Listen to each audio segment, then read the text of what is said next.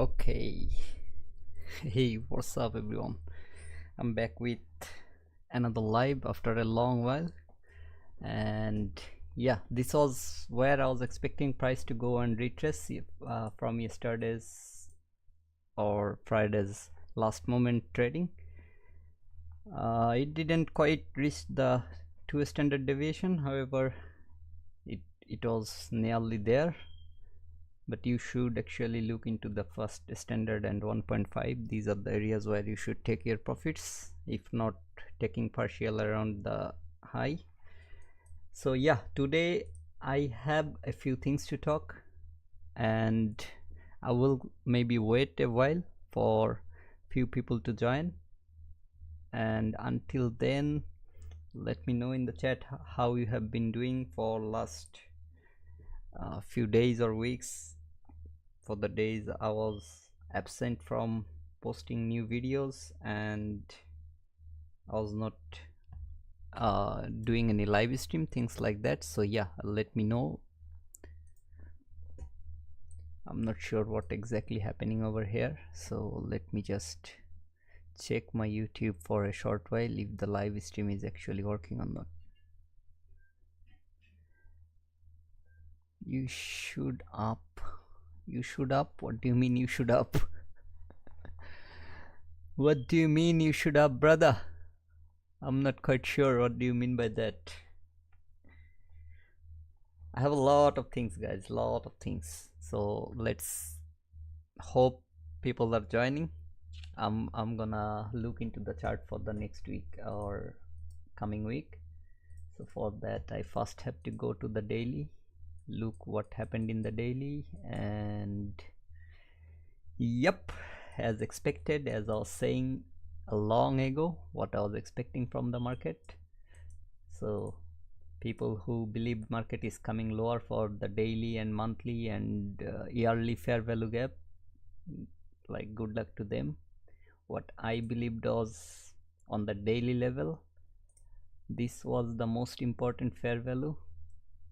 I don't know why trading view for last couple of days is acting really weird. So this was the fair value I was talking about inside of the OTZ.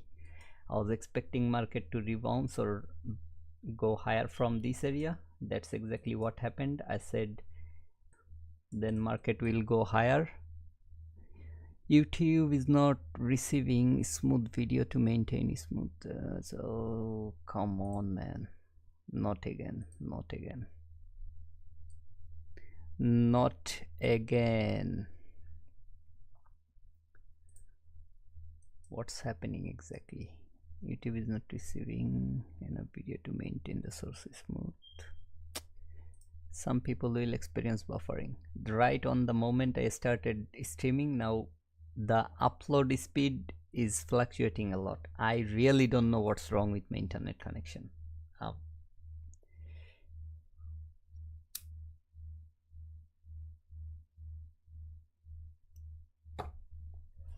You know what, it's my connection is horrible connection. Let me get to the other part so that few things. Stream health is very poor. I really don't know. Hey Ankesh, how are you, brother? Good morning. Good morning from wherever you are watching the stream. I'm sorry about the internet connection. I hope it will get better. So yeah, I'm just waiting for few more people to join the stream before I go to the things that I wanted to say. And let me check the OBS studio, how exactly it's looking over there. It's showing I have nearly 25,000 kbps upload speed. Okay, 25,000 kbps upload speed, yet it's causing issue. I really don't know what's happening. Oh come on. Okay, finally I think I'm up. Finally my internet, I guess, is working better. If I'm not,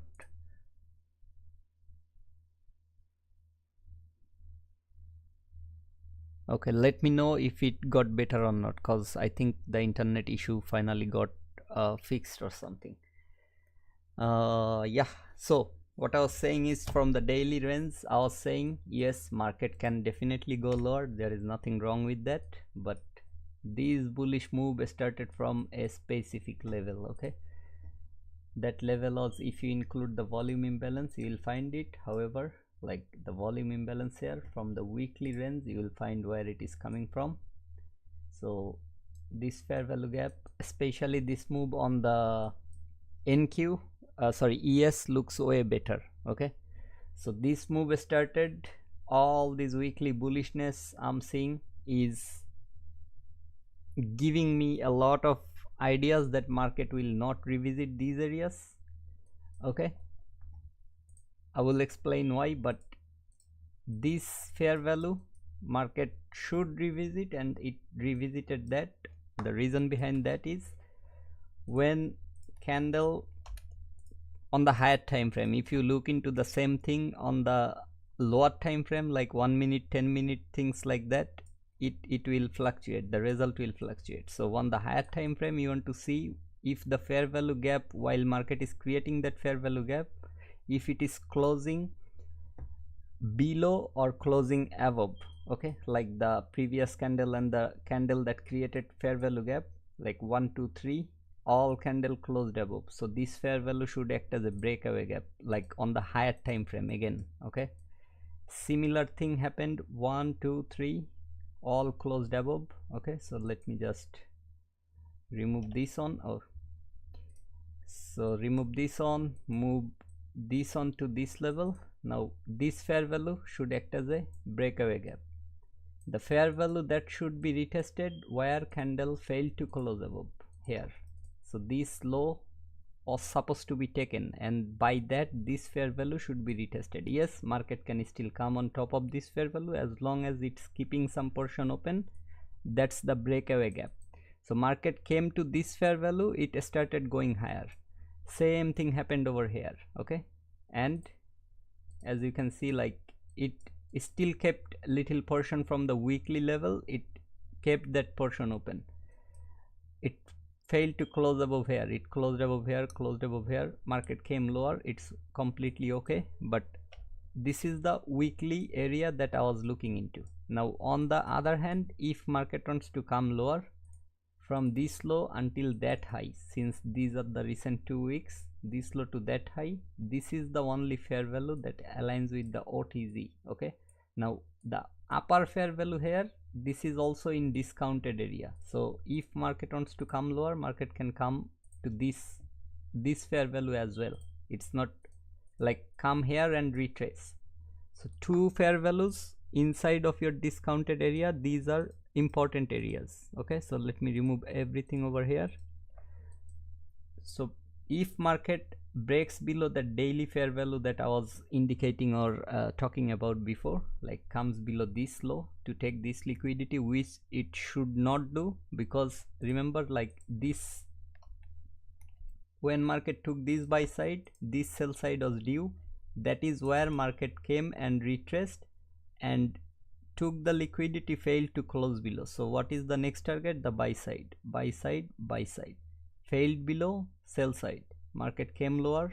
Now this specific area was important, you know what I mean by that on the daily. Okay, so on the daily level it looks something like this: closed above, closed above, closed above, failed to close above. So sell side, closed below, sell side, closed below, sell side, closed below, sell side, closed below, until it reached to that fair value that I was indicating, from this low to that high. Market came here, took the liquidity.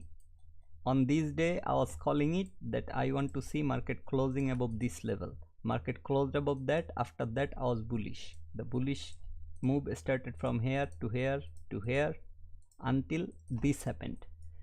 From these days, what happened? Market tapped into the first fair value of this entire move, the extreme premium fair value. This is the extreme premium. If you understand ICT, this is extreme premium. Okay, so you see that equilibrium level, that's the extreme level. It doesn't even fit inside the OTZ. Okay, so this, since this fair value failed to hold, it should break through that, but since there are some other things, I'm coming one by one. What happened right here is, you see the OTZ, it traded above that, all the bodies closed inside that. Okay, so even if you are using that fair value, your stop loss should be here, since that's the first fair value, second fair value, at least here, if not here. Okay, market gave you the move. What sort of move? Let me explain this part.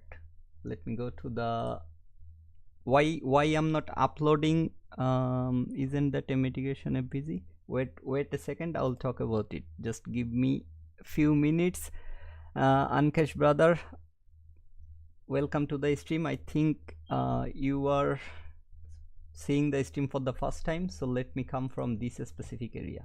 Okay, so it traded into a fair value, it failed to close above the previous day. So what I'm expecting is a run towards the sell side. Remember how I marked these levels? Now what exactly I'm looking into this area? The next day I'm looking for mostly the sell short type of entries, the entries that allows me to take sell short. Market gave me a green candle, the wicks it created. If you know how I use this, I use it for a sell short entry. I want to see market opening, although it opened from the lower portion, like below the previous candle's closing price, as you can see. So this was where market's supposed to open, it opened lower, so there was a gap. Okay, however, from this opening level, I want to see market going higher in a certain level. Maybe I'm not expecting until this far, maybe from a 15 minutes or hourly fair value or other lower time frame point of interest. Since I have this in my mind, I don't want to see market taking the buy side immediately. Okay, like with the move, that will cause a what it calls, that will cause a problem in my calculation. That's what I don't want to see. That's what I was expecting. So I was expecting a lower run, and before entering into a sell short, I want to see something like this, market going higher to a area, whatever it has on this specific day's move. I will look into that. Okay, so I will forget everything else. From this opening to that high, wherever my premium and discount area is, I will look into those PDRs, and what I want to see is market creating a high around that area. Market is doing something like this. Okay, so liquidity grab, market structure shift, some PDRs on the discounted leg, market going there for the entry, and then targeting whatever the sell side, clean sell side liquidity I can see. As usually I take partial at 1 to 2 if that is not the clean liquidity level. If the liquidity level allows me to take more, I take partial at that level, and then I try to like trail the rest of my position to that clean liquidity level. Now this is what I expect from market. On this day, it created inside candle that didn't take buy side or sell side. It was mostly consolidating. Now on the next day, I still have to keep in mind this buy side and this sell side that is due, and I want to see what market does on this buy side and sell side. So market on next day took the sell side, failed to close below, right? So now this buy side is due, this is not due, I'm just keeping an eye on that buy side, but this buy side is due and this sell side is still due. Okay, so it's giving me some sort of conflict over here, right? Because I want to see a sell side delivery and a buy side delivery, but what in my mind I was thinking is, before market goes higher, it should clear the lower part or lower due things. See, on the daily it has nothing due over here. It took the sell side liquidity, failed to close below, it went higher, closed above that liquidity. Immediately from that day it started going like that. So here I'm also looking something like this. On the next day, look what market did. Market took that sell side liquidity and the due sell side liquidity. This was what the previous day's sell side liquidity, and market took this, failed to close below this level. Now what I target, and remember I have this as my due, so now this is my target and that due is my target as well, as long as I get a, I don't know what I clicked over there. So as long as I get a move towards the upside, I will try to trail at least this buy side liquidity and whatever that day offers me with clean setup, or you know what I mean, like with clean liquidity levels or clean setup around that high. And if you know what happened after that, you will know, like this is the C. If you have a huge wick on the top, huge wick on the bottom, things like that, you want to look into the C, like the midpoint of that wick. So even if your market is going higher, you want to take some partial when market is around this area, because this is your daily level and that daily level's consequent encouragement is sitting right here. Okay, so this is why I'm saying you must take some partial around this level when market goes there. So you mark 3 levels. That's your due buy side liquidity, this is your new due buy side liquidity, and the liquidity in between that midpoint of that week. On the next day, as I said, I have now 2 due buy side liquidities. I was for sure bullish, and I will show you something what I did on this specific day. Okay, now with this one single move, it took all those liquidities, closed above even the fair value gap that I was worried before. Now what market did, this is a daily level that I'm showing, and I trade on a 1 minute chart. This is a buy side liquidity for me now to target. Along with that, I have this buy side liquidity and the swing highs liquidity. Okay, so I have 3 liquidity levels, and since this is a long week on the daily level, I will mark the midpoint as well and adjust it with whatever level I can see on the lower time frame, like 15 minutes or hourly. Okay, around this. So I have now these 4 buy side levels that I can possibly target. Since it's a huge bullish move, I was expecting a run towards all these liquidities. Let's see. So this was yesterday. Market took all the liquidity, closed above all those levels. Now here is the thing. On this day, I could have made shit ton of money, that's the honest opinion, but I couldn't. The reason behind that is trading view on the 15 minutes level, it doesn't provide the data that I need. Even with the highest possible data plan, it doesn't provide that data. Okay, on the other hand, the hourly levels are not something that works as good as 15 minutes level. Okay, if you don't believe me, I'll show you few other areas. Like I will show you few areas where hourly fair value gap candle closed way below the fair value, but when the 15 minutes are there, it actually closed all inside the 15 minutes fair value. It aligns like that. Yes, you can use it in different ways as well, since it's a higher time frame point of interest, but I see, like, for my specific way of trading, 15 minutes and 1 minute with the daily influences, it aligns really good. Okay, 4 hours is a good area to look for, but unfortunately DXY and all this Nasdaq or E-mini, S&P 500, then Dow Jones, the US 30, things like that, there is a problem with that 4-hour time frame. If you don't know, you must look into that. The problem is when here you will see a new candle opened and 4-hour countdown starts on this side. On the DXY, you will see it is still counting the previous candles last 1 hour. So there is a 1 hour gap between DXY and this Nasdaq and other stuff. On the other hand, if you go to the hourly level or below hourly level, that is where you will align your DXY and Nasdaq, E-mini, S&P. If you don't noticed it before, go and notice it. Okay, like how long it has remaining over here on the 4 hours current candle and how long it has remaining on the 4 hours current candle on DXY.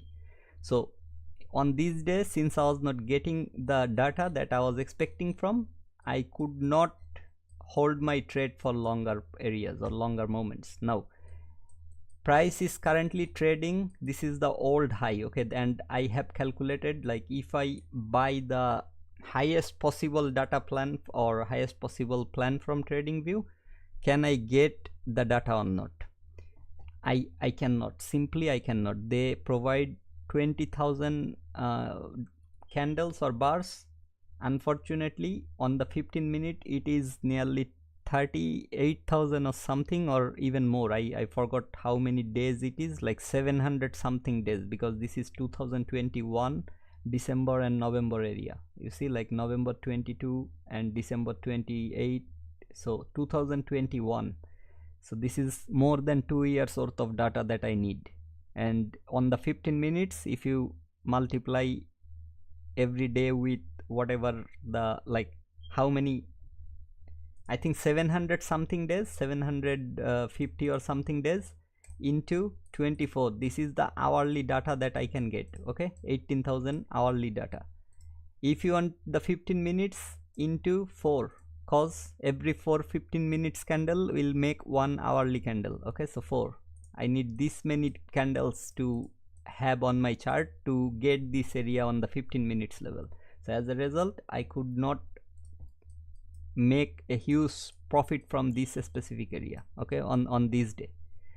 The previous day, since I had all these references, all these, and I could see this data on my chart, I will show you what I did on this day and what I did on this day, just because I didn't have the data and TradingView won't provide the data. Okay, however, this is where currently market closed. Okay, exactly that dotted line that you can see, this is where it closed. I don't know how far the high was, but as you can see, there are some equal highs. Like every single high here is important since it's the daily level.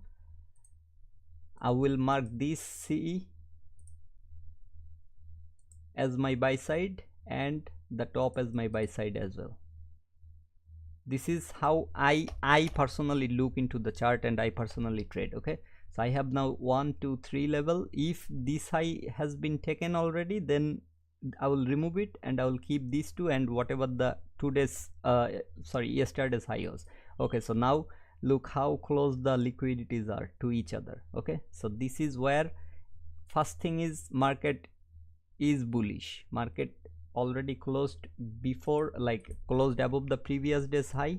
So now I'm looking into that buy side. Along with that, I have all these levels. Okay, and after that, why I mark the midpoint? Okay, let's talk about that for a second. You see this candle's wick, it didn't even reach to that midpoint, it came lower. Now a lot of people will say, yes, this is a rejection block. So where did you get the confirmation that this is a rejection block? When market traded above that body and failed to go higher, came lower, started going lower, this is where you got your rejection block confirmation, and it didn't even reach to the midpoint. That's why I said, I showed you quarter theory, I showed you lot of other things. This is where you utilize those things. Okay, so above that high, this midpoint will be an important level for me, and after that I will look into this. But since I don't have the data, maybe I will look into the 75% level of this candle as well. So 25 and 75. So this is what it looks like. It went to the 25%, like little above the 25, it started coming lower. Now this 50%, 25, 100%, this is very important. And if you think it's a single candle, you are dividing it into 4 different parts. The reason behind that is look at the price difference between each level.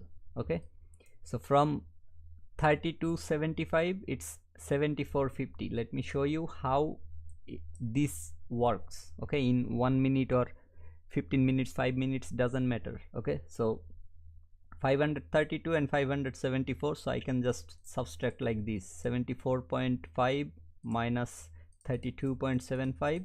this is how many handles from this to this. Okay, like the 25%, 0 to 25, then 25 to 50, 50 to, it will be exactly this, the same amount. Each level will provide for each dollar on this with one lot of this specific future asset.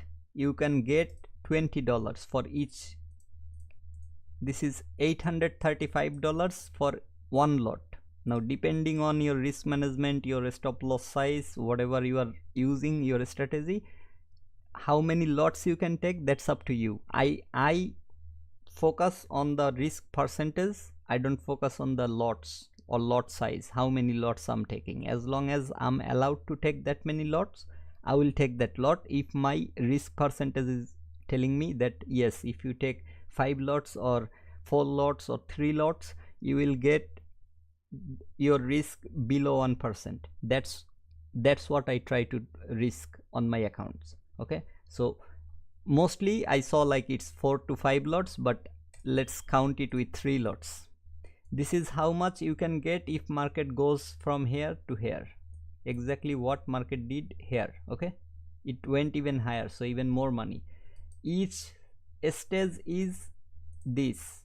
That's with 3 lots. So if you don't want to take 3 lots, I will just make it by 2 lots.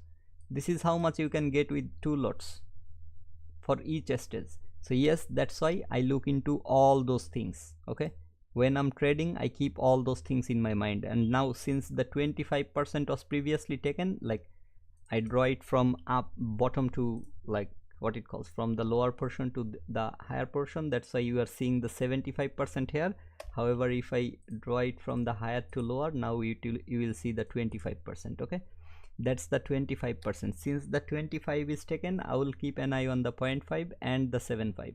I know market is going to create a higher high. Okay, that's my expectation for a long time, ever since market started to go higher from this specific area. This specific area, I know it gonna take all this liquid. Like that's what I believed. Why? Because I calculated every single swing lows over here. Wherever the due was, there was nothing due until market, like until this, there were nothing due. As you can see, like let me show you why I'm saying this. Market closed below, so this sell side was the target. That sell side was taken here. You see, like on this is a daily level, so that tick, don't think. Okay, let me show you exactly what's the low over here. Look here on the low, this low. Okay, look there on this candle. This candle. What is the low? 4828.00. What is the low here? 4825.00. So it came 3 ticks lower than that low. So that liquidity was taken. Same thing over here. Market took the buy side liquidity, failed to close above, instead it closed below. So what was the target? The sell side. That was the sell side. Market clearly took that liquidity, so there is nothing due over here. On the other hand, what happened here? Market took the liquidity, closed below. Forget about what happened on top, because I know I already calculated. Like it took the buy side, failed, sell side target, took the liquidity and closed below. If you don't understand why I'm saying close below, again look into the low and the what it calls and the close. Okay, these two, look those two areas, the low and the close. What is the low of this candle? 59.50. What is the close of this candle? 527.20. So definitely it closed below. You can see with your eyes, but it closed below here. Okay, so what was the target? That sell side. Market took that sell side, closed below. What was the target? This. So this way I know that there is nothing due over here, it's only due on the bottom. Similarly, what happened here? Market took the liquidity, failed to close above, close below. So this buy side was the target, but the next day market started going lower, and then it at the end of like last part of the day it started going higher. Instead, the next day again, what market did? Took the sell side liquidity, closed below. So what was the due? This was the due. Okay, and that's how far the price was due and how far market came. Now here as well, market took the liquidity, whatever you can see. Let me just come to the level where market came. Okay, so these sort of liquidity levels, what was due over there? Market did all those things, cleared everything. It came to this volume imbalance, it tapped into that middle point, like respected the middle point, it started going higher. From here I was bullish. On the higher level there are so many due liquidity levels over there, so many, like this one taken because market took the liquidity color. This is a very simple thing that I'm showing over and over and over again, but you guys are not getting the bloody point, and that's the reason I'm not uploading any more videos. Because the day one with in my channel I started with the exact same thing. The exact same thing was from day one. I'm trying to feed you guys this bloody information that works every single time. Whatever the due, keep that line on your chart. Market when it is bearish, it gonna take that bloody level. You are not doing that, you are not using that. That's why you are not profitable. I don't know how many people are watching me, but anyway. The very first video on my channel was, where is this, the 02 Pro. That was the very first, 4 months ago. I created candle. What is a candle? Why? Because you guys don't even know how the candle works. Okay, if you knew, you could make money without any, like, you know, there is a saying, even I think ICT says the same thing. It says paralyzed by analysis. Okay, like paralysis by analysis. So too much analysis is very bad for you, because what it gonna do nothing for you. It gonna do literally nothing for you. If you do too many analysis and you cannot execute your trades, that is where you are going to get messed up. Okay, so whatever happened here, that's what I'm saying. This was due, market eventually came and took this, and then it was bullish. It created multiple dues on the higher portion. It started going higher. It didn't even come to this fair value. What did I said about when candle closes above each level and creates the fair value? This should act as a breakaway gap. That's why it didn't come until this far. Okay, same thing, whatever you are seeing on the weekly level on the lower portion, every time market is closing above creating fair value, it didn't come here. Above creating fair value didn't come here. Above creating fair value didn't come here. Above failed to close above fair value, that's where market came. Again, above, this is a inside candle, it created very small, so I don't want to count this one, but from here until here, market failed to close above here, created this fair value, that's where market came and then again went higher. Every time on the higher time frame level you will find it. On the lower time frame, yes, in the 15 minutes as well you will find it. When market is trending, you will find it so many times. Anyway, so what I was saying is, this is the only information you need to use in terms of getting your daily bias and other thing. Okay, that's the daily bias information. Whenever these things are happening, even after all these green days, this selling day, this green day, whatever, you see all these selling days, I was bullish, and that's what market did. And I was bullish or not, if you have joined my stream, okay, if you have joined my, I don't know, like, when was that? Let me actually find that day, because Friday 5th January, today is 21st, so it should be nearly 2 weeks ago, somewhat around this. So in this stream I was talking about that, if I'm not wrong. Okay, I cannot remember which stream, but every stream I'm showing you the exact same information, just to make sure that you are getting that information. Because how many times I showed you, and every time I am showing you, it's working. So why you need something complicated? Easy things, why it's too hard to grab the easy things? I don't know, I really don't know. Anyway, so on this specific stream, I think wherever the, I don't know where I talked about it, but I'm pretty sure I mentioned it way earlier, like where can market close on that day. Okay, so I think somewhat around this area. Okay, it's the next day already. So stream before this one I was saying, like, this is where I'm expecting, and look, I'm still here explaining the same bloody thing, but it's too hard for you guys to take it. What can I do? It's too hard.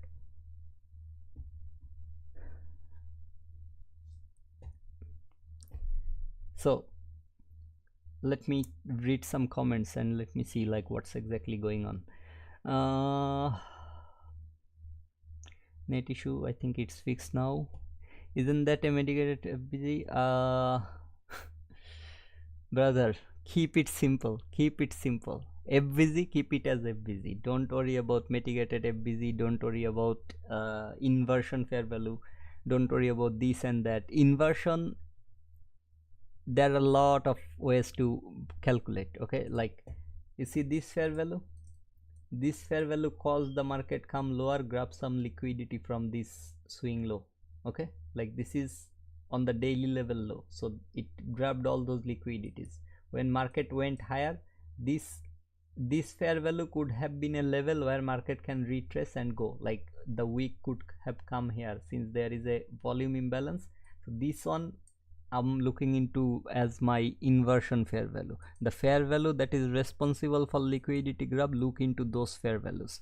You will find your inversion fair value. Okay, and with that you have to add some other confluences that will give you even higher probability. But I gave you one information, which is the fair value that is responsible for taking sell side or taking liquidity. So it can be a bullish, let's say like this fair value is it's not, but I'm saying so this fair value is responsible. If market comes lower and comes below this fair value, I'll look into a retracement, like market will come lower from this fair value, I'll look into this thing around that area. Okay, maybe on 15, since it's a daily level, maybe on 15 minutes I'll look something like this for continuing lower until this sell side has been taken. It's not due, but I'm saying until this has been taken and whatever level it wants to revisit. So this is where this fair value will work, but before that there are a lot of other levels that market needs to go. So if you go to a lower time frame, you will look into fair values that are responsible for taking liquidity. This is very important level that market took. Similarly, wherever market is now, like it broke above all these volume imbalances fair values over here, so it's currently here. That's the fair value that's sending market that high. Okay, so that's why this fair value is very important.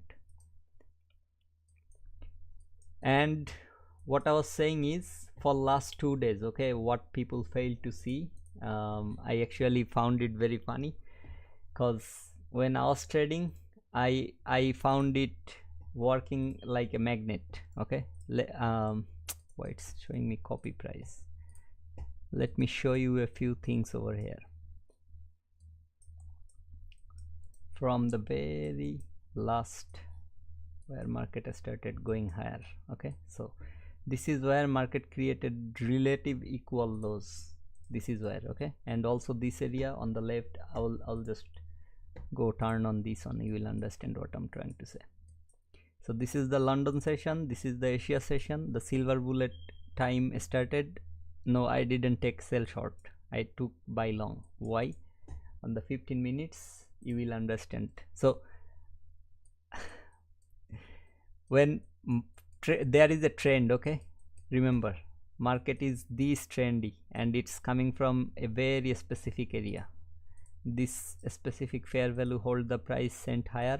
I think it didn't even come to the breakaway gap.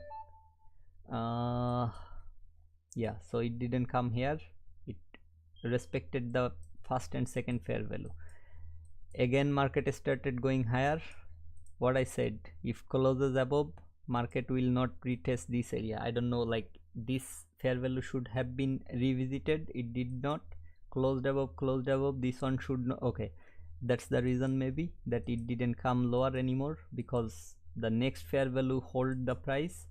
Here the same thing, failed to close above, market retested that, started going higher. Similarly you will find it in so many places, but why I took it is because on this is like Friday there, but since I live in Australia, this specific area you will understand where the days are. Okay, so let me just see what's the day of the week level is. 00, I don't know, like this should be GMT -5. Anyway, so forget about the day over here and the lines.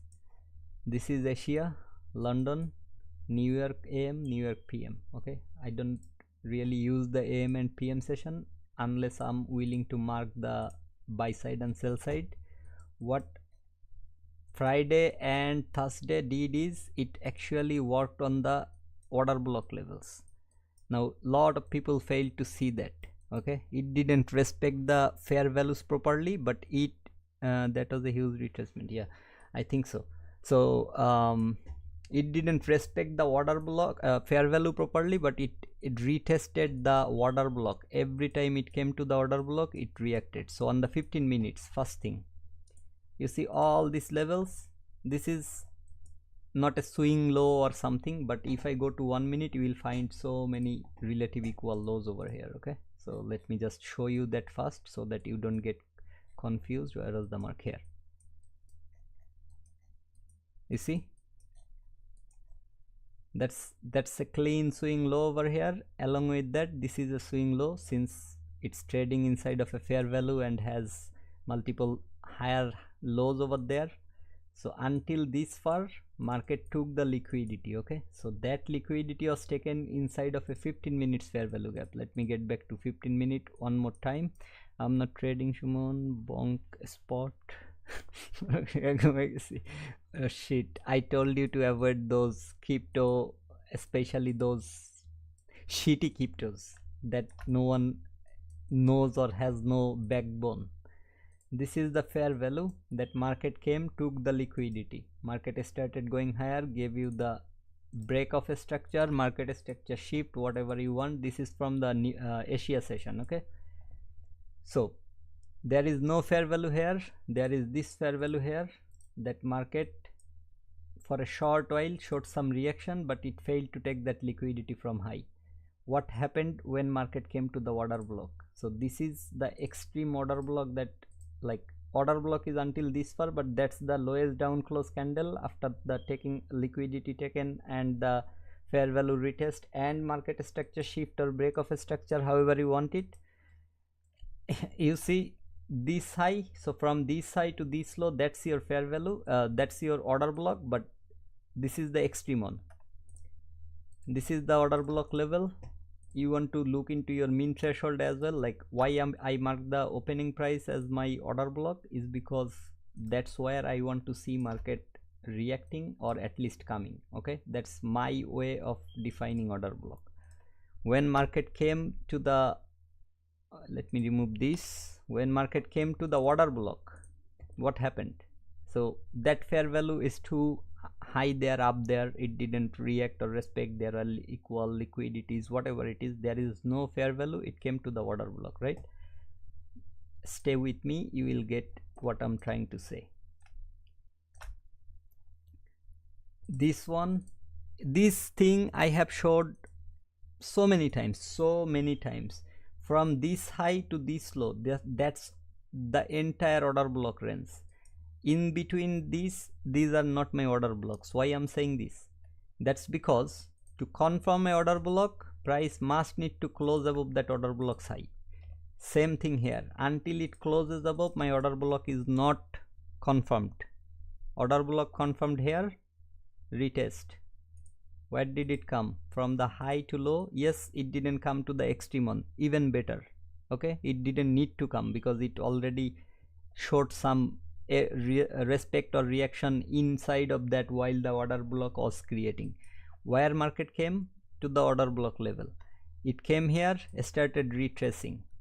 Now next time this became my order block, market came below that, but nothing closed below my mean threshold or even order block level, so it is still respecting that level. That's what I'm gonna say over here. Yes, I know here is a fair value gap over there that market came and retested or revisited. Okay, so you can utilize whatever information you want to, or if you watched ICT's reclaimed order block, this is where market came. So I'm still exiting from this fair value, I'm still keeping the order block in my mind.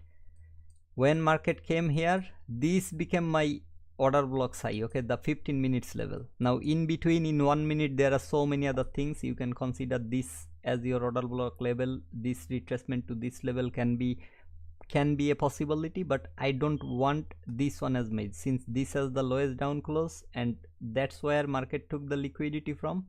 I'm still considering this entire leg.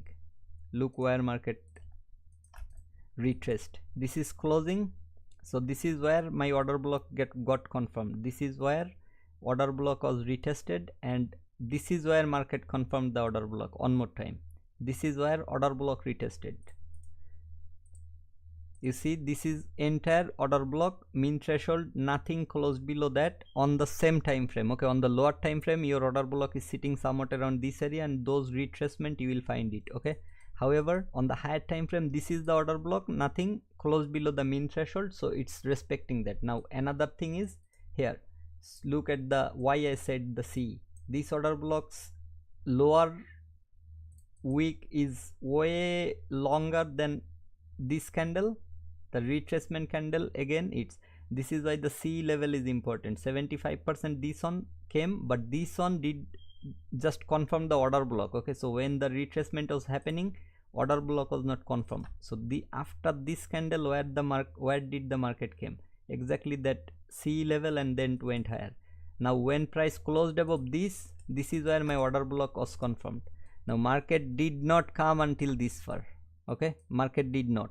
From here I can see market took some liquidities inside of a fair value gap, so market created a new order block up there. Okay, I don't think market can come this low to retest this. So from this to this I have nothing. This is only where market had that order block. Market came to this fair value, took all these liquidities. Again, let me go to the 1 minute, you will find it. Okay, this is the low that I was talking. This is a low, this is another swing low, maybe, I don't care, but this and this, market took all the liquidity, came inside of that area, then started going higher. So on the lower time frame, this was the order block leg, however this is the order block, and on the higher time frame, that is the order block that it looks like. Now market here did not close above yet, so I'm not saying this is my confirmation of the order block, but this is higher time frame, so this is not the confirmation. But when this candle came, this is where I can say my order block, like this close above and this retracement, this is where I can see my order block was retested. If you are counting this on, you can, I don't mind seeing that, but this is my order block. On the 1 minute, look what happened around this area. People say it's consolidating. Okay, so let me come from that specific area. You see this from this area, specific area. Let me remove everything, all the drawing in the 1 minute where I usually trade. If you look into all these areas, you will find things like this. Okay, order block retested. Why that one? This is your 1 minute confirmation that market traded above that area, order, then market came here, order block retested, market closed above that area, then market came where? To that order block level. It came until this area. See, like here is the volume imbalance, sorry, fair value gap. Market came past the, yes, it's respecting the fair value as well here. I'm not saying it's not respecting. It came here, didn't close below or like disrespect the fair value, but most importantly it came to this order block level and that inside candle that I don't consider as my order block. Okay, that's how far it came. Now why I don't consider, I already said, because I want to see market first closing above to confirm this order block. So that close above happened and this is inside of that range, so it's, I'm gonna say it's still respecting. Now this is your extreme order block candle, that's where market came. I'm not saying this candle or this fair value. Why? You will understand. Same thing, when market came here, it took the liquidity, it retested this specific candle that coming out from a fair value gap, and it took this candle's liquidity, so this can possibly work as a order block. This is where I have to be very careful, because this candle did not come or retest to this level, this order block level. So this is where I have to be careful and I have to be wait, like I have to wait when until I see something like this. This is a clean liquidity graph, market structure shift with fair values. Also this candle had the lowest down close before the liquidity and within this entire move. So I'm mostly focusing on this specific area, this area, rather than that, although it has the low, but I'm looking into this. Market closed above, came retested, this became my order block, or this is where market came to retest and revisit. Or you can consider this week, okay, because it's a huge week that no other candle on the lower portion had. Okay, this week was important, and this order block, that's where market came. Okay, market came below that until that week, and you, if you are following me, you know, when I look into a order block, if the order block doesn't have the lowest body, I look into the lowest week as well. Like I consider the whole thing as my order block. I talked about it so many times, and if you don't know, now you know. Okay, so I look into a order block like this if the order block doesn't have the low. Anyway, this is where it confirmed, market retested, forget about this, just consider all these moves. Okay, when market was here, you know, there was all the buy side liquidity is already taken from the left. You have to be careful around this area. On the hourly time frame, I will show you something else, because otherwise it won't make sense to you guys what I look into. Okay, and don't worry, few people are here, so try to buy a strong fundamental coin. I'm done. Okay, so guys, let me know what you think about what I'm saying over here. Okay, so that I can actually get the idea that you are getting my point over here. Okay, this fair value, this is hourly, and that's where I have confusion. Why? Because I usually look into the 15 minutes. I don't care about the hourly. Daily 15 minutes and 1 minute, that's where I do all my trading. Before you go or say, or like I know a lot of people will like to comment on this live stream and maybe saying something like it's easy to show after what happened in the market. So before I go and show you all those things, let me give you something here. Okay, let me just bring you one by one the entries, so that you know what I'm actually showing you. 46 minutes and 30 seconds. Okay,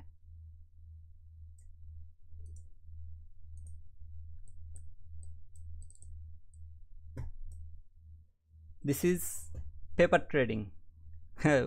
Why paper trading? I'm coming there as well. This is paper trading during the New York PM session, and this is the lunch. Okay, 12:10 PM. Okay, this is the lunch session. I don't care, lunch, I don't care. Okay, you will find lot of moves during the lunch time as well. As long as there is a clean setup, I'm gonna take it. Look where I entered, where is my stop loss? 10 lots. I will add more. By the way, this is not the take profit that I'm looking into, but look into this specific. I didn't record any audio, as you can see, like I have maxed out the audio. I didn't notice that my what it calls the OBS studio, my microphone was off from there, not from the mic that I'm using, not from that button. So I didn't unmute it. I didn't notice that one.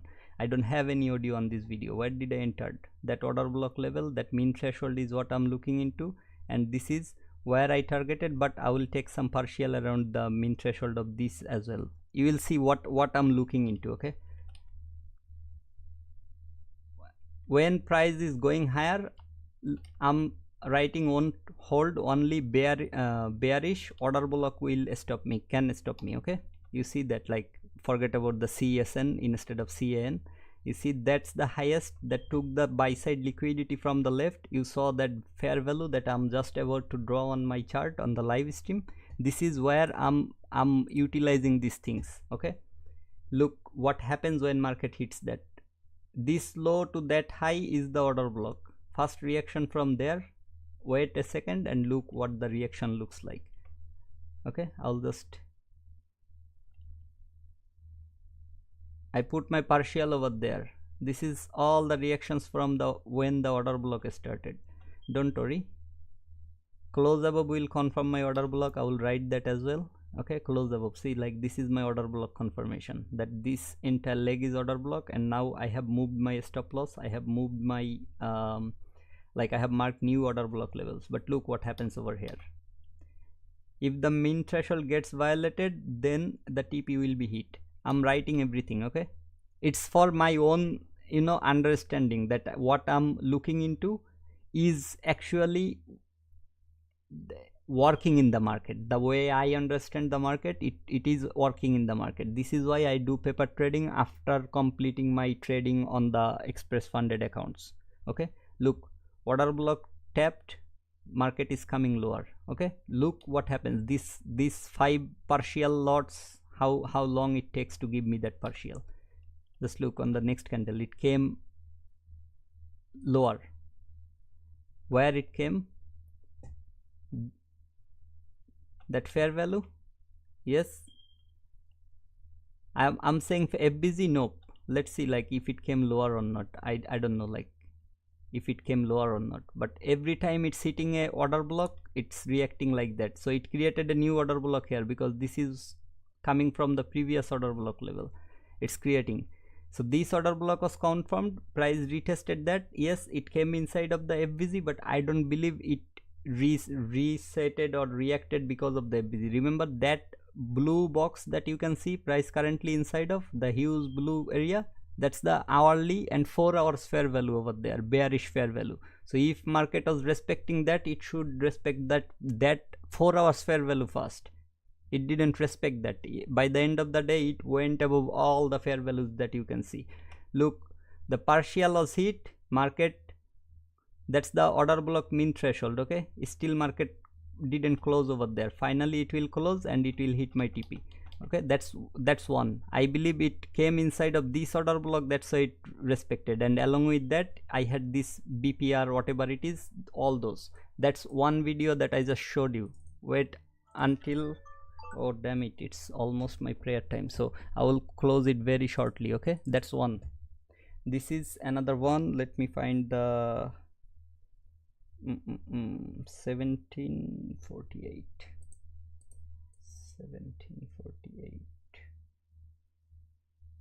Okay, here is the thing.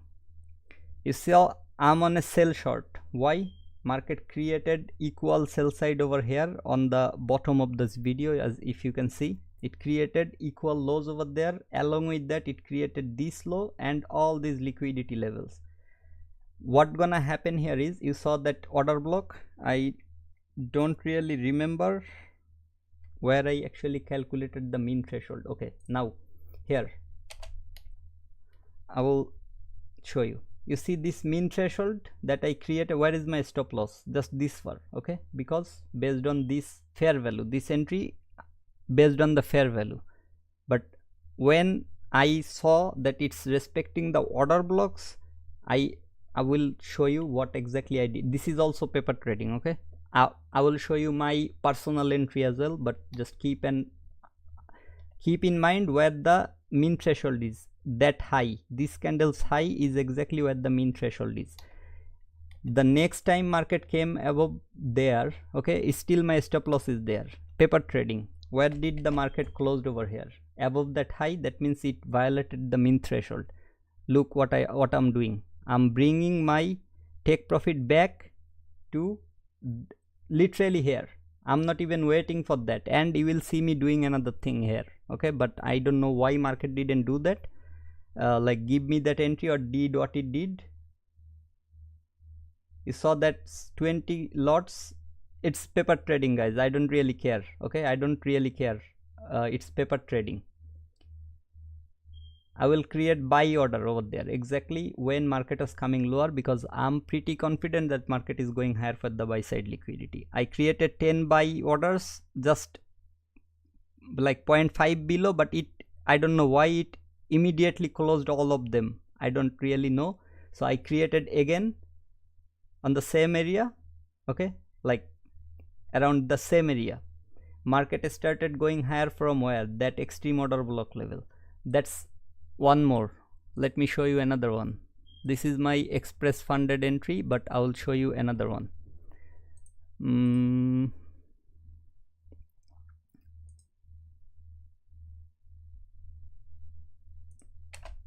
from here, I don't want to give you guys too much about it.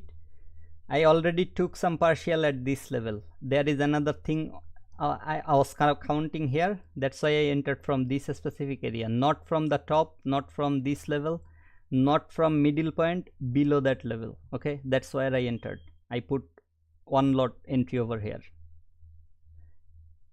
I had two. I think I took one partial over there. That's why it's showing like 882 in total PNL, and open PNL is whatever you can see over here. So this is where I entered because I believed this specific leg was very important. That's why, not just because of the fair value. I didn't. And there is another thing in my channel, you will find this accumulation things. Okay, I marked the buy side. I don't know, in this part on this blue line that you can see, that is where I think I mark my sell side as well as my accumulation phase. From these three equal lows to that high, market was consolidating in between. When market took the sell side, I was expecting a run towards the buy side. It can go higher. If you don't believe me, it's up to you, but that's the thing. The dealing range, that video I have uploaded, two types of dealing range, one in trending market, one in consolidating market. This moment market was consolidating in the 1 minute time frame. Okay, this is not from higher time frame. So this low, I believed when market was coming here, I believed this low won't be violated.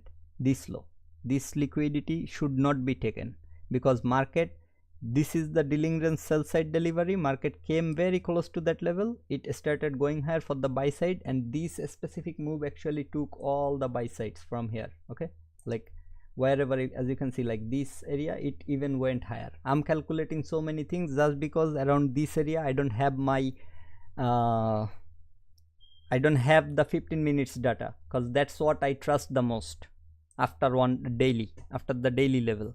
So that's one more. Now here another one, the express funded. I didn't realize my recording for the entire time was this. Okay, because I was planning to go for a live stream, but I cancelled that plan. So this was where it was actually. Look where I entered.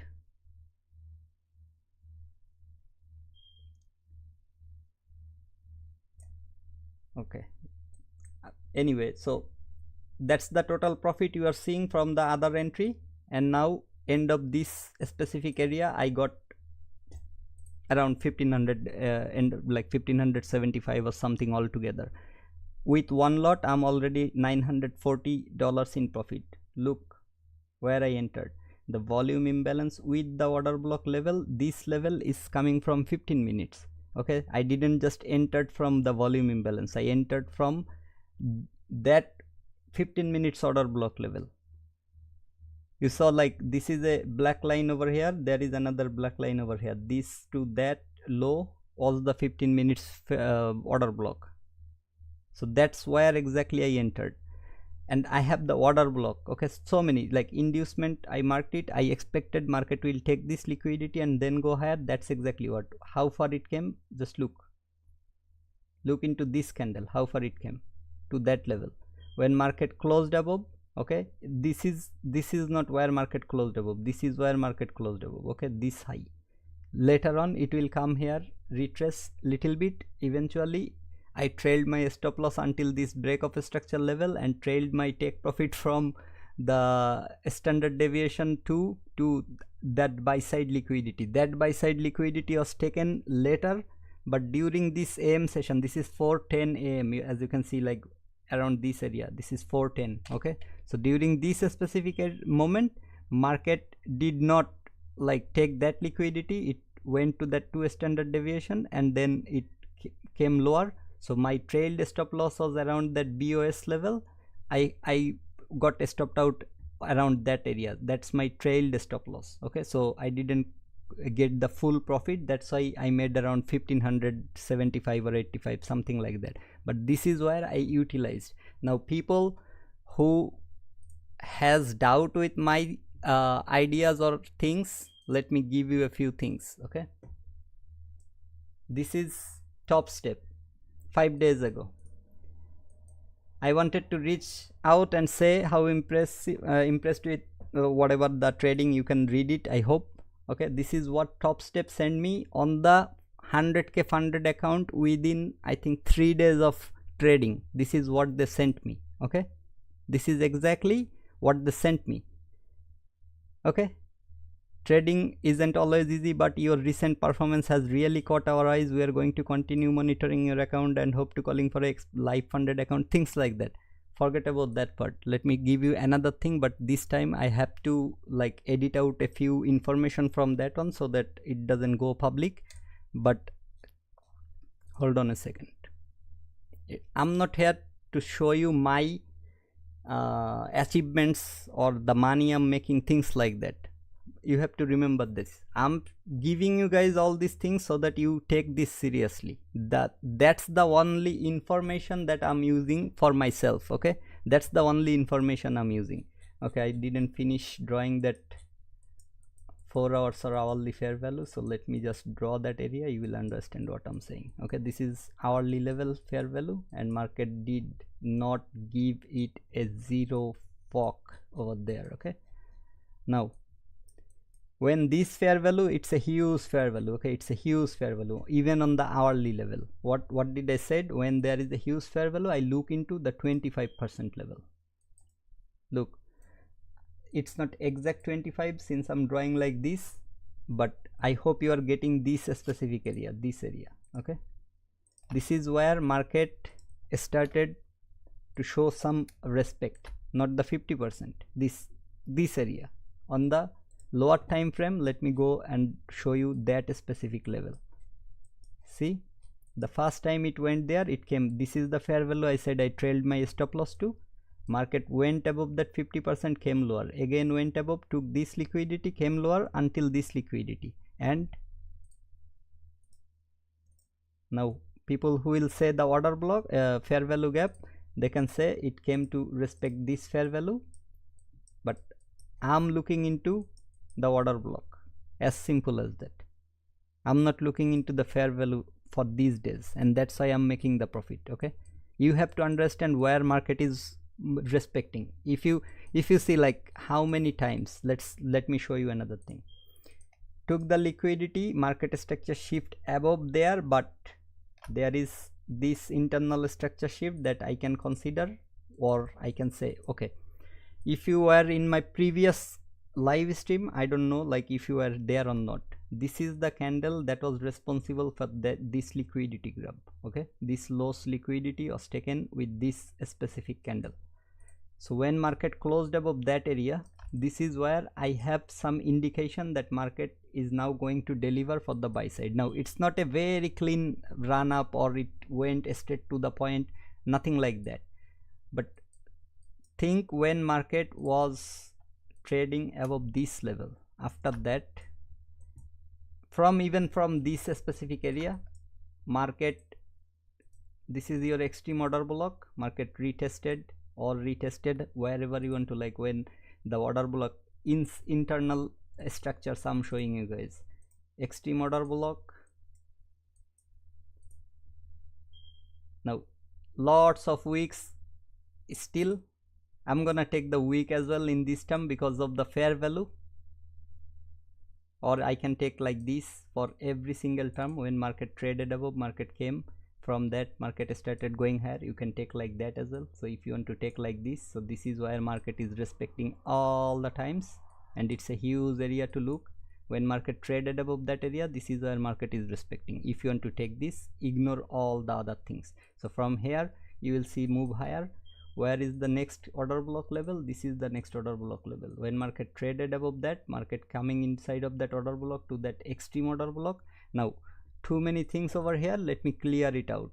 You know, this is the extreme order block. Look where it's coming and where it's stopping. There was fair value as well here, a small fair value, but there was fair value here, fair value here, where it came all the way back to this area. Or you can consider, I'm not even considering that. Okay, let me remove it, all the way back to this area.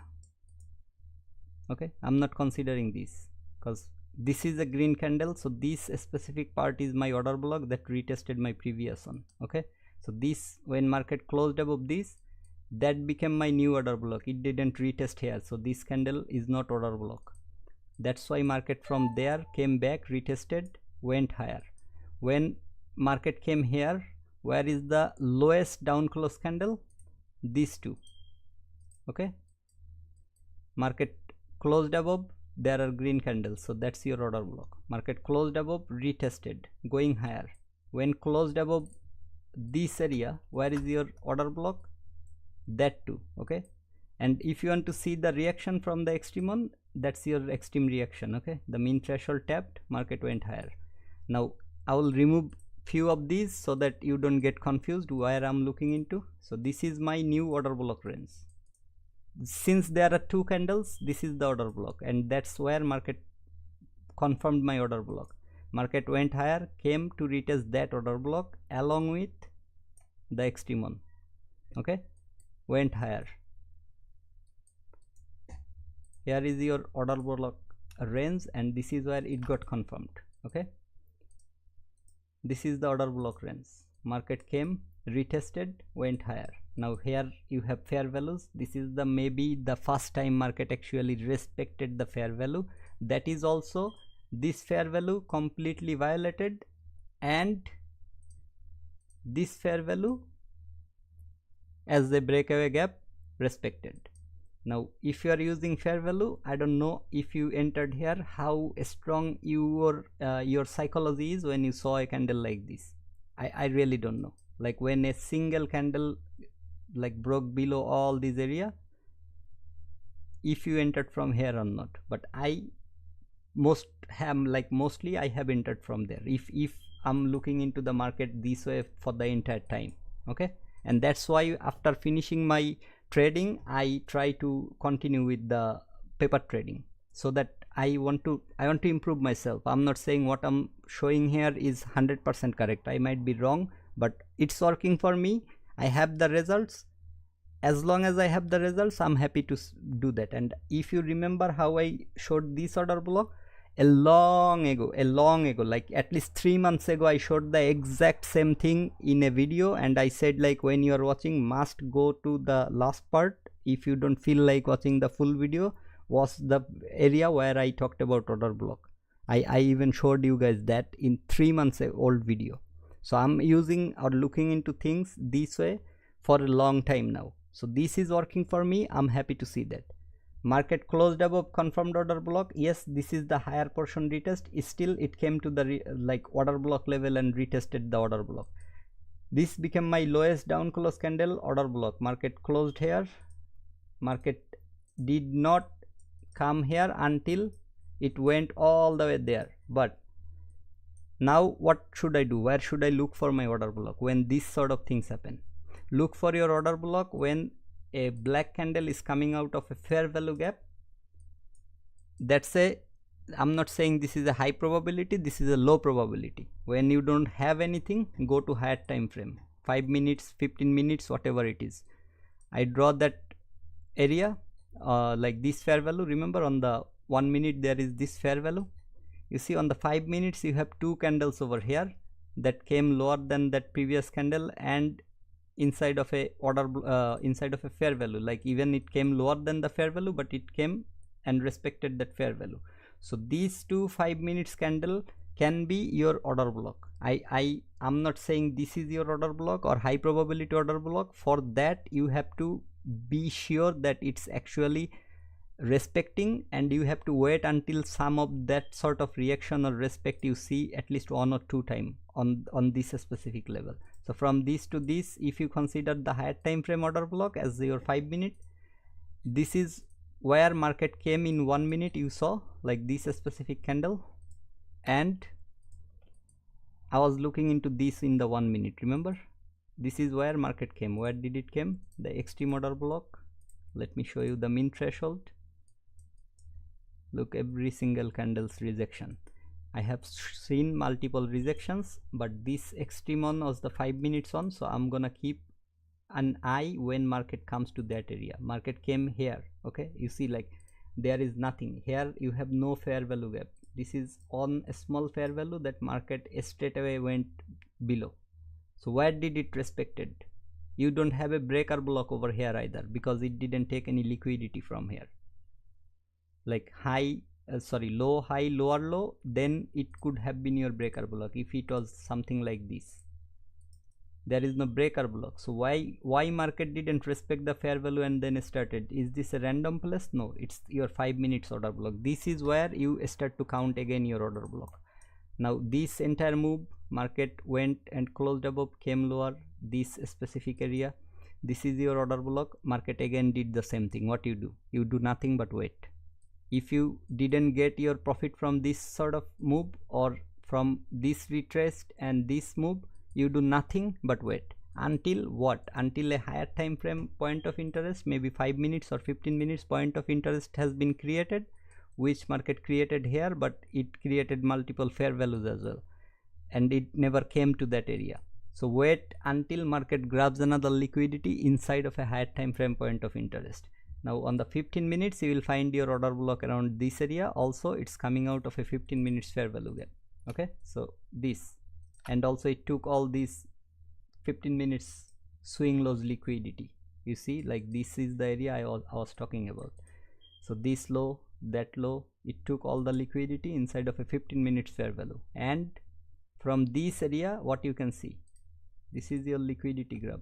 You're like this. Okay, liquidity and market structure. Let me remove everything else. You know, like above your 15-minute fair value you have those areas, but below that what happened? This is liquidity graph, this is your market structure shift with fair values as well. Okay, like a small fair value but with fair value. So from this to this you are seeing market is respecting this area, giving you another break of a structure above that high. If you don't want to count that, remember there were your 15 minutes fair value. That's where market took all these liquidities from. From here you start to look into your new order block. Closed above, order block confirmed this order block. That's where market came to respect or react. Nothing here but until market closes above. This is where market closed. Okay, like this. When market went up, came to retest that area. Now there can be fair value gaps. At the same time it took your liquidities from this area. So this order block now is very strong, and this is where you get your confident. Why? Because it took some liquidity, revisited or retested your previous order block, and then it's going up. And what I said about the candle that takes the liquidity, when the next candle closes above that area, this is a possible change in state of delivery. And when candle closes above the high of that area, the swing high it created, this is where you are pretty confident that market is willing to go higher. All these liquidities, all these consolidations, I really didn't care during that moment. I looked into this as my order block. When market closed above that specific area with this small green candle, my order block is confirmed. After that, look, nothing even came to the total order blocks mean threshold, or if you consider this, then this extreme order blocks mean threshold. Like it just came here. If you look, like the body of this, let me just show you the body, how many times it respected that specific area. And eventually what happened? Market went higher, and this is where the day ended. This is I think 4 PM already, and that liquidity market took, along with, if you remember how to draw your standard deviation, was this the level? I forgot. No, I know. Yeah, since there is another liquidity and market structure, I will show you from here. STD. So 1, 2, like sorry, 1.55 and 2, market came very close to that area, but market eventually came lower to that 1.5 and finished over here. This is where Friday ended. Okay, so when you are targeting, if you don't have this sort of liquidity on your left on the chart, you target 1 and 1.5. If market is bullish, you will find your move. Since there were no time over there during this specific moment, I didn't even consider anything around this area, even like with the paper trading, nothing. but every time you just look what happened with your order blocks, what market did over here. Okay, so every time when market is closing above the, this is where market confirmed the order block, so this is the retracement, that's my order block, this is my order block. Okay, market took the liquidity, I don't mind seeing that. Since I'm entering into this order block, my stop loss should be at least this candle's low or below the order block's mean threshold, wherever it is, like from the high to low, below that. So this candle's low looks pretty good to me, so whatever happened here, I don't mind seeing that. Here market came lower, took the liquidity, did it close below the order block level? Nothing came below. Or if you consider from here, nothing closed below. Again, this order block level is confirmed here. When market closed above that area, this is where it's confirmed. This is the new order block. Inside of that, whatever I have, I don't care at all. I don't care. When market went above and retraced, this is where market retraced. Okay, so now this candle will be my order block. When market went above that high, this is where my order block is confirmed. So this is my new order block. Every time I want to enter into a trade, I want to look into this sort of areas for entering during the, and this is the last hour move, so I really don't know exactly what market did around this area, because by this time I'm already in deep sleep. So yeah, I mean, as you saw all this, but what I was about to show you is, let me find, okay, let me just take a screenshot of it and edit out or remove out my personal informations. Maybe many of you know, many of you don't know, but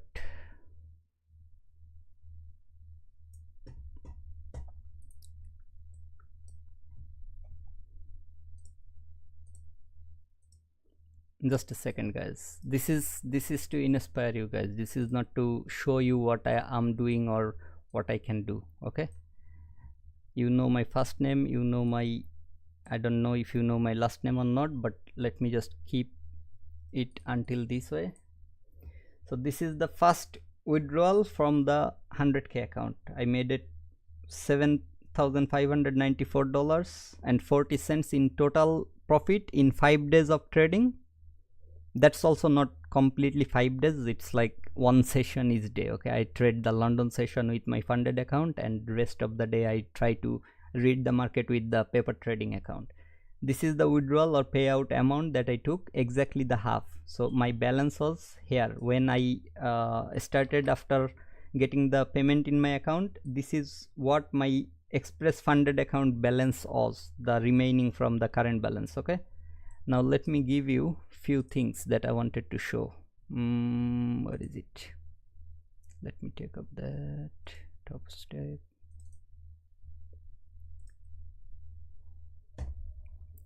If you are following, I know that, like you guys may know that I have completed this 100k challenge in 3 days. Okay, so one by one, I'm coming one by one.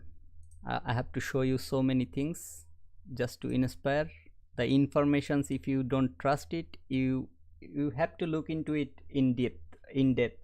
If you are willing to take trading seriously, you have to spend time in it. It's not something that I'm receiving so many messages and mails, can I trade with you, can we trade together, things like that. No, you cannot. Even my own blood, my own brother is not trading with me.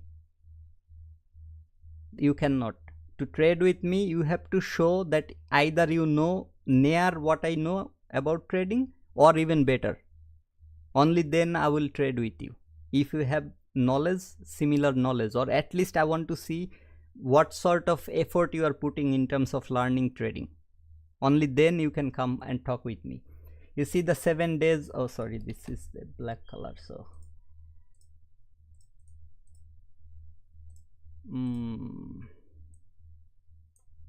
7 days completed, scaling plan, whatever it is, don't let your account balance hit zero, everything. You see my current balance is 11,761 and total PNL is this, okay, like after the profit that I took. Worst day is $1,011 profit and average winning is $2,265 profit. How many days I have completed? 7 days. Now let me bring you guys from here. I don't really need to blur or edit out anything, so I will just bring you guys this as well.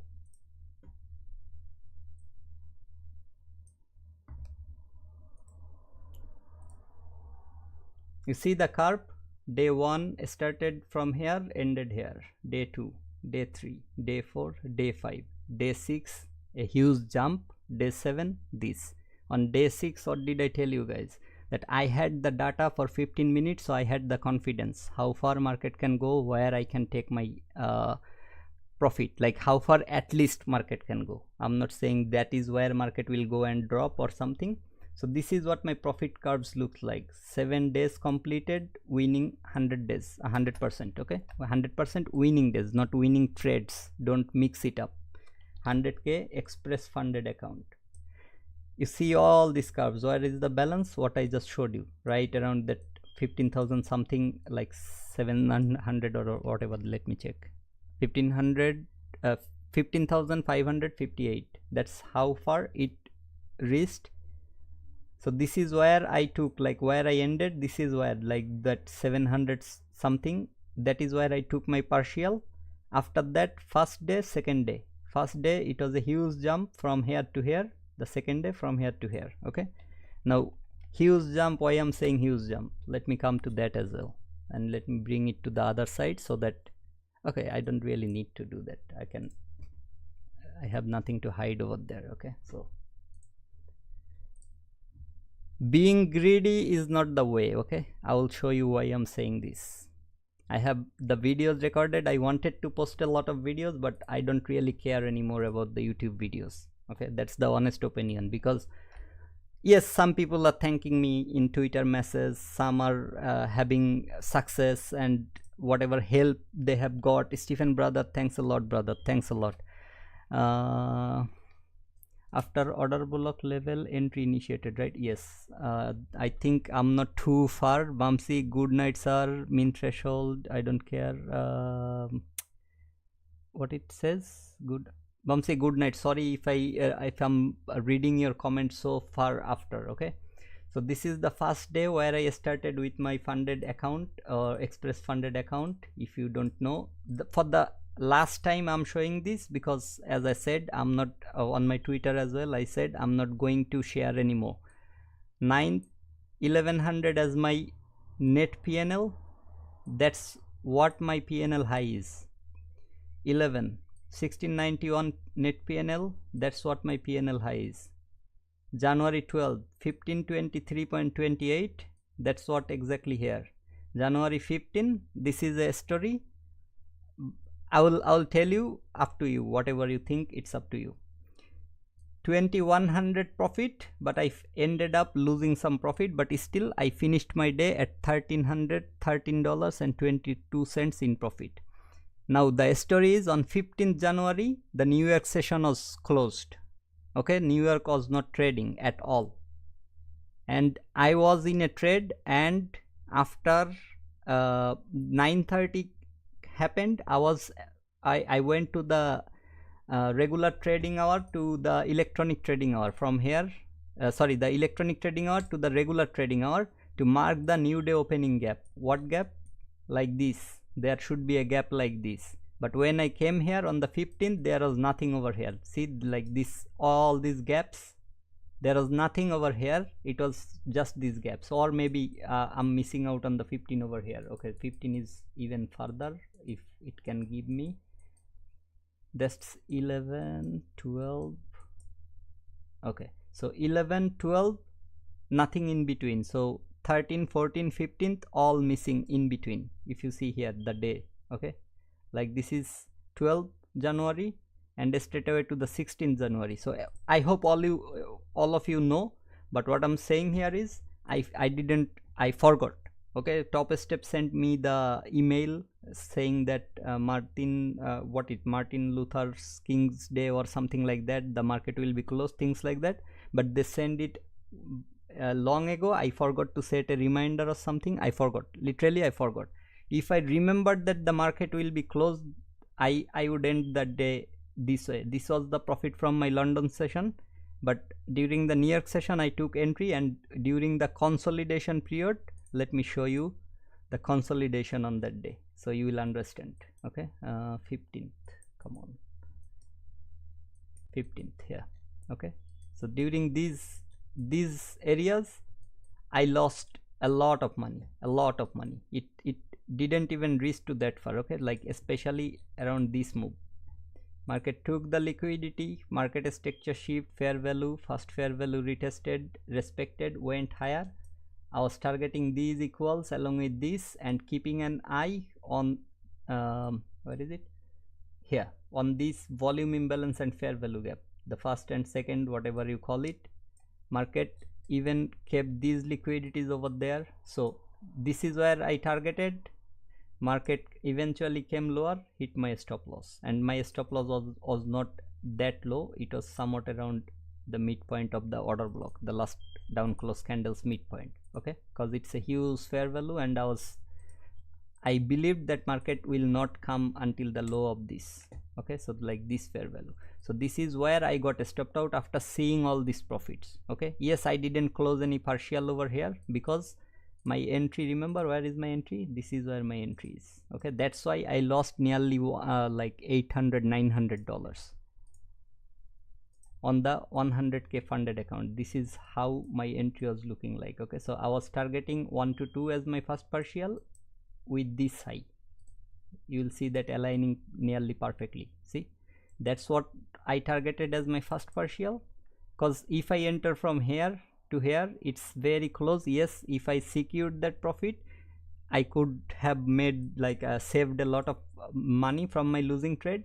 So around that area, this is exactly how it was looking like. I think not 1000, like 3 lots and 750, and with the commissions it came to nearly that area. By the way, I paid nearly $1000 commission in all these trading days. Okay, all these. So yeah, what I was saying, this is the only day it differs. Other than that, look, 2055, 2055, 6424, 6424 on January, and this is from one single trade. And the total move, if I didn't close partial on its way up, the total move was nearly $15,000 worth of move. Okay, but I didn't consider anything like that. I wanted to secure the partial. The moment it went to my 1 to 2 or the nearest liquidity levels, in this case like what I showed over here, now that I'm seeing this, I thought this is the most obvious than this. Okay, because it should take all this, retrace to this area because of the 15 minutes as well. Okay, I will show you the 15 minutes around that area. Where is that, what was the depth, 15th, 15, okay, here somewhat around, where is the entry, come on, I forgot the time. Okay, so stay with me, I really don't know where was it, but anyway, so what happened, how all my drawings and stuff got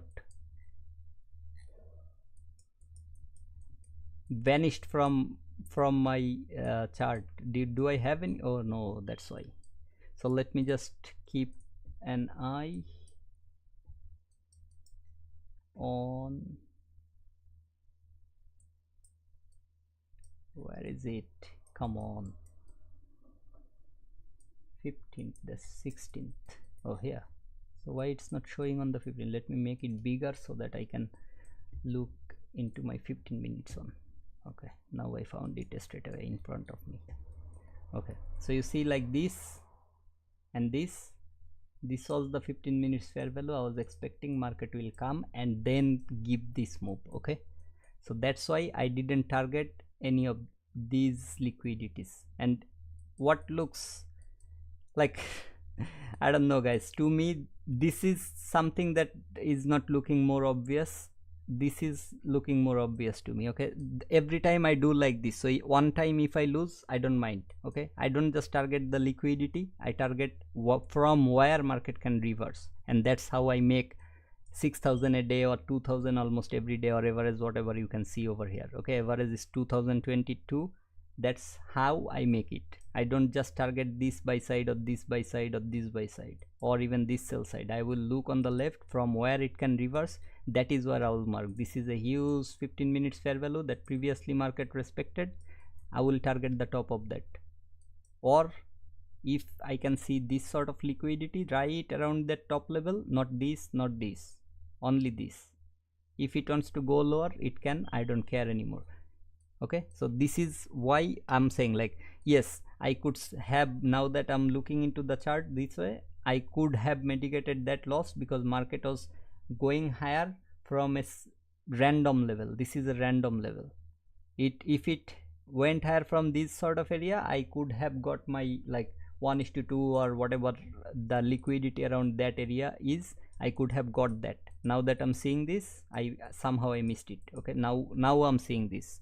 So this weekend I'm gonna journal all those things. Murad Hossein, silver bullet doesn't work in crypto. Shumon, you are asking the wrong person. Shumon will never notice that. Okay, I know how good he studied. Anyway, so what I'm showing here is I am happy to call it a day wherever my profitable trade is letting me to go. Okay, this is how, this is the only day I found better setup, but now that I'm looking into it, it was not a better setup. The better setup might have been somewhat around this, when market tapped into the 15 minutes, retraced until all these levels.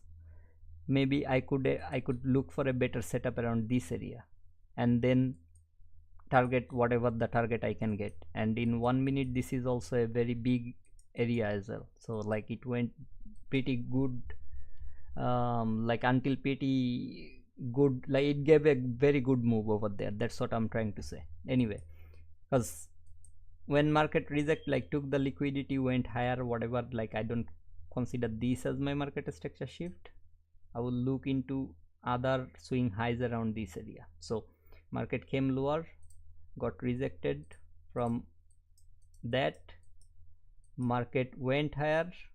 This is where the first fair value was created. If I didn't enter from here, I might have looked into entry from these two fair values. Okay, like one, I might have entered from this area. Still it could have given me a very good risk to reward over there, and stop loss below this low or the mean threshold of that candle, since it's coming from a fair value gap. And 1 to 2 or whatever it offered, like liquidity, or maybe this, at least I would close some partial, move the stop loss to break even. If it comes and hits here, still I'm in profit. So I could have saved that losing trade if I waited for that 15 minutes fair value retest. Anyway, now that I'm seeing this, I'm not taking it apart, but what I showed you here is I'm not, hey, little late, you are very late, mama, you are not little late, you are very late. I'm about to like finish, because I have to stop the live stream and say my morning prayer. I already missed the mosque time. It was 5 o'clock, it's 5:11 now, so I already missed it. So I have to finish very soon. So anyway, what I'm saying is the simplest information that I have given you guys from day one until now, that's what I'm using every single day. And since my friend here is little late, I will bring back up some of the things that I showed. This is my PNL looking like on the 100k express funded. Okay, I hope you are able to see this.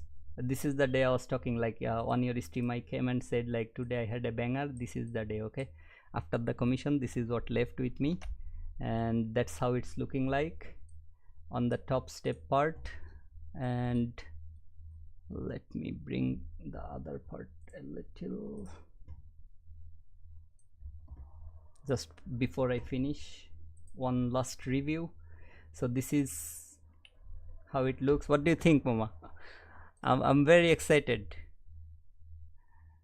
Oh, TT, I missed your live stream. You killed it, man. Isn't it? Like, look at the express funded curve. It's going like this, okay? And I took after, I will watch it later, okay? So yeah, like that's how it looks like. 100% winning days, not trades. Again, I already explained on the 15th how I lost a trade and what I didn't wait for, what was the mistake over there. I figured out while I was showing.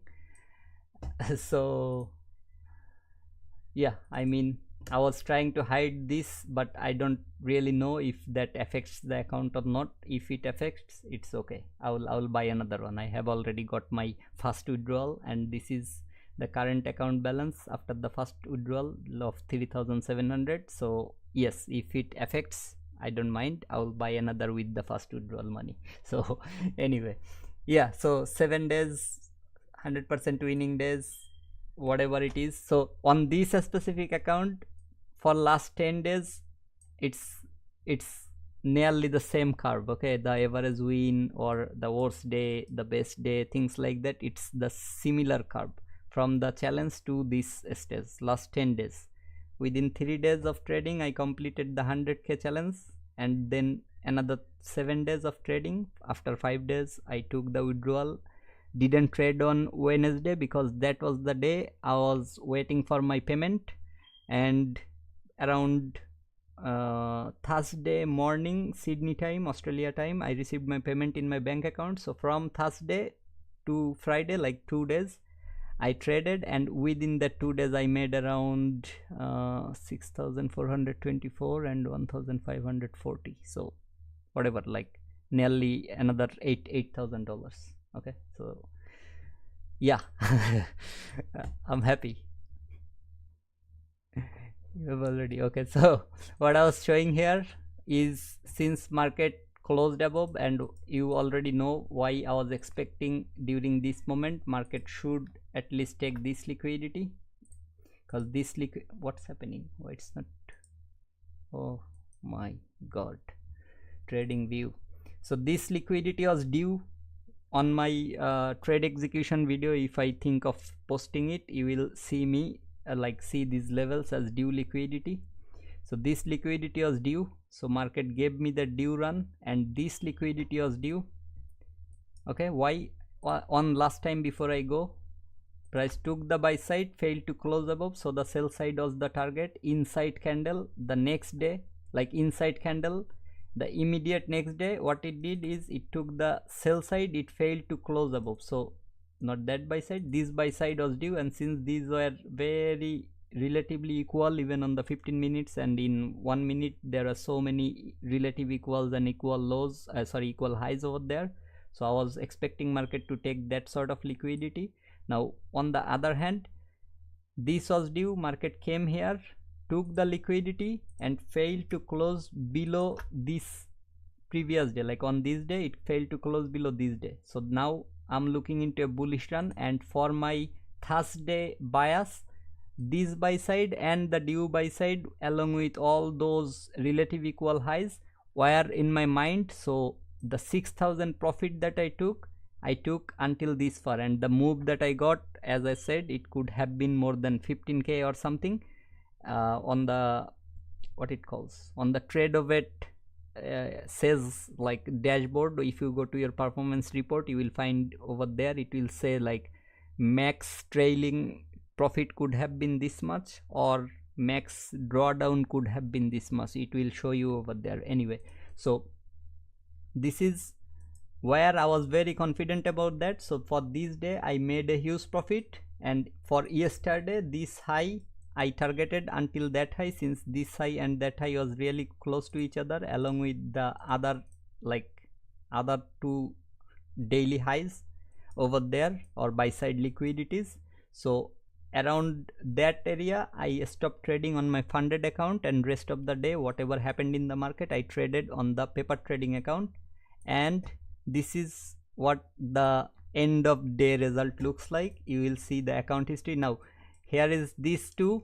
I will show you, maybe if I upload the video I'll show you like what exactly I tried to do over there. I marked a order block at a random place and I said, if you are seeing some short-term reaction, this is not the order block, it will eventually hit the stop loss. So let me show you. This is what, but unfortunately the entire audio like entire recording had no audio. Like I had nearly 8 hours worth of recording without audio. So anyway, but if you count it loose, this is a genuine loose that I had on my paper trading. So account went to the 96. After that, even with those losses, this is where, and all this is not like this is not single trades over there. Okay, these are the partials I took in certain areas. Okay, as you can see, like 15 3000 partial. So I don't know how to explain this. So 10 lots and 10 lots, this is one trade. 5 lots, 5 lots, 5 lots, 3 different partial, 15 lots, one trade. Okay, this, why I'm doing this is because my next target is another 115k account, 150k account from Top Step.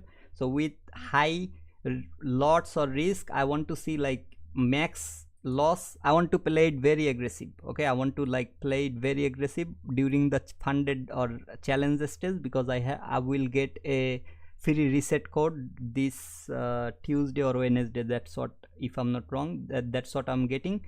So that's why I'm targeting all this. Okay, like I'm trying to go with the max possible lots on the on the challenge stage.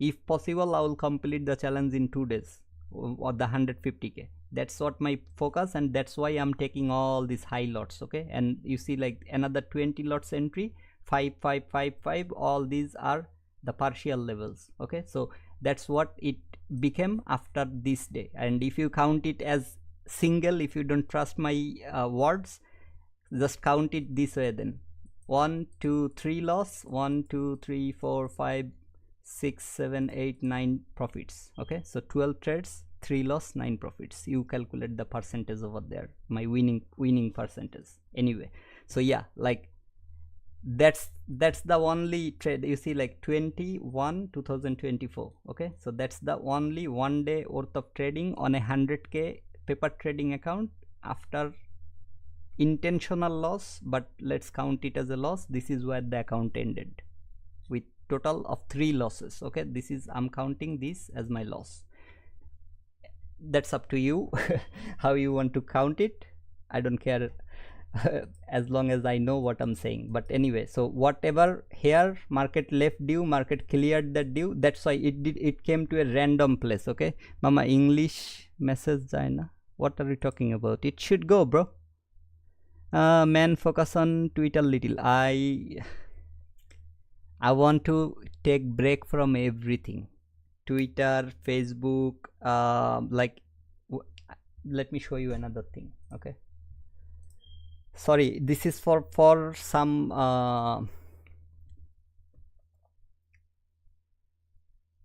top step. What is this? Not this, not even this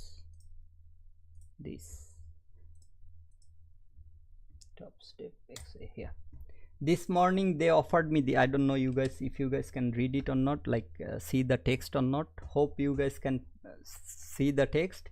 They said, hey Asif, great trading in your express funded account recently with your account balance totaling around 10k. I want to offer you an extended daily loss limit for your express funded account. Feel free to let me know at any time if you are interested. No need to respond if you wish to keep the same. Depending on traders account balance, many adjust the daily loss limit to their express funded between 5,000 to 10,000.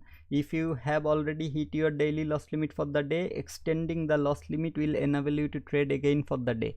So if you request to expand the limit, reach out, whatever. Although I replied him that thanks a lot for the offer, however I will think about it and get back to you some other time, as I'm quite new to the field, and new means with the offer, and a lot to improve before breaking free. Thanks again, have a great weekend. I denied that offer. Okay, so this is what they sent me this like 22 hours ago.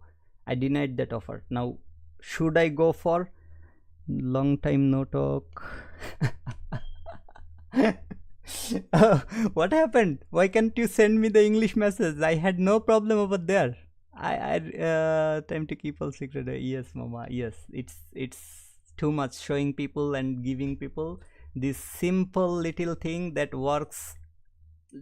I don't know. Like I would love to say every time, and they are willing to.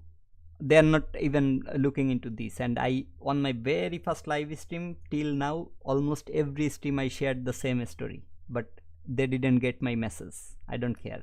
So from here I was bullish for two reasons. Number one is market took the sell side, failed to close below, and number two is my OTZ fair value, the extreme fair value, the first fair value, the breakaway gap, however you call it, that was retested or revisited. Straight away market went to the buy side, and since this was the first fair value and maybe it was the most extreme even outside of my OTZ, like above my OTZ level, that fair value showed some reaction for a short moment. Eventually market broke higher and we all are expecting a all-time new high. I don't know what your expectation is, but that's what I'm expecting. But yeah, like if Monday will be a small day, I guess it, if not a huge candle like this, that high will be taken on maybe Tuesday or Wednesday. Okay, like this week that high will be taken. That's what I'm expecting. Yeah, and let me see, that message didn't send. I don't know what happened. I don't know, maybe anything like any bad word or anything inside of that, that's why, or I really don't know what happened. Silver bullet doesn't work in crypto. Silver bullet time for crypto, and if I'm not wrong, since ICT trading concept is here, I think it's different for like not that, if not the time, the kill zone is different for forex and indices. It's different, right? Like T2, can you clear that? For forex and indices, the kill zone is different, right? So according to that kill zone, silver bullet should start either earlier or later, things like that, if I'm not wrong. I really don't know. Yep. Okay, so yeah, since kill zone is different, in that case your liquidity level that you should be keeping your eye on will be different. On the forex, I don't know about crypto because I never traded silver bullet in crypto, because during that time I was not using ICT strategies or concepts. So yeah, I mean, since I didn't trade, I cannot assure you the success of what they are using silver bullet, and what time the kill zone is on the crypto, I really don't know, because crypto market open 24/7. It trades 24/7. There is no fixed time, there is no weekend, there is no day off. The whole world is off, but only crypto market is open. So only for that I really don't know. And also, if you look into all those shitty coins that I said to stay away from, eventually you lost your money over there. Those coins will always give you those shitty moves. I don't know which YouTuber suggested you that this coin gonna boom and give you 10x 20x this year. Then unsubscribe and block that YouTuber too, because they do that. Because I can even build a cryptocurrency, I can put it into some random third class exchanges, and then I can push my coin and I can rug pull everything. I can take all the money anytime. I can do that too. So when my YouTube is bigger, I can do that. But that's not my intention. I'm not gonna do that, that's for sure. But what I'm saying here is, YouTubers, they have lot of confluences over there. When the market pushes higher, they grab their money, their profit, or if maybe they bought a large amount of that specific coin, they will promote that and then they will dump it to the underground, not even to the surface, to the underground. Okay, so if you are using these informations, try Bitcoin, try Ethereum, try BNB, try maybe XRP, Cardano, whatever, like the Solana, things like that. Why are you going some like monk? I don't know, like I never heard about that name before yet. So monk, I told you, remember the first time you sent me that chart, I said, what is this even candles or something else? It looked like some what it calls, some cockroaches walked on mud, and then it's walking on the floor with that muddy leg or mud, leaving that muddy marks on the floor. It looked like that when you first showed me that chart. So I told you to avoid that, you didn't avoid those things. Okay, this is 1 minute last hour closing. You still look at the candles, it looks like candles, and over there it's like one candle here, one candle here, one here, on here, on here. It's like that. I really don't know how you trade that thing. Okay, later on maybe the candle became little close, or maybe on higher time frame like 15 minutes, 1 hour, 2 hour, those sort of time frame, the candle became little visible. But why should you use it something that has that low of a volume? What does it mean? If something has a very low market cap, the higher probability it has to give you 10x, the even more higher probability that it will take all your money and get you to zero. The reason behind that is, let's say if I put even like $20,000 in a low market cap crypto, that crypto will give you 1 or 2 green candles, or even more. Like large green candle over there, because I invested there. That's how people can manipulate the small market cap things. And crypto, comparing to indices, forex, it's like nearly 1000 times less market cap. So now the manipulation phase or whatever it is, it gonna take time. By the way, there is a good news for people who trades prop firms. USA passed a bill, if I'm not wrong, or if I didn't misunderstand what Top Step said on their live stream, the Top Step TV, is USA passed a bill regarding the funding programs. Okay, like people, USA legalized it or something like that yesterday. Like they were giving us the fire drill or the ring the bell, that sort of promotion, just because of that specific news. Okay, and happy Friday, whatever, I don't know. They were talking about those things. So if that happens, then this industry will grow even massive. It will be very, I don't know, like it's a very good news if that's what I understood is true. It's a very good news. So from now on, a lot of people will be able to trade, withdraw their money, as also like less fear about what happened with my forex fund, that sort of incidents. You don't need to fear that much, things like that. But go with the well reputed one. And I'm not affiliated or partnered or anything with Top Step, but so far my experience with Top Step is like outstanding. On Wednesday, 11:30 a.m. Wednesday Australia time, 11:30 a.m. I requested my payout. By 3 p.m. Australian time, which is around 4 hours, I got the confirmation. By next morning Australian time, again I got the money in my account. So Wednesday, Thursday morning I got my money. So even my first withdrawal, when I did my very first withdrawal from the prop firm, I had to provide my verification details, like my IDs, my bank details, the WBN form, filled up WBN form, then lot of other documents, right? All those documents, when I gave to them, it took total 2 days to give me that money in my account. Only 2 days.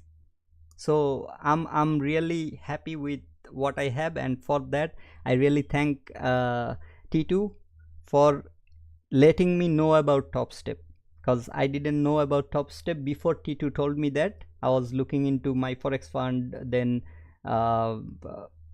FTMO, then skill funded trader, things like that.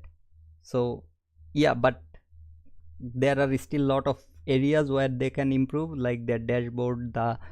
It doesn't update until it's in Australian time the next day 10 a.m.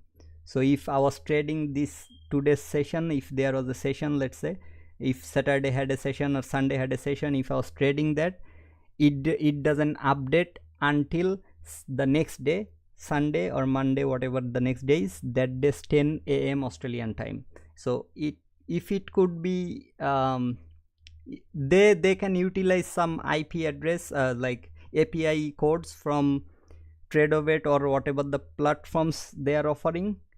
They can use those APIs to just project that dashboard on their dashboard. I don't know if that made sense or not. API, if they use API from, let's say, TraderPath, this is TraderPath and this is TopStep. Okay, so whatever TraderPath's dashboard is showing, if they use the API, that exact dashboard will be copied on the TopStep's dashboard. Okay, they can do that and keep the users updated on like live or whatever you can call it, like instantly, so people don't need to wait until the next day. However, there might be some issues regarding the withdrawal and other stuff, because if it's updated immediately, people can call out for a withdrawal and then go back to trading, lose the money. It may cause some hassle. So doubt of the benefit, I'm gonna give it to the TopStep. It's very good, like the experience I'm having is amazing. Okay, and also by trading this many time or this long with TopStep, I have few of the TopStep members email ID with me, so whenever I need help, I mail them directly instead of going into TopStep's website and looking into that bot chat or automated AI generated chat and then waiting for someone to reply me or come and solve my issues. I can simply send them a mail and they will reply me on my mail. It's even better. So yeah, I'm utilizing it even in a different level. So yeah, I guess what I was saying here, I will just end that up and go back to what I was doing. So for this specific area, I want to keep eyes in multiple levels like this. Since there are equal highs, I will believe that's where at least market will go on the next day, Monday, if not higher, since Monday is consolidation mostly. So I will expect something around this level market will consolidate, especially maybe from the midpoint. And as I said, I cannot, even with the higher premium version of TradingView, whatever the highest possible membership over there, paid plan over there have, I cannot still look into the 15 minutes chart around this area, and hourly is not working that good around that area. Okay, so for that reason, on yesterday I didn't make a huge shit ton of profit on my express funded. Instead, I made shit ton of profit on my paper trading. Okay, for that only reason.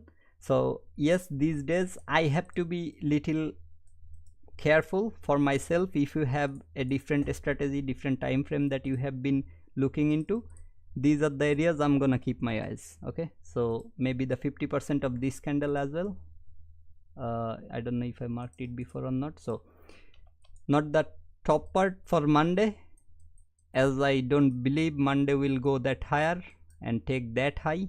So maybe this C is not important, but these three levels along with this high, as long as Monday takes this high, I'm happy, and I will call my day around that level. Okay, like that 9375 level. If I can get the move until that level, I will call my day. I don't want to hold on Monday until that far. Where Monday closes, that will define where I'm going to target next, that high or the sell side that Monday created. As simple as that. Like if Monday takes the buy side liquidity, fails to close above that area, whatever Monday's sell side is, on Tuesday I will target that. As simple as that. If Monday closes above, on Tuesday I will target higher only. I will go for buy side liquidities, buy side entries that allows me to grab buy side liquidities. That's it. Like whatever the liquidity is sitting above. So what about your watch hour? Watch hour. If you don't upload a video, where do you think you will get your watch hour? It's 989. Okay, so when was the last time I actually uploaded that video? A video that was 7 days ago. How I take entry 8 days ago, then 2 weeks, 3 weeks, 3 weeks, 1 month, blah blah blah. So let me go to the videos. Yeah, so 7 days I didn't upload a single video. 8 days, these are like, this video doesn't even have my voice. 2 weeks, 3 weeks, only one. This week I uploaded 2. This week I uploaded maybe 3-4, like few videos. And yeah, I mean, that's it. Why don't you upload, man? As I said, I'm going to take break from everything. I really I need to focus on myself now, man. Like, uh, this April, how old I will be, you know that, right? So I really don't want to spend rest of my time making videos, editing videos, and then people, the simplest form possible I'm giving, people are not maybe utilizing that properly. As I said, like, my first intention of creating this channel was my elder brother and a close brother of mine who recently got funded, who was actually utilizing it, and along with others who can, like, this one was mostly to build a community. Whatever the revenue, whatever the monetization money comes in the channel, I already said multiple times, I'm not gonna use a single penny for myself. I will donate most of it and keep a little portion of it for the community, maybe sometimes some giveaway things, or maybe to help the community in their hard time or something like that. This was my intention regarding the YouTube channel. First thing, teaching others what I'm doing, the way I'm doing it, my way. Okay, it will differ from you, it will differ from a lot of other YouTubers, because that's how I'm finding success. I'm trying to show them that if they can get any information from here, they can use it with your information, they can use it with ICT's information, they can relate it, right? When you are getting some confusion, maybe I have some answer with my strategy, with my models, or whatever I'm giving you guys. That was the intention. My brother, he didn't cared about learning ICT things, not from me, not from ICT, not from anyone else, so he didn't care about anything. People who cared, they already have some profitable ways. Okay, they're profitable ways, and they actually passed their funded challenge. Since they passed it, it took them little time, but they passed it. I believe they can improve their strategy with what I already have provided. This silver bullet, this dealing runs type 1, type 2, exactly that's what I utilized on my second entry during the, not even here, during, let me just mark the London session, it will be easier. You see, so all these things I have talked like so many times on the lower. I cannot remember where is the London session. Like, I'm not looking into the time. Oh, okay, I just turned it off, that's why. Like this specific area, okay, all this retracement, I showed you my entry, the video, if you missed it. So from that high to this, along with all this is literally, this is all the consolidation, this entire thing. But especially from this to this was the consolidation period, all this until that far. Okay, but this is a pure consolidation. The candle's body, everything closing this area, the highs are creating around that area, the lows are here, every candle is inside of that area. This is a lower time frame, I'm showing you the lower time frame. So when market took that sell side, even though it came here in this fair value, I didn't consider entering here. When took that sell side and the buy side, okay, like dealing range video, if you find it, you will find it informative. Okay, if you see like what's happening around this, if you watched it, if you practiced it, you know. Same thing around this area. Okay, same, exact same thing. It took the sell side, it took the buy side, then the retracement to what? The OTZ. Okay, like discounted array. This was the discounted array. That's where it came. The swing low to the high. I'm just marking one by one. Don't worry. That's where market came. This is where I enter. And this low should not be taken until it delivers. It takes the buy side along with other buy side that it created. Whatever it is, it should at least take those liquidities before coming lower. Okay, that's why I have that sort of video. 3 videos here explaining Dillingham type 1, which was the consolidation Dillingham. I gave the examples over there. I'm utilizing it in my trading as well, outside of the silver bullet. During the silver bullet, if the similar thing, if I find, I put max lot possible, as simple as that. Okay, why I do that? Let's say market was bullish. Okay, I have a dealing range during my silver bullet time where market is fast manipulating to the sell side. Market is bullish. Okay, the trend is your friend. So when the trend is bullish and I'm seeing a manipulation towards the sell side fast, then the buy side, when market coming lower, in my OTZ, in the only fair value, the area that aligns with my OTZ, that area, this is where I'm entering. You saw that entry like exactly on this area. I don't know like when you guys came, but so many entries I have showed from Friday, from Thursday. I don't know if I showed anything from Thursday or not, but I have it recorded. I don't want to spend any more time editing, then giving voice or making explanations, things like that. I'm done with all those. Okay, so if you can use it, if you can practice it, you can. If you can show me that, the problem, okay man, thanks. Why you asked me like you cannot stop after starting, we expect. Yes, I know why I'm stopping. There is another reason. I'm on my Twitter. I opened my Twitter message. People who doesn't know me from Facebook, they like who don't have my Facebook ID, they are messaging me on the Twitter, brother, can we trade together, can I trade with you, things like that. On the Facebook, the exact same thing. From the Top Step community, a lot of people knows me, they are following me, they are sending me messages every single day. So this is the life I want to avoid. I don't want this sort of thing. I don't want people to get hope that okay, maybe he will reply me yes and I will trade with him and make the same amount of profit. It not gonna happen. It never gonna happen. It never gonna happen. I shared you the information that I personally use. You never utilized it. You have to back test, you have to forward test. Now silver bullet, I said like if market takes Asia session sell side, the skills on sell side, you will look for buy side. Market took the buy side instead of sell side. I'm still bullish. You don't even know why I'm bullish over here. How you can do that? Sometimes when silver bullet starts, market goes for the buy side move or whatever it is. Let's say it took the sell side. Just look here. Okay, I don't know what happened on the left, what's sitting on the left. I know nothing.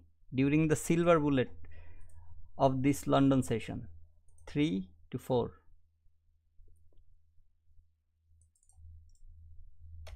market provided you whatever the move you can see over here. Market is respecting you. I'm not saying you're entering from here. Market is respecting a bearish fair value. Market took these liquidities, traded back into previous days PM session range.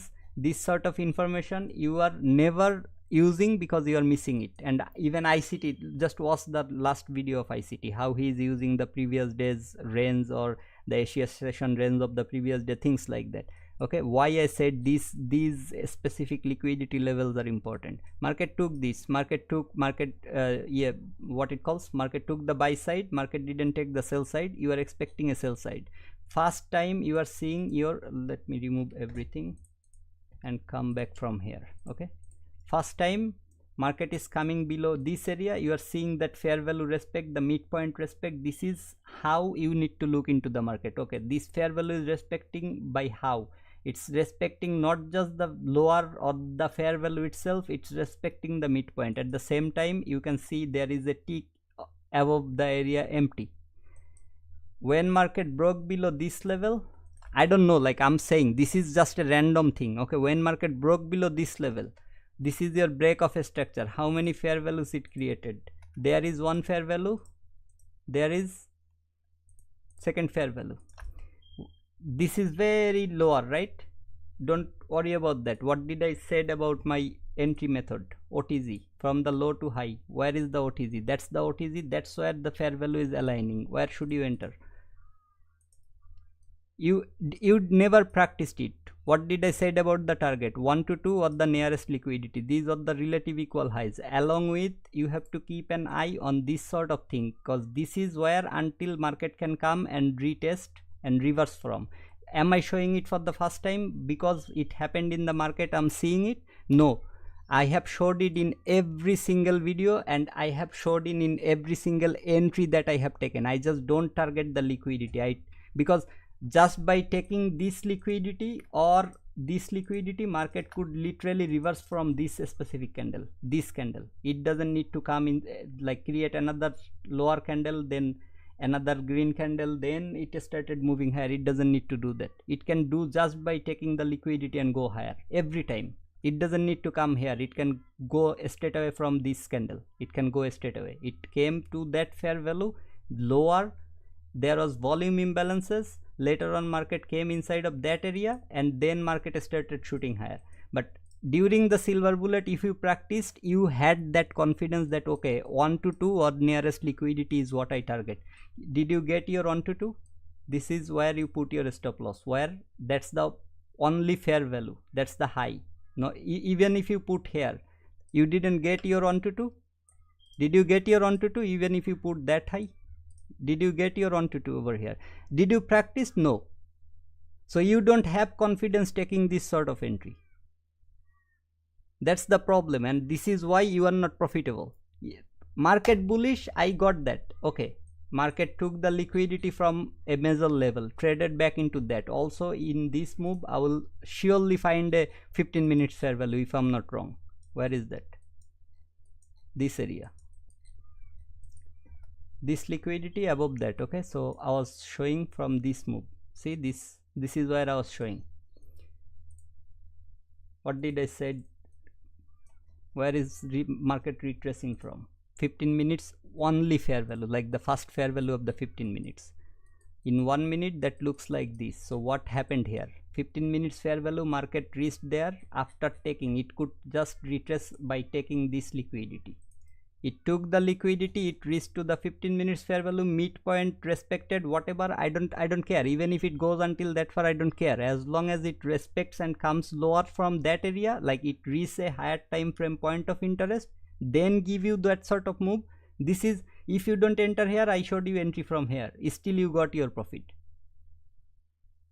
So if you don't trust the process, you will enter into a sell short from here at 2 AM or at exactly 3 AM. Like maybe there is not even a single fair value over here. So the first sell short setup or sell short fair value was created here after reaching that higher time frame point of interest. So you cannot enter. There is nothing here that can cause you losing a trade.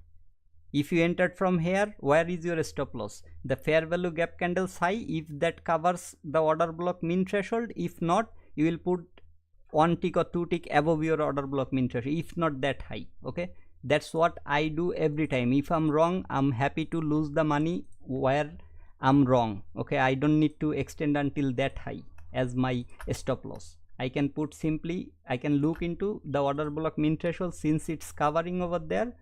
If I even entered from here, this was my stop loss. First, second, third, 3 candle, that is my stop loss. Still 1 to 2 is provided over there.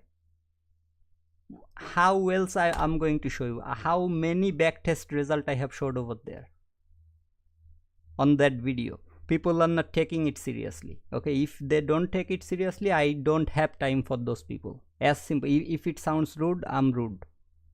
I'm sorry that I'm rude. I cannot help it. The daily drawn liquidity the way I showed. Show me something this accurate. Like calculate from any place and show me like when market closed below or above the previous liquidity level, how many times it worked, how many times it didn't work, and show me the accuracy like that in any other analysis you can show me, any other. So I really don't worry that people are not taking the simple. How simple can be? Yesterday market like come here, market took the sell side liquidity, this liquidity, I said the liquidity that is not taken, if the buy side was taken on this day, still this was due. The due means due. So on this day this liquidity was due, on this specific day this liquidity was due. Okay, there is nothing else due but this liquidity. So market took the sell side from here and sell side from here. Now I have only due on the upside, this one. Where can market go? Forget about that due on upside or anything. What happened on this day? It took the previous day's sell side, it failed to close below. So where should market go next? Here at least. Okay, it looks very small, but if you know how I use that information, you will know how I use my entry as well. So from here, where should the market open? This is where market is opening. Remember, it's not just this much. This is where market is opening the next day. This day should open from here. This is the opening gap, new day opening gap. This is the new day opening gap, like this much. Now market opened lower. Market, what I want to see from the opening is market opening, it's coming lower, it creating or giving me that liquidity grab market structure shift around this area. So let me go and let me see, like this is the day I made 6,500 and caught the entire move. Okay, so from here until this high, the high that was due, I caught all of them, like almost all of them. I didn't enter from here, that's not I'm saying.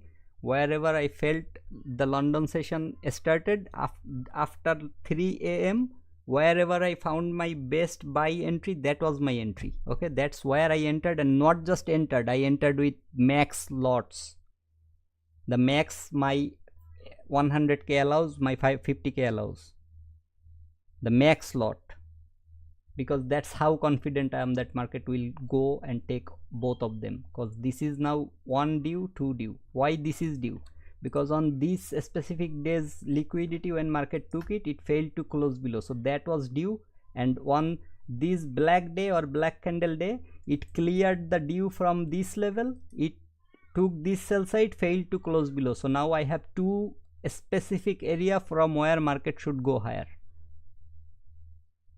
for what market should go higher. Okay, and along with that I had all these relative equals sitting, that market eventually to go lower, it should finish that business the way it finished here, the way it finished here.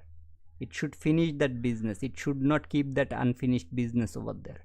Anyway, this is the simplest possible way of explaining. You didn't use that information, that's up to you. I don't really want to talk about these sort of things anymore. How many times today I have talked about this? From day one, the live stream I did, from that day till now, I'm trying to feed this one bloody information to everyone's mind, because you are seeing the result. Market took the sell side liquidity, failed to close below, so this buy side was the target. Market took the liquidity, closed above, this buy side was the target. Took the liquidity, closed above, this was the target. Took the liquidity, closed above, this was the target. Every day it's providing. From here, what happened? Market took the buy side liquidity. Okay, let me first show you this swing highs history. Took the buy side liquidity, closed, failed to close above. This was what? Due. Market created inside candle. So the next day, market took the buy side liquidity, closed above. What was the target?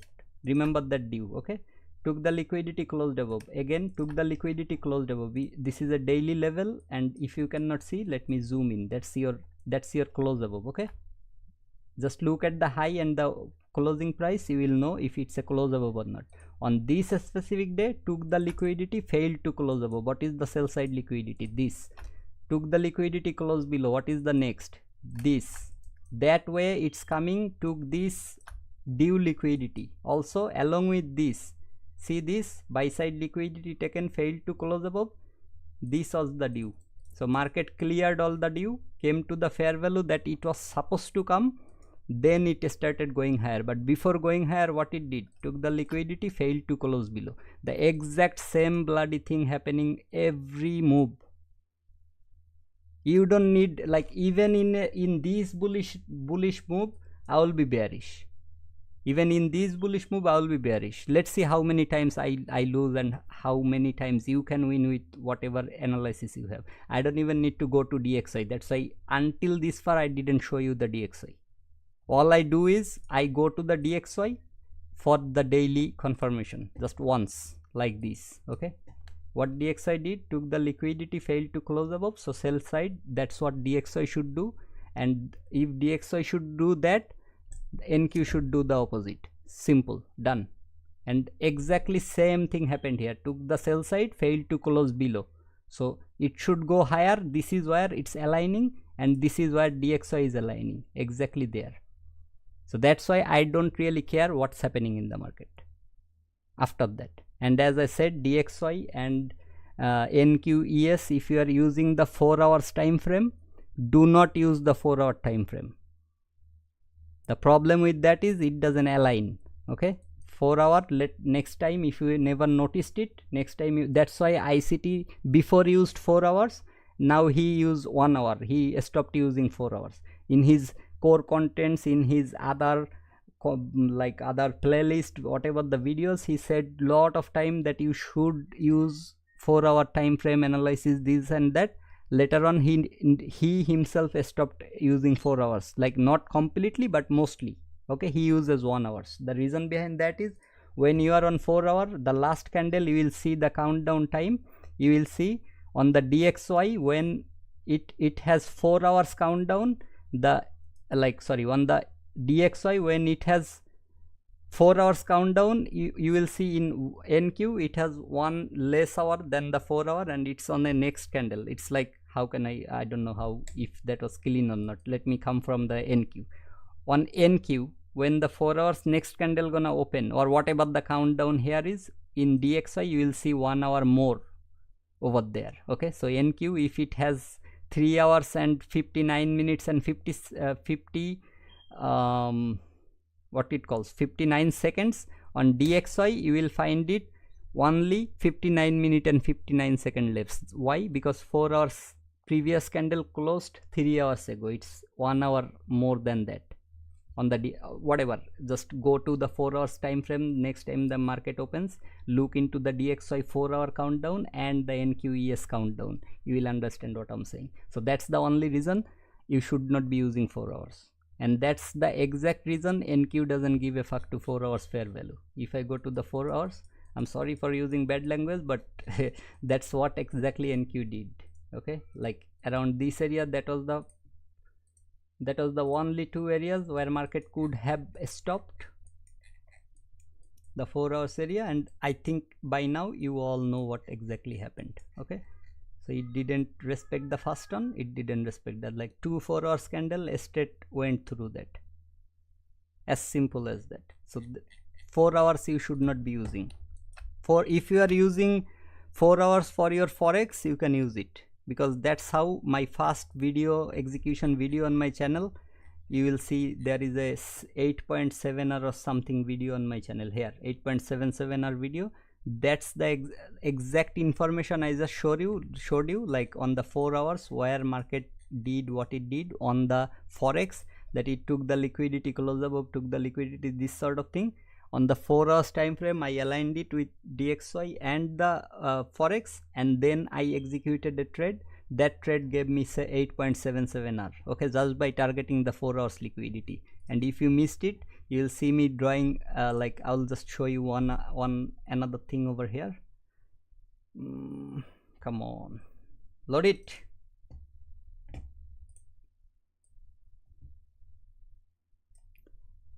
I think by now you can see 4 hours buy side. I hope you can see on the stream.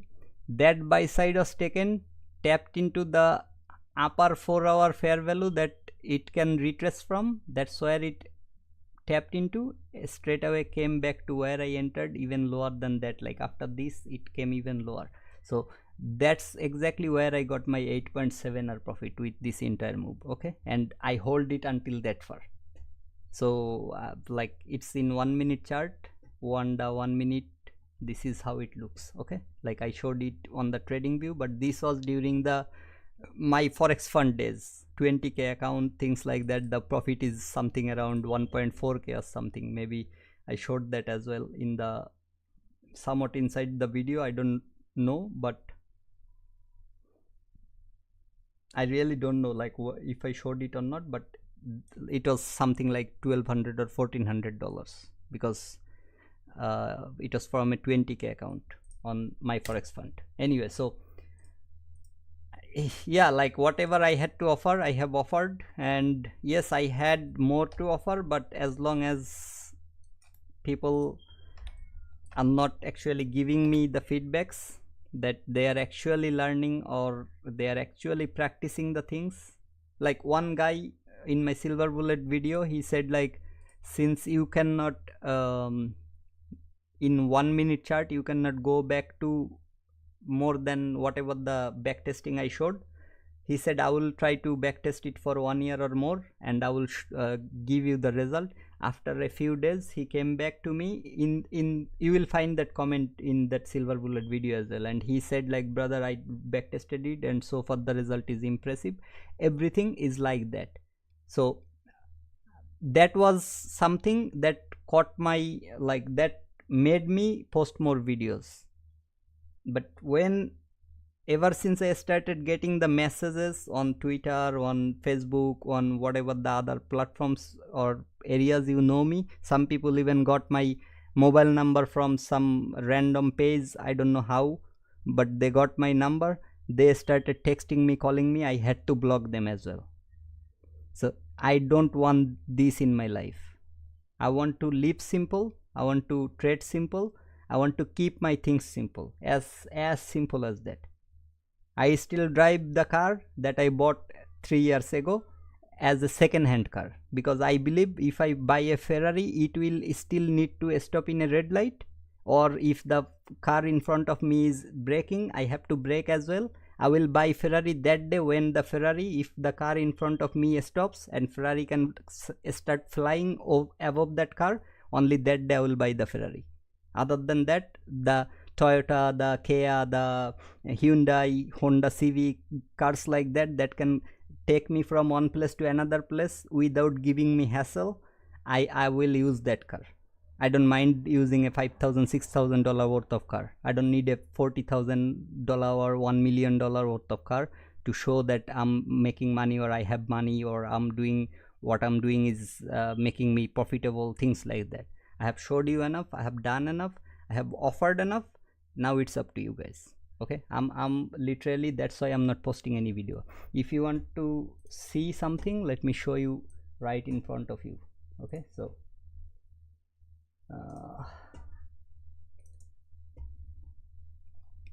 I have already deleted a few. Okay, this is how many videos I have recorded and planned to show you, like London silver bullet, this that most of them. This is how many videos I have planned to show you guys or give you guys. I didn't even consider a second time. Okay, I didn't consider a second time. Even, you know what, this was for my journaling as well, but just delete it and put it, clear it from the recycle bin as well, because I know what I'm doing. So next week I can journal myself. I'm just clearing everything from my recycle bin, so I have nothing to show you guys, nothing to offer you guys. Thanks for your time if I have wasted it. Don't forget to Mama, you can call me any place, I don't know, like Twitter or WhatsApp. Wait a second, I'll tell you the last 3 digit of your number. Okay, what happened? 038, is that still available? I will call you then. Just let me know if that is still available or not. 038 at the end. Just say yes or no. Yep. Talk to you later, mama. Okay, I'll call you soon. Like I'm gonna stop the live stream very soon, like maybe right now, and then I'll talk. So yeah, if you got anything from the video, I'm glad that I provided some information. If you didn't get anything, I'm sorry for wasting your time. As simple as that. So yeah, until I see that people are actually back testing, forward testing, or whatever, like they are learn simple things I'm showing over and over again. If you don't willing to take the simple things serious, I will make one single video where thousands of top traders talking about keeping things simple. Okay, so that's the simplest possible way, just by seeing where the previous day's high was and where the day closed. That's how you can like consider your bias. As simple as that. If you can do that, it's up to you how many times it works. If you know the entry model, it will work every time. It will work every time. That's what I just showed you. That's what I have been showing on my Twitter, on my YouTube community post, everything. I'm showing it for last 3 months. Okay, I'm literally, I'm very fed up and I'm done. I don't care about YouTube views, I don't care about anything, but as long as people are not stepping into my personal life, that is where I don't want to tolerate anything. And as I said, it was intentionally made. Have you watched this? You know what it says. Okay, let me give you this small before I go. This is a Indian guy, or Indian, like I'm sorry, I'm not disrespecting him, I'm gonna say like this is a top researcher or something, or writer. I don't know him. Okay, that's why I said Indian guy. He's saying that Bruce Lee in an interview once said, like, Bruce Lee has some defects on his leg, a huge defect, like 1 inch shorter than the other, things like that, and he uses minus 4 point something glasses, things like that. Even all those difficulties couldn't stop him from becoming one of the like best, like the legend in martial arts and other things. Okay, so what Bruce Lee said in that interview is, I don't fear the person who knows 1000 ways to kick. I fear the person who knows only one way to kick but practiced it 1000 times. That's the person I fear the most.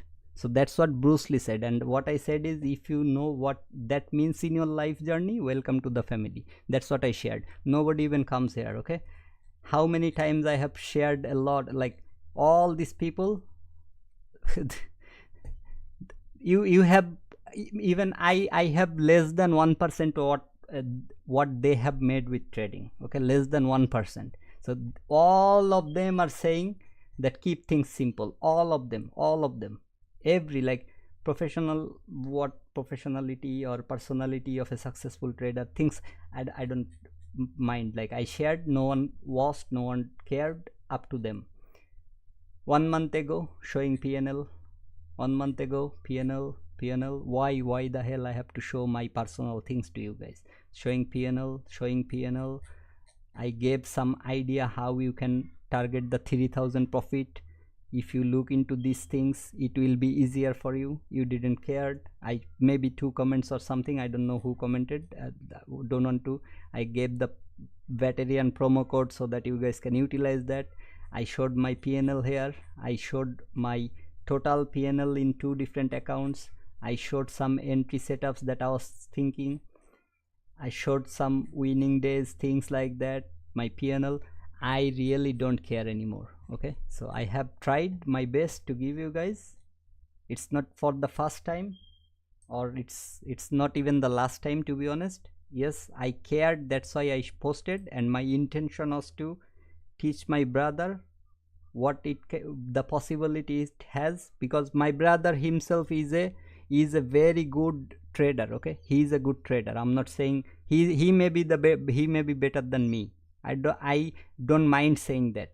But the thing is, even with ICT, I don't know, like, lot of people found it that I am arrogant. I might say things differently, things that even with ICT concept, my first and still my first mentor or first teacher will remain the same guy, the trading channel, the support resistance guy. Okay, I said it before, I will say it again. Look where the wicks are. Where is it? Look where the reaction. I showed you so many. Okay, I'm tired of these things. Support resistance works like that. Okay, and I showed you that.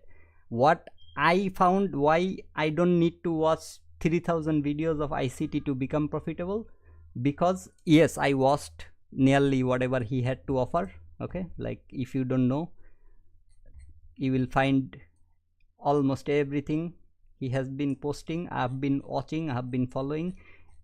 I showed it so many times. What I'm trying to say here is, why exactly here? Why not little deeper than this area? Why not this support area where market previously found support and then went to the resistance, made it resistance, then again support. So if I go to the lowest point, this is where you can see again support, resistance, support. Why not there? Fair value, this is what ICT told me. This is where I got, like, ICT showed me where can it react, how can it react, why it should react. He gave me those answers. But at end of the day, this is all support resistance. Even the way, I don't know, like it's up to you guys. Okay, I'm really leaving it up to you how you want to. Okay, so this area ICT said you should react, or you should act here as a the way you act this area as a fair value gaps middle point, or CE, the consequent encouragement. But this area fair value gap middle points, it's even important that this area has a water block for sure. The reason he said fair value, that's my thought. I am thinking, okay, I make up a lot of things. This is a thing that I made up. Okay, so the reason he said it should like you should think of it as a fair value gaps midpoint or CE. He didn't clarify order block. I have watched his core content, found the order block definition. I have watched some other videos. I observed how he is looking into the order block. I gave you the way I looked into order block a long ago.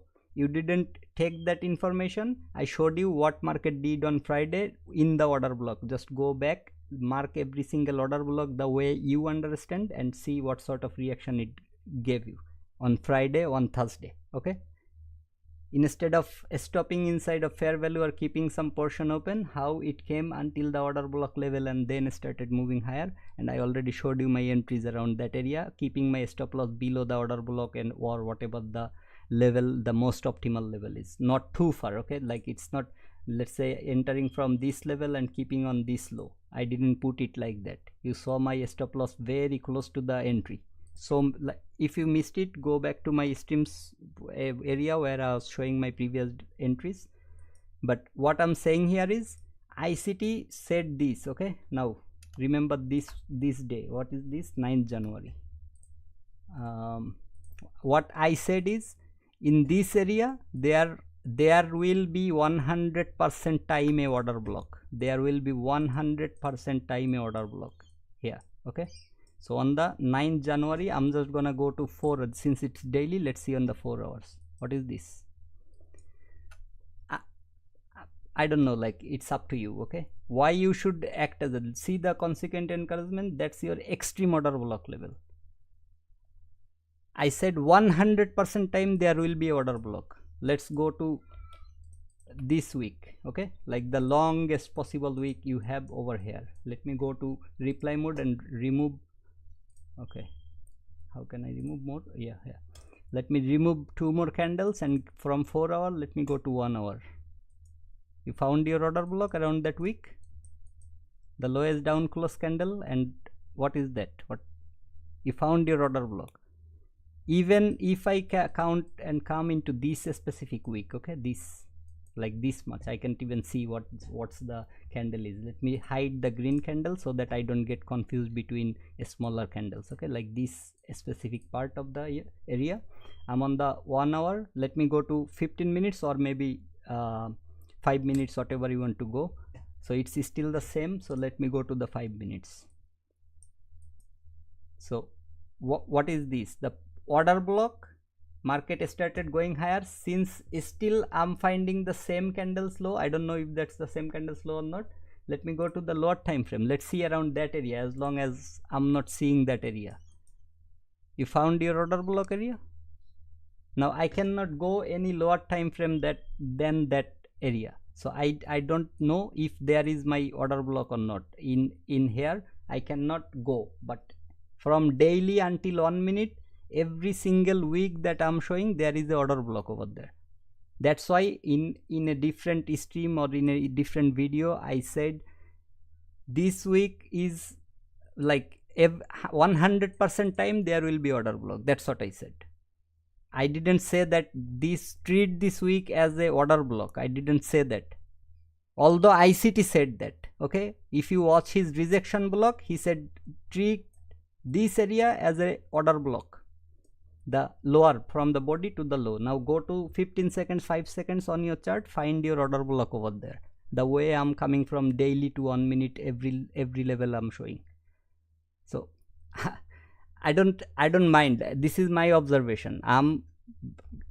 What time is it now? It's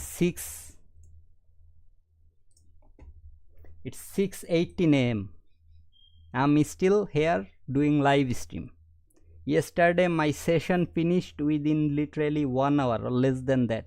Okay, silver bullet started 3, maybe by 4 or I don't know, like 4 or 4:30. I don't remember exactly when I entered and when I finished, but maybe 2 hours, let's say 2 hours. I finished. I was like on the seat until nearly like 2:30 or something. After that I went to bed, slept for 2 hours, woke up for my morning prayer. After the morning prayer, did some personal works, watched the ICT's recent upload, whatever he uploaded recently. This one, sorry, not that one. I thought I'm at the top of the channel. This one that he uploaded 22 hours ago, finished it, took all the information I had to take. After that I went to bed again, and then woke up, did my personal thing, said my prayer, whatever I had to do I did it, ate food, everything.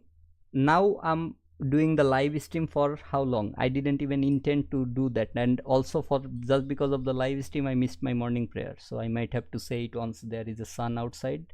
I have to pray the khaja or the missing prayer. Okay, it's nearly 3 hours. I didn't intend to make a live stream until that far.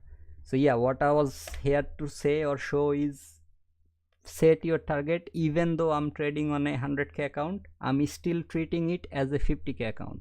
The only reason behind that is why I'm doing this. Okay, the only reason behind that is when I'm trading on my 50k and coming back to my 100k, or maybe when I'm trading my 100k and coming back to the 50k, the two areas are giving me conflicts. Okay, like the risk, sometimes I'm risking more than 2% on the 50k, sometimes I'm risking less than 0.5% on the 100k. This sort of conflict will happen. So just to keep that safe, I'm trying to keep it in 1% of the 50k. Okay, in around that area. If that's allowing me to take 3 lots, I will take 3 lots. If that allowing me to take 5 lots, I will take 5 lots.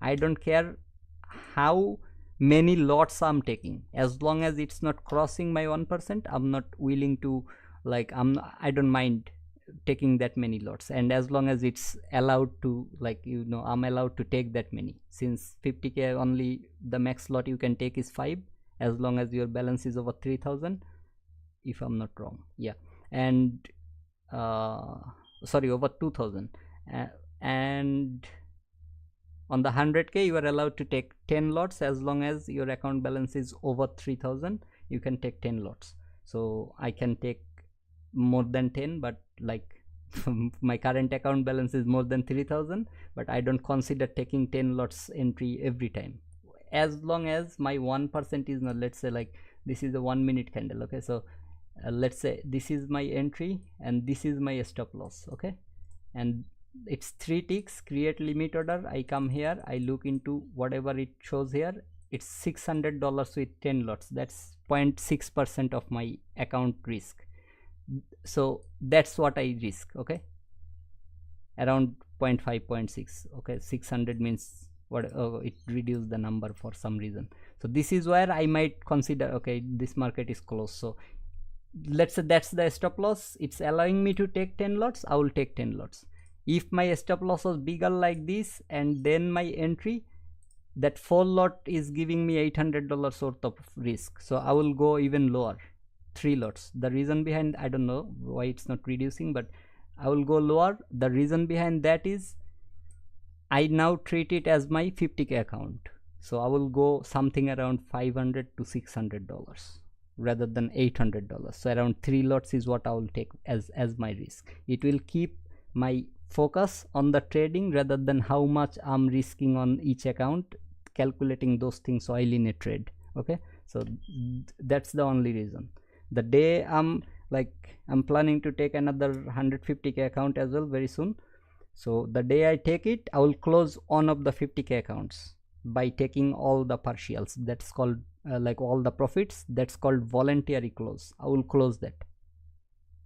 I will close it because I want the max allocation possible, which is 3 express funded or funded account and 3x 150. Okay, so that's what my target is. I started with 50k, I have 100k, I have next target 150k.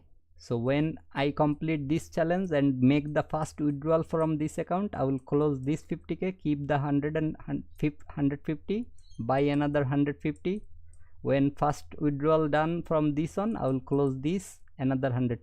This way, I mean, I hope you got my point. I'm gonna increase like this, and at the same time I'm trying to go all this, okay, like STF, skill funded trader, FTMO, whatever I have over there, I will go with big over there. Okay, once I have 3 express funded of 150k from Top Step, I will go the highest possible amount they are offering, which is maybe 200k or something. That will be my next target from STF, FTMO, and as many as they are offering, I will take that many accounts because I want to diversify my accounts. Okay, although I'm not willing to trade the forex or other things, but let's see, like wherever I'm getting that good, spread, it's not huge spread or other things, I will take that. I think funded peeps or something like that recently got very good review. They have very less spread on their program,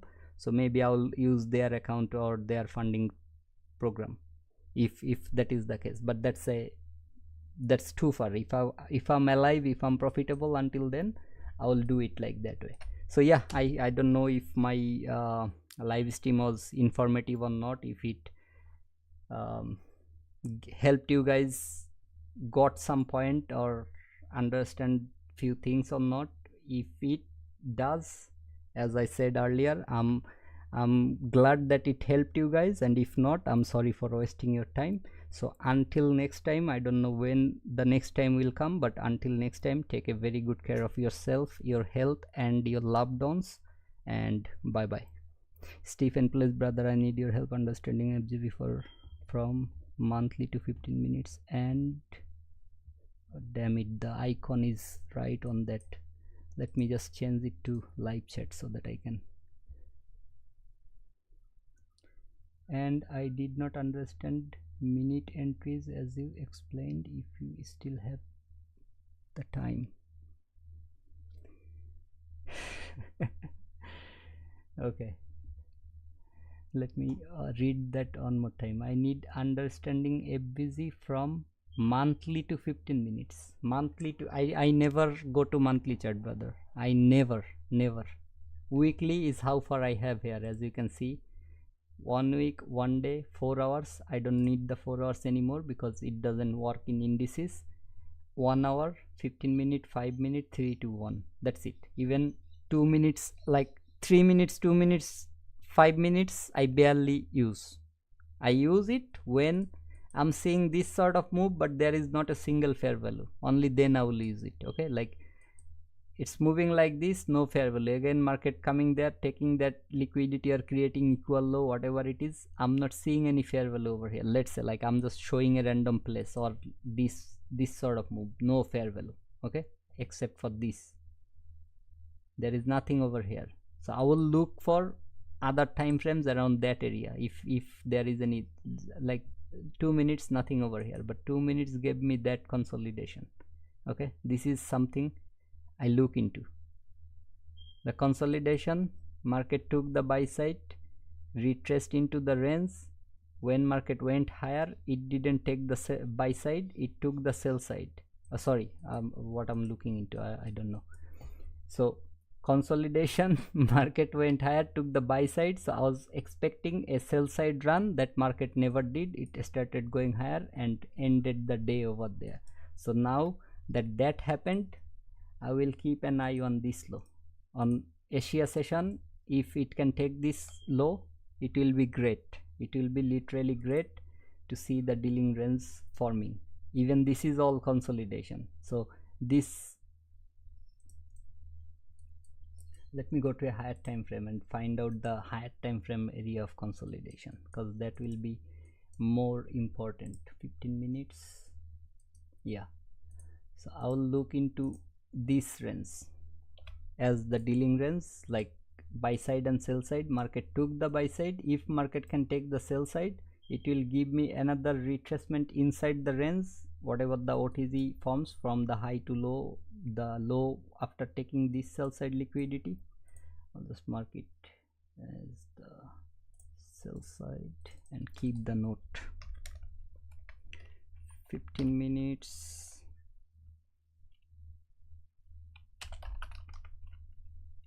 Possible.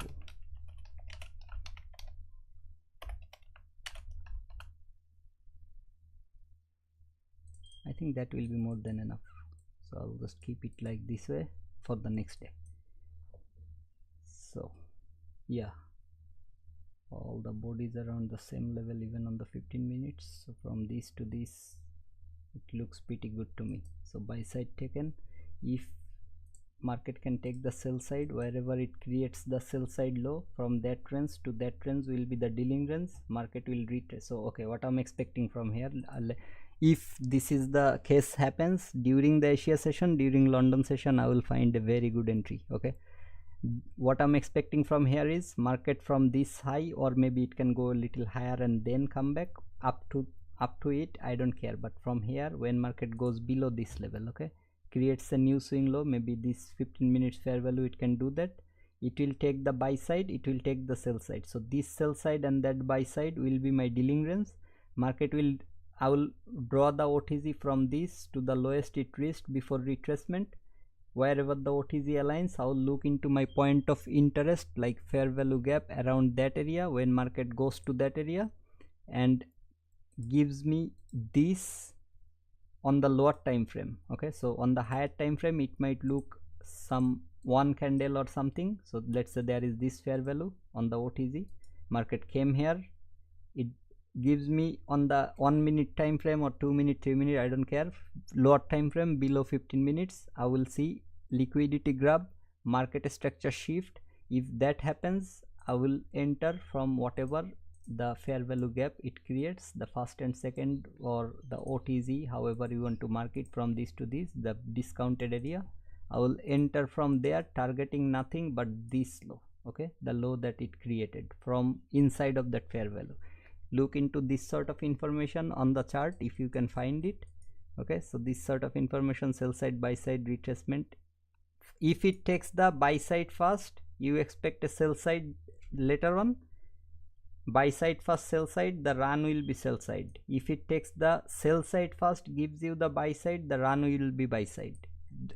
Watch my dealing range video, you will understand. Okay, if it's not clear, hello Bradby, how are you, brother? You are little too late, I was just about to finish it.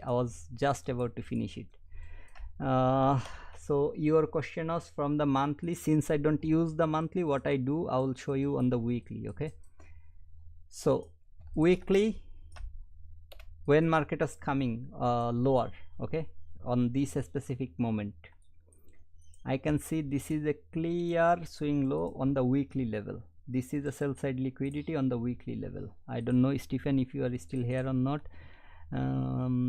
Oh, great, bro. I wish you all the best. I hope you complete Okay, Stephen, are you talking about like when candle closes above the previous candle and creates the fair value, that should work as a break at that part, or you are talking how I break down my okay, let me do one by one. Okay, daily. Okay, so on the weekly level, this is a swing low. Daily level, okay, I'll explain that as well, just give me a moment. So this is a sell short liquidity, I mean to say on daily. Okay, I'll show you that. This is a sell short liquidity from the weekly level, how I look into the market. Okay, to take this liquidity, if market takes this liquidity, okay, what I was talking about is during these days, okay, like when market was coming down on that specific week, to take that liquidity I will look into where the highest market reached, that's how far market reached. Now where the lowest market can come, OTZ is, this is where I'm expecting where the fair value is aligning, that fair value will hold the price. Why it should hold? It has a order block over here, it has a breaker block over here. Okay, so this level is very important. When market will come around that area, it needs to break below 3 level of defenses. Number one is the fair value, then you have the order block starting, the breaker block starting. If you don't think this is a breaker block, or even like until this far, okay, like not this candle, this candle and that high, this is how far the breaker block is. Okay, so it needs to come all the way to there, then the fair value, it needs to break that, and then the extreme order block, this is the inter order block range, then the extreme order block, it needs to break the order block, and then it needs to take the sell side. So this is the weekly level where I'm expecting market can come and reverse. But on the daily level, how we look into the chart, to take that sell side liquidity, what it needs to break, or what it needs to what sort of level of defense it has on its way, where it can come and then possibly reverse. A fair value gap here, similarly you have a order block below that fair value, and if you look on the left, you have your liquidity grab, you have your market structure shift on this high, but the highest body with the candle from this low high to this low, because I can I don't want to consider this as my major liquidity, as this is the lowest market took the liquidity from. So yeah, low high lower low, I'm considering this as my order block, and the highest, don't forget the high as well. Okay, so this is where I'm considering, sorry, breaker block, this is the breaker block, along with that I have a order block, above that I have a fair value gap. So since all these things can, a possible reason market can go higher from, at the same time from that high to this low, this is my OTZ. I don't know if I marked it wrong, I think I marked it wrong, but anyway, like no, I marked it actually correct, because I'm now dizzy right now. That's the OTZ. Okay, so let me remove everything else. That's why I said like this is the area market can possibly come and retrace, and that's exactly where it retraced inside my OTZ. That's the only fair value, that's where it came, and you know the rest of the history. Now what you asked for is how you look into the fair value from daily to 15 minutes using this. Okay, so around this area, okay, around this area market took the liquidity, and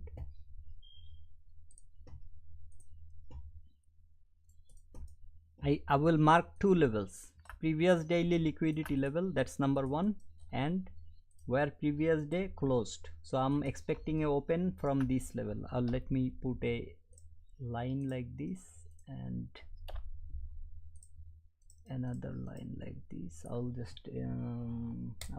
just put it like end dog, and this as my previous sell side. Okay, so when next day market opens from here, what happened here, it took the sell side, failed to close below. So now I'm expecting market to take the buy side of this one.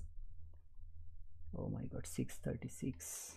Anyway, buy side of this one, this is where I'm expecting market will open. Before going for buy side, I'm expecting from here it will come inside of a range of this area or whatever the PDRs I can find that is most obvious for price to retest from or come, and then it should go higher on the 15 minutes level. Now let me get back to 15 minutes.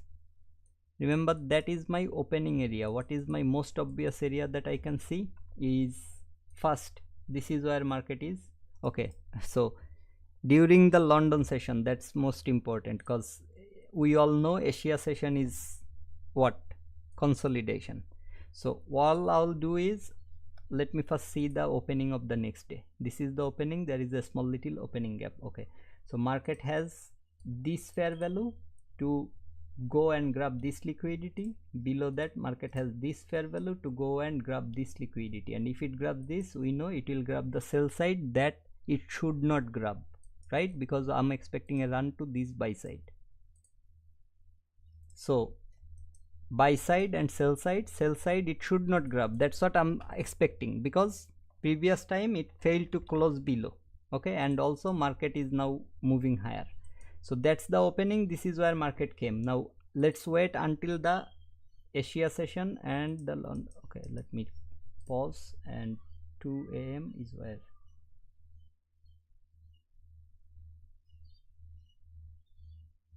Okay, 2 it will come. I'm just going to the 3 AM and 4 AM, the like the silver bullet time. Okay, so now you see the 3 AM. What do I have? I have a sell side here. Asia's buy side is already taken, along with this buy side is taken. My bias is on the higher. So let's see what market does when it comes to my oh sorry, I forgot to mark before my silver bullet where the price is. I need to mark the liquidity levels, or mark my fair value gaps on the 15 minutes above the liquidity and the relative equals that you have on that current price level, and below the level I have already marked it over here. So this is where I want to see first what my silver bullet things are happening. What the silver bullet thing? It should take the, since it took the buy side, it should come towards the sell side and take the sell side. Like, it should give you a sell side setup in your silver bullet. That's what my first thing is. So let me go slowly from here. Let's see, am I missing something over there? Maybe, I don't know. This is where silver bullet started. I might be missing the other fair value on the left, but anyway, doesn't matter. Let's see what happened. This is our silver bullet started. If market in 1 minute went there, now I'm looking for a possible reversal from there and my sell setups after the silver bullet. This is where market came. I showed you already, like this fair value, if you didn't use it first time, it created your fair values bearish. It didn't create any single bearish over here. Okay, nothing, like with this 2 candle or whatever, nothing. If you, this is a risky approach, to be honest, since you don't have that proper liquidity grab market structure shift until market comes below this low. But since it created that low over there, if you ignore that one, let's say you didn't take this entry, I already showed you this entry. This is the 1 minute fair value inside of your silver bullet. From a 15 minutes fair value, it's coming lower. Okay, so that's what important. It already took all the relative equals that you are seeing on the left. Now what you are expecting is, either you can enter from here. This is a risky approach. I'm showing you again and telling you again, if even if you get stopped out, if you know what exactly you are looking for, the next trade you will find better setup inside of your silver bullet for the sell side delivery. I showed one entry from here if you are targeting that, whatever it is, and another entry is after market respects that and breaks below this low. Let's see if that happened or not. Why? This is giving you a break of a structure and a confirmation that market is now respecting the bearish. Remember, already it's coming from a 15 minutes bearish fair value. So you, in 1 minute, you want to see that the way it's respecting the 15 minutes, it's respecting the 1 minute the same way. That's where market respecting, and eventually it come and close below that level. It created how many fair values? One right here and maybe there was another one here. Yeah, so this is your two fair values that market created. But what I said about my entry in my strategy, that I look into the OTZ of every swing high to swing low, the retracement I look into OTZ. Okay, so whatever, if this is the swing low at this moment when you found your fair value gap, first thing you want to do is from this high or whatever the other high, if you even mark from here, still this fair value will be in your OTZ. So this fair value is aligning with your OTZ. Why I'm using OTZ? This is itself a entry model. If you don't have any knowledge about order block, fair value, anything, this itself is an entry model. Okay, this is the entry model itself. If you don't know, watch where ICT suggested his in his video that how he utilizes that thing. Okay, so this is where I'm showing you the silver bullet setup. Okay, that high should not be your stop loss first of all, but I showed you that even with that you got your most obvious along with your 1 to 2. Okay, and below this liquidity, same thing on the 15 minutes, the way I marked in 1 minute below this liquidity, where is a possible area that market can go higher, this below that liquidity there is this fair value. So these are the two levels that you want to keep an eye if you are trying to trail your stop loss or take profit or something, but take partial at either this liquidity or 1 to 2, whatever you are following. Okay, and what I said is, even though this is the liquidity, I try to target from where market can reverse.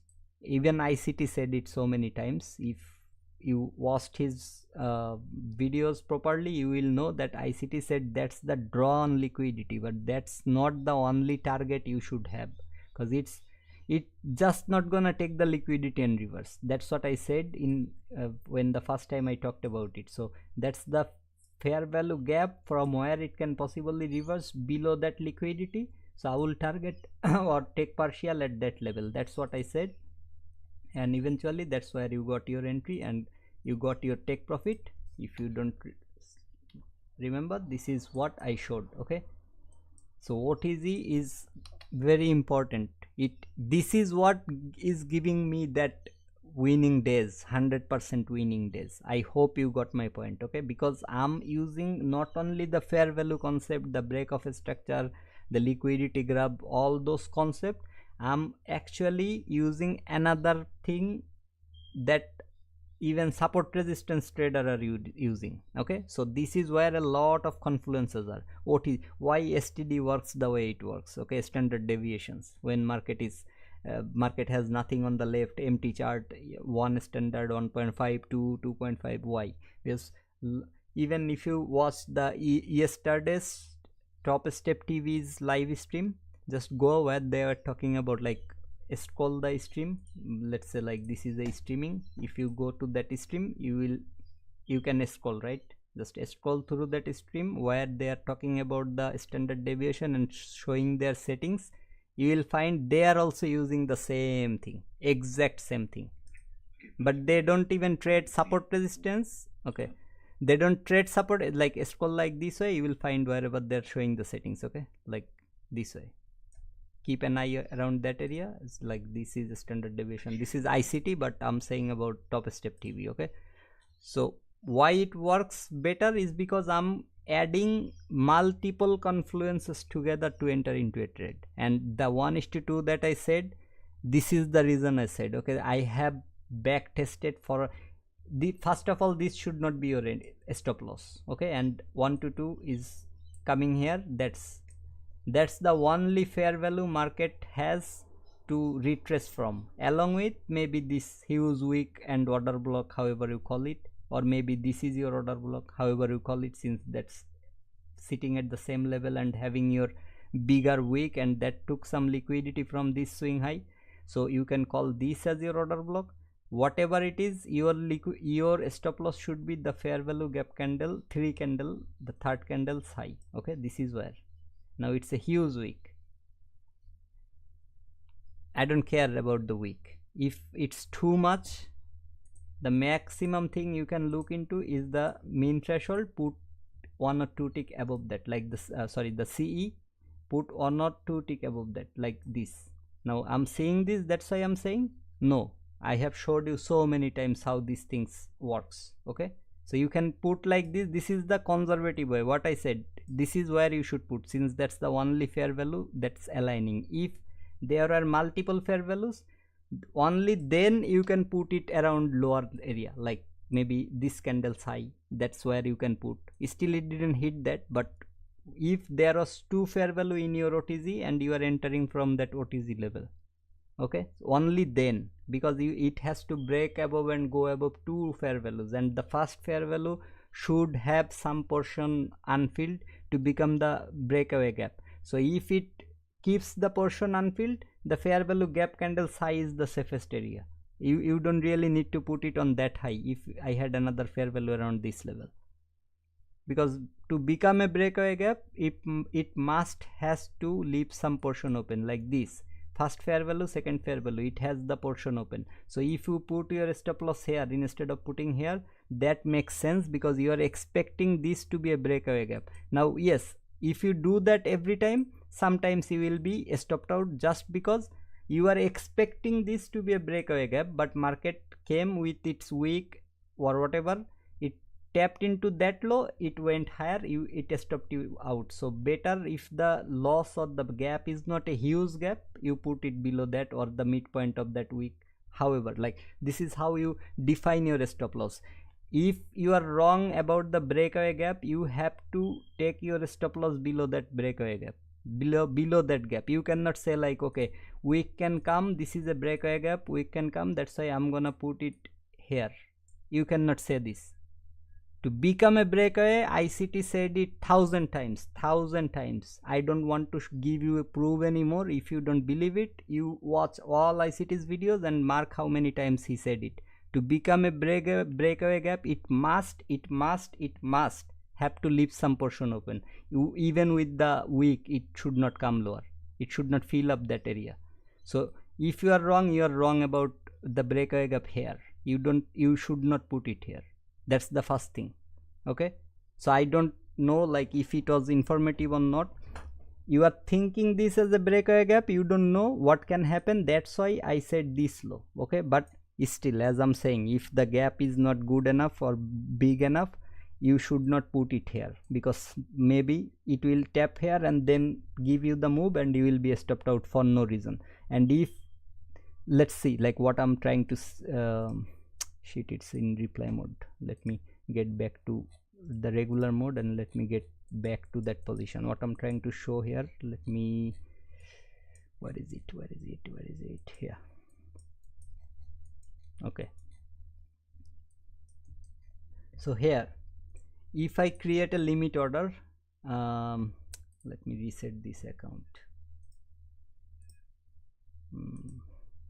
50k. I think that's the account most of the people are using. Even I am using too with my 100k. So let's say that low, okay, where is it, that low, the line, I'll align it here. Okay, you are entering from there or higher, I don't know, but that low, okay, you are putting there. You look into your stop loss amount by reducing the lot. This is 4 lots, 420. So if you are willing to risk little more than 1%, you can go up to 5 lots and it will give you like 500 something, if I'm not wrong. Let me recreate that one more time and reduce it to 5. I don't know why it doesn't auto adjust. So yeah, 1.05%. if you are willing to take that, that's how much you are losing over there if you put your stop loss there.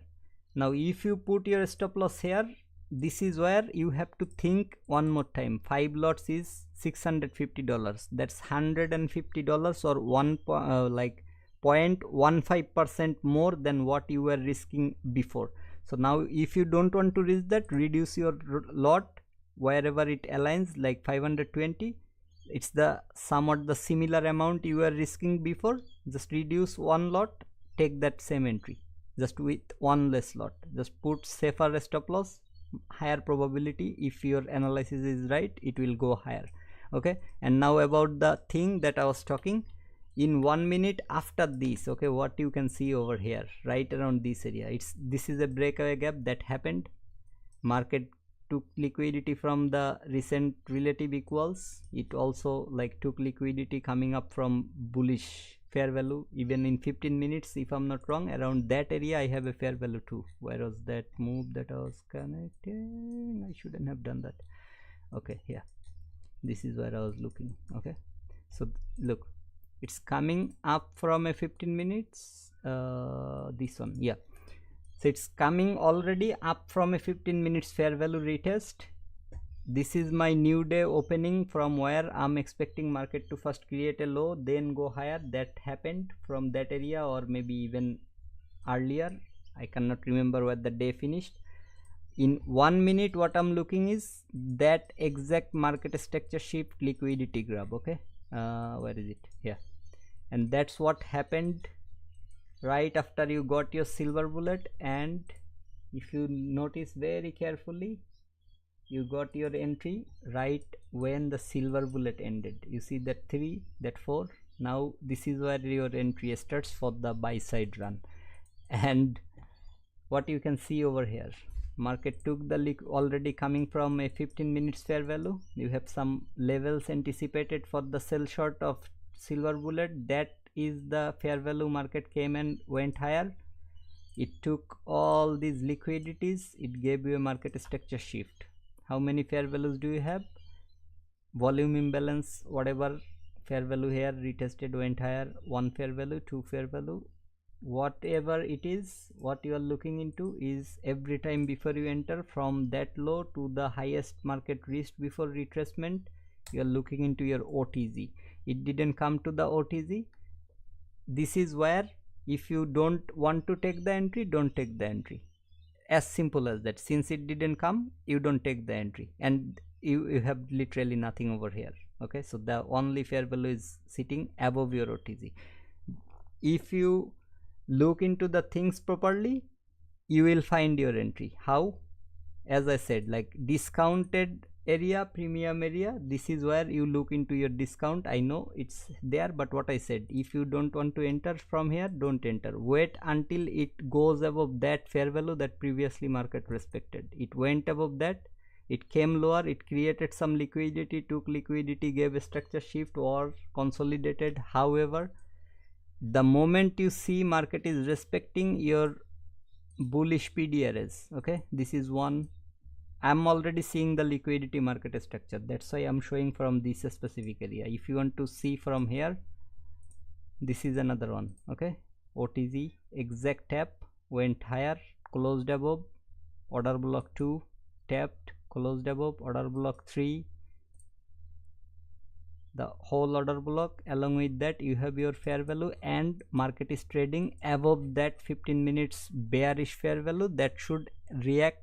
Previously acted as a resistance, now it should act as a support. That's what exactly you are getting over here. So around this area, how many break of structures you are getting? This is 1, this is 2, respecting multiple times. Market is trading above, you got your very fast or only fair value over there. So entry you can take from there. If not lower, or if you didn't notice that market is actually respecting the order blocks multiple times, okay, if you didn't notice all this, this is where you can take your entry. Now if it was me, although the third candle is sitting here, what I said, if the order block, extreme order block mean threshold is lower, I would still, like, even though I'm seeing it didn't hit my stop loss putting here, I'm not gonna say I would put here, because I still consider this as my order block, because that's when market closed above that high and then market came to retest that order block level. So these 3 candles are my order block, not this small one, although this time market is respecting that as well, but I don't believe this is the order block. It's inside of that area. So this 3 candle is my order block. So I would still put my stop loss below this order block's mean threshold, around this, or that covers my 15 minute fair values, midpoints below the midpoint. So this is where I would put my stop loss, below the mean threshold of this order block, the mean threshold, and since it's covering the 15 minutes, now I have multiple reasons for price to respect the area and go higher. 15 minutes inversion fair value, 1 minute's bullish fair value, 1 minute's order block, and the consequent encouragement mean threshold, whatever it is, you have that. And target what? This is the day I made 6,000, but the whole move, if you notice, it was this is exactly where I, if I'm not wrong, this is exactly where I took the entry from. So it's 62.50. Let me check. 62.50 into 20, 1250 with on lot, with 10 lots. It looked some, yes, exactly, this is where I took my entry, and this is where I exited all my positions. Okay, and why I made 12,500? Because I took partials in 3 different stages. Okay, the stage 1 is what I always target, 1:2, but since at this moment, okay, I see the 1:2 is covering this, so this is where I took my first partial. Maybe not even that high, because in 1 minute when I see this sort of thing, I usually take around this level, okay, like the CE of that candle. So maybe this is where I took my first partial, where I closed 50% of my position, and rest of the position I took step by step. Like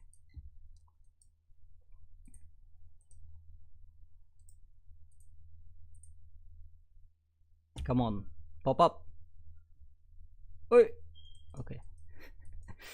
So that's one level as well. So yes, now I'm even more sure that I took my first partial here at 2. Maybe this is where I closed 2 lots. Step by step I closed like 3, and then finally 1 lot I trailed until that far, this far, 1 lot. So this is how long I waited and how I targeted that bigger entry. Okay, I first identify from where I can possibly enter. So when if you didn't enter from this liquidity market structure, since it came to the discounted array, it's okay. Don't worry about that. Even I didn't enter from here. If I'm not wrong, I entered from this area, like this order block retest happened. When that happened, around that order block level, so maybe the entry was even lower. If not that fair value, then entry was some, I have, oh sorry, I deleted. This is why you shouldn't be angry, and you should control your anger. Anyway, so yeah, whatever you can see here, as I said, I could have made over 15,000. So maybe this is the area where I entered. Okay, I'm sorry if I'm not making sense. So yeah, 12,000, no, that's 10 lots. It don't show. I have to go on more time. 10 lots, yeah. So I think this is what the overall move was, and since I took partial, I made up around 6,500. Okay, so the whole move I caught like this. And the video you saw on my channel, the first video with that 7.8 or something, sorry, 8.77 or the very first execution video, this was the information exact same, but based on 4 hours drawn liquidity, and that was in forex. That was in forex. That was, I think, GBP AUD or something like that. So I think Stephen, if you are still here, you got your answer, and answer makes sense. I don't know, like a lot of people don't find sense in my answers, so I'm sorry about that as well. If it makes sense, it's respecting the bullish PDRS. It took the liquidity, went above that 15 minutes bearish breakaway gap that previously respected, and my doubt have to be cleared. Well understood, brother, thanks a lot. Okay, so one more thing, brother, since you recently completed, I'm not a financial advisor, nothing, I'm telling you from my experience. I watched lot of videos, brother. Since you are still here, since you recently, okay, congratulations on that. If I forgot to reply on the Twitter, I hope I did, but if I forgot, congratulations. I will give you a few things. Okay, like my life is very simple. I try to watch different videos, Hindi serials that I have watched so long ago. When I feel whatever I feel like I do that. Just look, this is during my live stream I showed. I watched this. I am top step live, 7 hours live.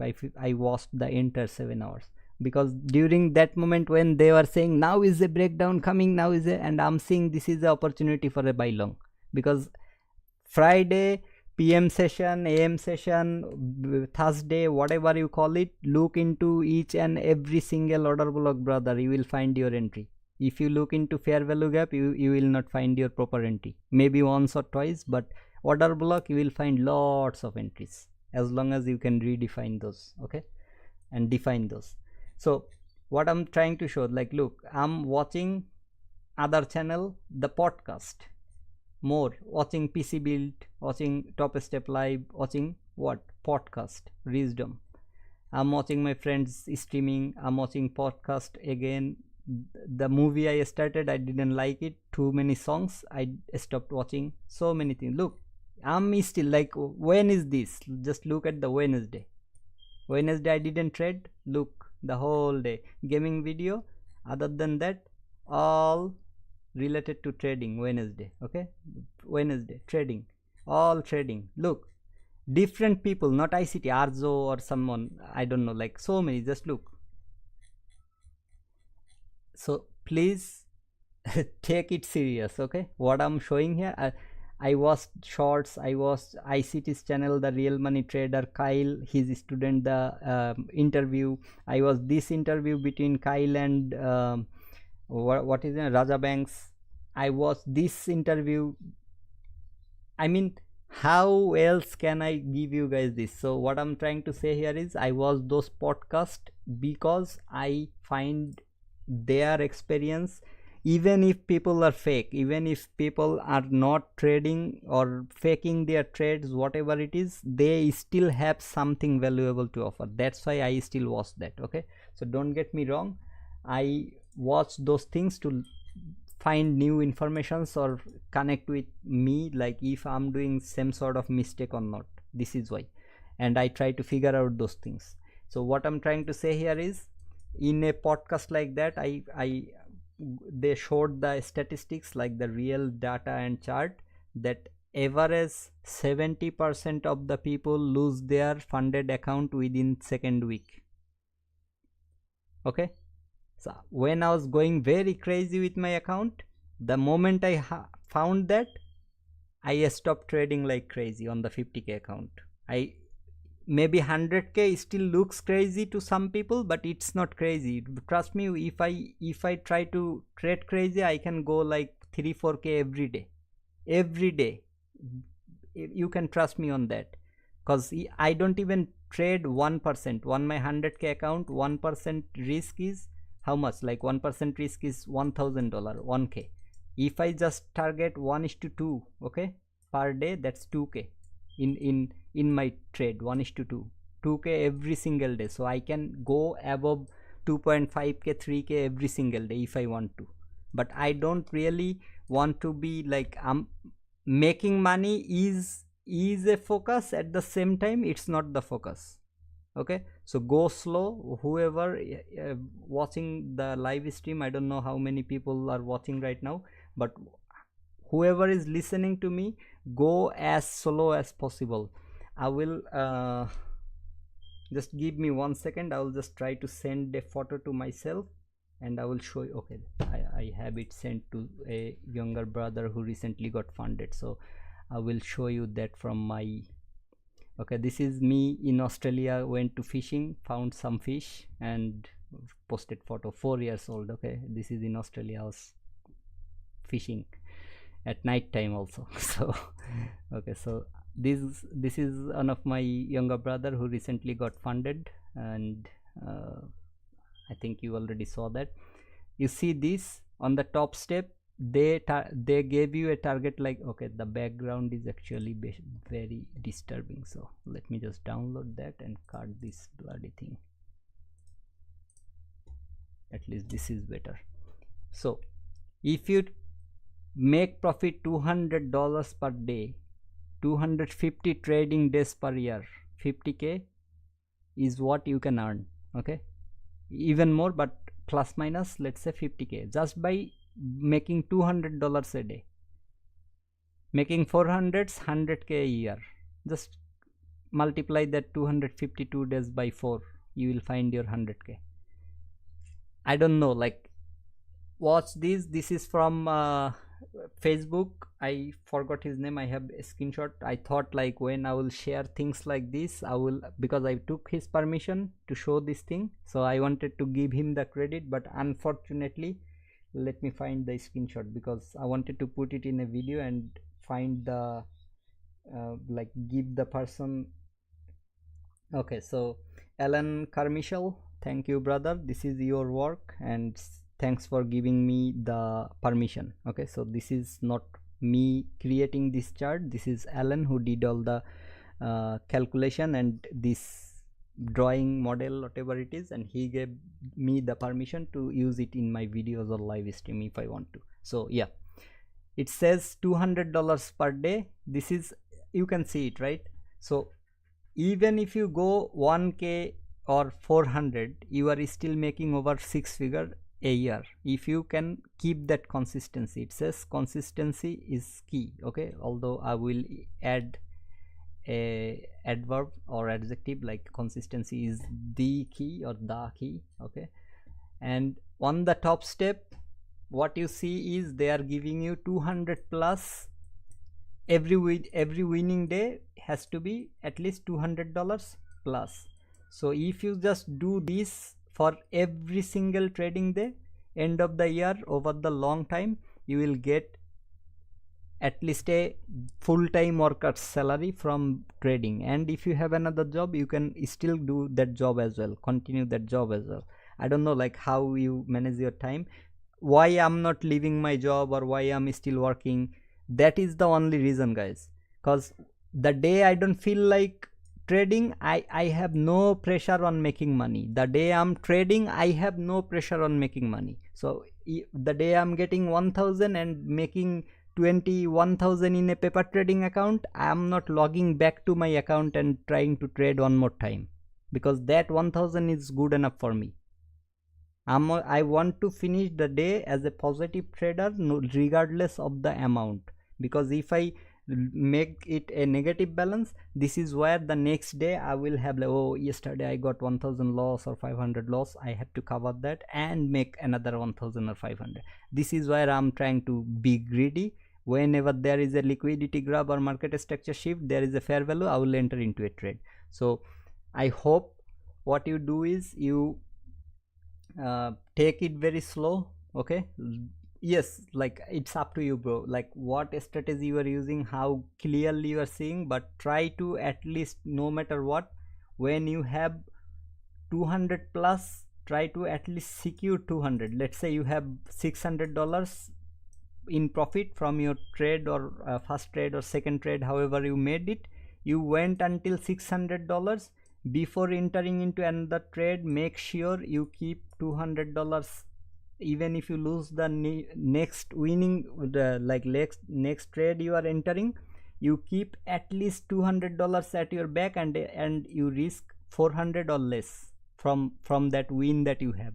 So even if you lose that one, you stop trading for the day, so your day will be $200 profited day. This is how I do, like, I'm doing my accounts. Okay, once I do in one account, if I find a clean setup, I log into another account. If that account finds a clean set, like if I make money or profit from that clean setup, what I'm talking about, I log out of everything.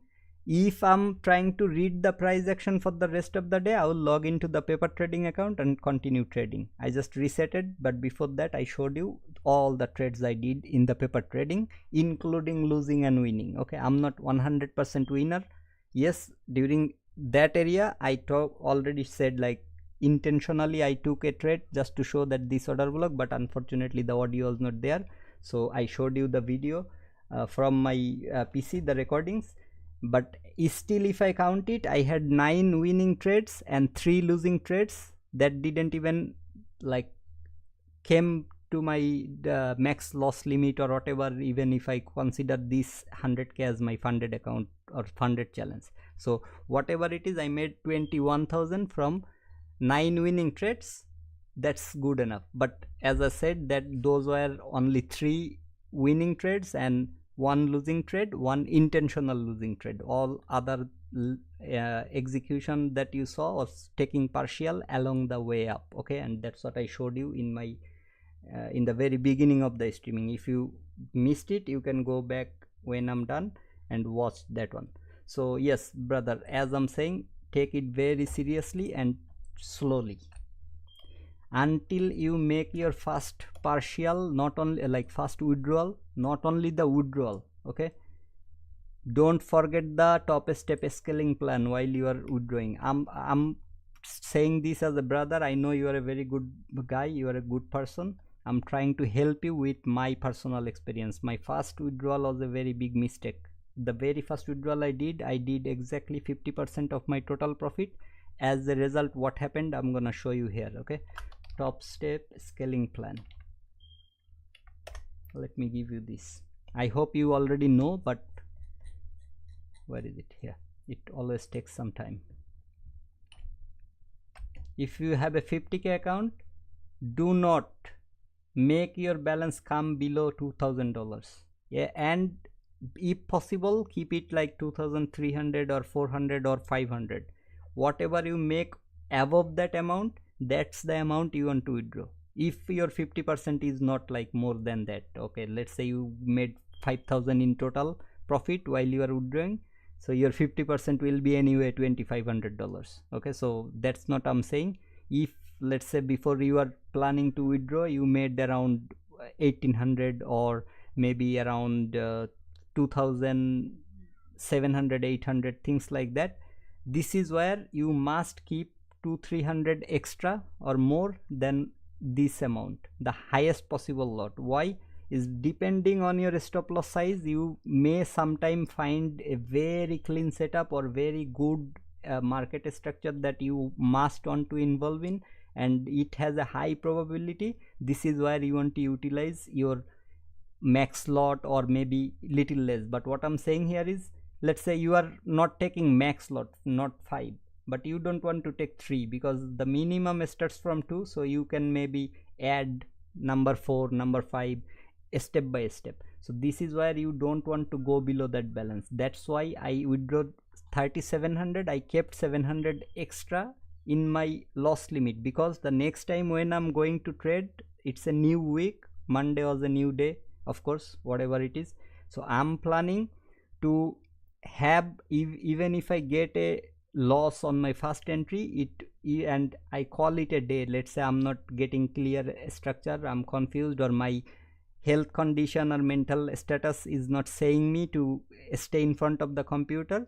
After that first loss, I will close my account, close my computer or trading account and go to bed, or whatever I want to do, I will do that.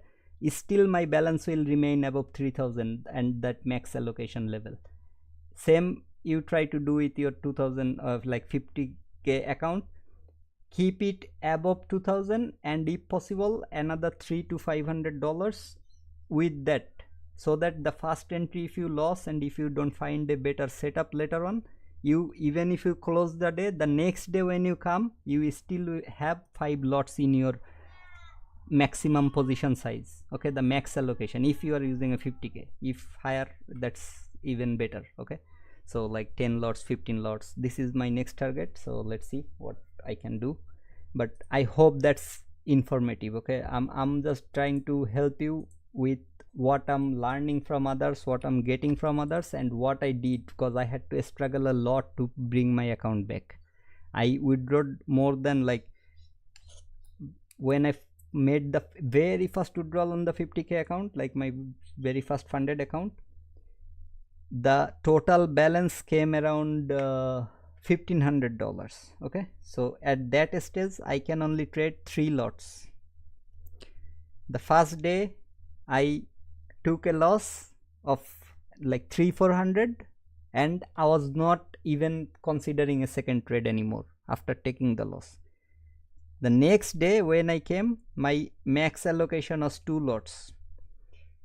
That is where I had a very good setup. I couldn't execute it with my max allocation, so with 2 lots I got whatever the profit I made, it didn't feel enough to me. I tried to enter more and more. Okay, this is where I became greedy, because the greed I had from the earlier, I couldn't utilize it. So later, whatever trade I took, I failed the first one, 500 gone. Failed the second one, another 500 gone. So the profit what I made from that two lot is already gone. My account balance came below $1,000 on my 50k account. The 50k, that very first, that the one that I never show anymore, I don't show anymore. Okay, that one. So from that $800, it took me literally 7 days to bring it to a level where I can withdraw or request a payout. So just to do that, I'm saying you this. And also, if possible, like it's like a brother to brother talk. So this is my opinion to you or advice to you, that whatever you withdraw on your first withdrawal, take time. There is, you don't have to withdraw within 5 days of profit or whatever. You can go as long as you want to go, then you can withdraw. That's up to you. Okay, so whatever your first withdrawal is, with that you will get your entry fee or the challenge fee back as well. Okay, you will get the amount you are withdrawing plus the entry fee back. Either buy a 50k or a 100k, but by that time make sure that you know what you are doing, brother. Please, like, this is me talking to you, but you must have to be sure that what you are doing is, you know what you are doing. If you have any sort of confusion before reinvesting, consider that, or only reinvest when you have a free reset. Like, I'm going to buy another, even though I have made so many withdrawals, I'm going to buy another 150k because I have now a free reset. Why I'm saying you this? Because top step, let me just log in from a different screen so that it doesn't show my login credentials. I know you guys are trustworthy, but you see this is in Australia $225. Okay, like this specific amount, plus I have to pay international transaction fee for this $150. Even when I buy the trading view plan, things like that, I have to pay international transaction fees as well. So whatever it is, let's say it's $230 in Australian money. If I fail this challenge, okay, I don't know, I can fail, maybe my analysis is not correct for the day or the week, and I'm risking too much, and it's 150k for the first time, so I never I never utilize that amount of money. So maybe the risk management is not correct about this account. If I fail it, I have to pay another $230, and remember, after completing, I have to pay another $230 to take the funded account or the express funded account credential. So 3 times it's nearly $1,000 that I have to invest. Now that I have a reset, free reset, I have to invest around $650 or something. So I made that risk to nearly like 1/3. I have reduced the risk from my part. That's why I'm buying this one. One Monday morning I'm gonna buy this one. But first I'm going to trade my funded accounts, make the profit, then I'm going to take the highest possible risk with this, like 15 contracts in a trade. If it's a profitable trade, I'm gonna gamble with this one. That's the first thing, because I have a free reset. I'm gonna gamble. The moment if I hit the stop loss or break the rule, lost the account, the free reset on, I'm going to trade in my strategy within my criteria. That's how I'm going to complete this challenge. And once I get the funded on, back to my original character. Simple. This is my game plan. Okay, I started with 50k, took the partial, took the payout, bought the 100k, took the payout, buying the 150k. This is step by step. But before buying that, I made sure with my 50k, whatever I invested, the time, the money, including the trading view, membership cost, whatever it is, I made sure that that money is in my pocket, back in my pocket, and I have extra profit that I made from top step. I'm using that money to buy another challenge. Okay, so this is up to you. You utilize it properly, but keep keep this way, that if you have clear strategy, if you know what you are doing, if you have confidence on that, only then after your withdrawal you go for bigger account. And the way I said, like on my 150k account, if the first withdrawal, once I do the first withdrawal, I'm going to buy the FTMO 200k challenge or STF 200k, whatever the max they are allowing, not anything like 50, 100 or 150, the max.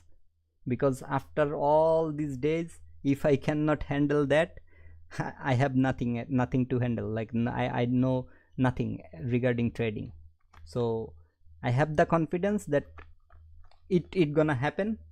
Okay, it gonna happen. If God is willing to give me the success, I'm gonna get the success. Since I'm working hard every single day, I try to gather information from every place. Okay, I don't mind gathering. Yes, me and my friend has lot of conflicts regarding a lot of things regarding this specific ICT concept. He may be good at a certain part, I might be good at a different part. Okay, so there will be conflict. Still I go to his live stream, I try to cheer him up or talk, like have communication with him. Same thing, I go to other people's channel, was whatever makes sense to me, I try to back test it, forward test it, and see the paper trading. That's why I do the paper trading. Okay, so whenever I see those sort of thing, I first make sure that okay, if it's making sense, but let's see if I got the point properly or not, or if it makes sense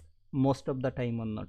When that's happening, I'm trying to keep that in mind. I'm not using it in my strategy or entry, but keeping that information in mind. I showed you that video on, like I deleted all video, right? So I cannot go back and show you, but on the very first or on the very starting of my stream, I showed you a entry where I was expecting a sell short, but I closed it. The level I closed it, I entered a buy long from the exact same level, because the previous candle, when it was retracing, it closed above the order block's mean threshold. So I exited out from that level. Like it closed, this was the mean threshold, the candle closed around that area. So it looked something like this. When market retraced to the fair value, I exited my short position there, and from there I went for a long position. This is sometimes what I am doing in my trading as well. Okay, I had lot of videos, guys, but I don't have time. Okay, I didn't even sleep. It's already 7:30 a.m. So if I go to bed now, when I'm gonna wake up from bed and have my breakfast or lunch or whatever, like how, this is not how I should be doing my money, like time management. So yeah, that's why I might not be able to post more videos or very frequent videos. If anything is informative, if I'm trying to help, like that's the only intention I have. As I said, even okay, I should not be doing this, but since you are here, let me show you another thing. Like whoever is here, I don't know what I did with my money. I'm sorry that I'm showing this, okay guys, but this is important, that's why. And right now I'm gonna show you the withdrawal from this account, withdrawal from previous account. Lot of times you have maybe seen that. I just have a fake account on the Facebook so that I can, like fake means it's still real, my own name, own photo, but you see this, with my PayPal I made a donation, okay, to the Palestinians or whoever, like the people in need. Keeping that in mind, it's not a lot of money, okay, like it's like 250 GBP, two donations. If you look into the transaction ID, this is 7773W, that's one. This is 800C, that's another one. And just to verify, this is my PayPal, that's my avatar on PayPal that I created with Facebook. Anyway, so then I like took a screenshot and cropped it and then put it there. Anyway, so this is 19 January 250, 19 January, same day. Like I made it twice because first I thought I will make 250 here, and another what it calls, the charitable organization, there I will make another 250, whatever currency they accepts. They like I will make another one. But when I was looking for another charitable organization, the same one came with a different video that actually broke my heart, so I made another donation. As simple as that. Okay, don't mind, I should not be showing you, but this is what I'm trying. And now it's only 250 500 GBP. How much maybe that is? That's nearly 1000, like 1010 Australian dollar I have donated over there from the 100k accounts first withdrawal. Okay, and from second withdrawal, from third, whatever I have, I will be donating, and I will never sharing anything like this again in my life. Okay, because in our religion we believe that when you donate or when you give someone something, give it as you are giving it from your right hand. Your left hand is not like realizing that your right hand is giving something. Like this secret, keep it this secret. So this donation, since I made it public, I think all my good deeds are gone, but I'm showing you because I want to inspire everyone. That's the community I wanted to build with my YouTube channel. Okay, like I wanted to build a community who has the kind heart to help each other and help build a better community around them. That's why, and that's what I actually said, like all my YouTube money will go to charity. I'm not gonna use, even if I continue, I'm not gonna continue maybe, but I hope, I don't know, like I really don't know. If I find back my motivation, I might continue, but if not, maybe here and there, once in a lifetime, a video, things like that. That's what gonna come next. Cause anyway, it's okay. Like I'm talking for 3 hours with 3 peoples or maybe 4 peoples. I know, like that's the max maybe I'm talking with, because I can see the chat, right? So I don't mind doing that as long as they are learning. I don't mind, and that's why I continued. But now it's hard, guys. It's really hard for me to find the time. And give me some time as well. Let's see, like if I can give you something more outside of what I have already offered. The 3 things that I have shared in my silver bullet strategy, the delinquents type 1 and type 2. If you can find that, master that, that is where you will find your highest success. Along with, if you can get more information, the more you know, it's better, but the less you use is better as well. Master one thing, knowing multiple will help you mitigate your loss, but mastering one thing will make you profitable trader.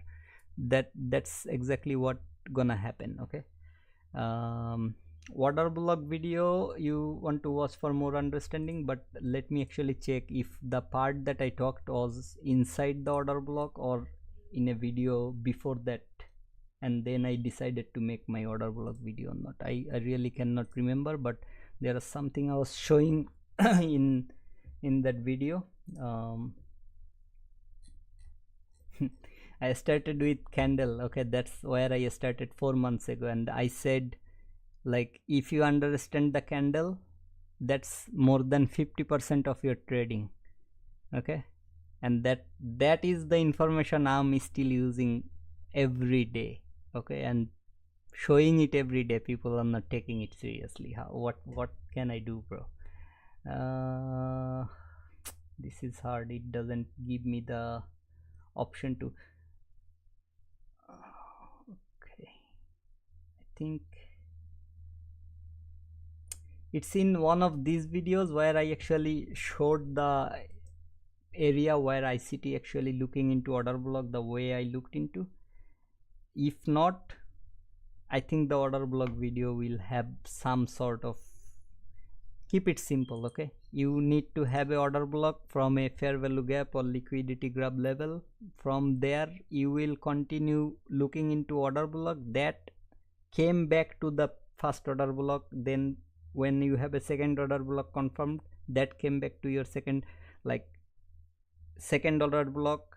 When the second order block retested the black candle that came to retest that, from there you continue, like it's like a staircase. Okay, every stair you get, like whatever you can see here, I don't know like how good it is, but let's say this is the order block.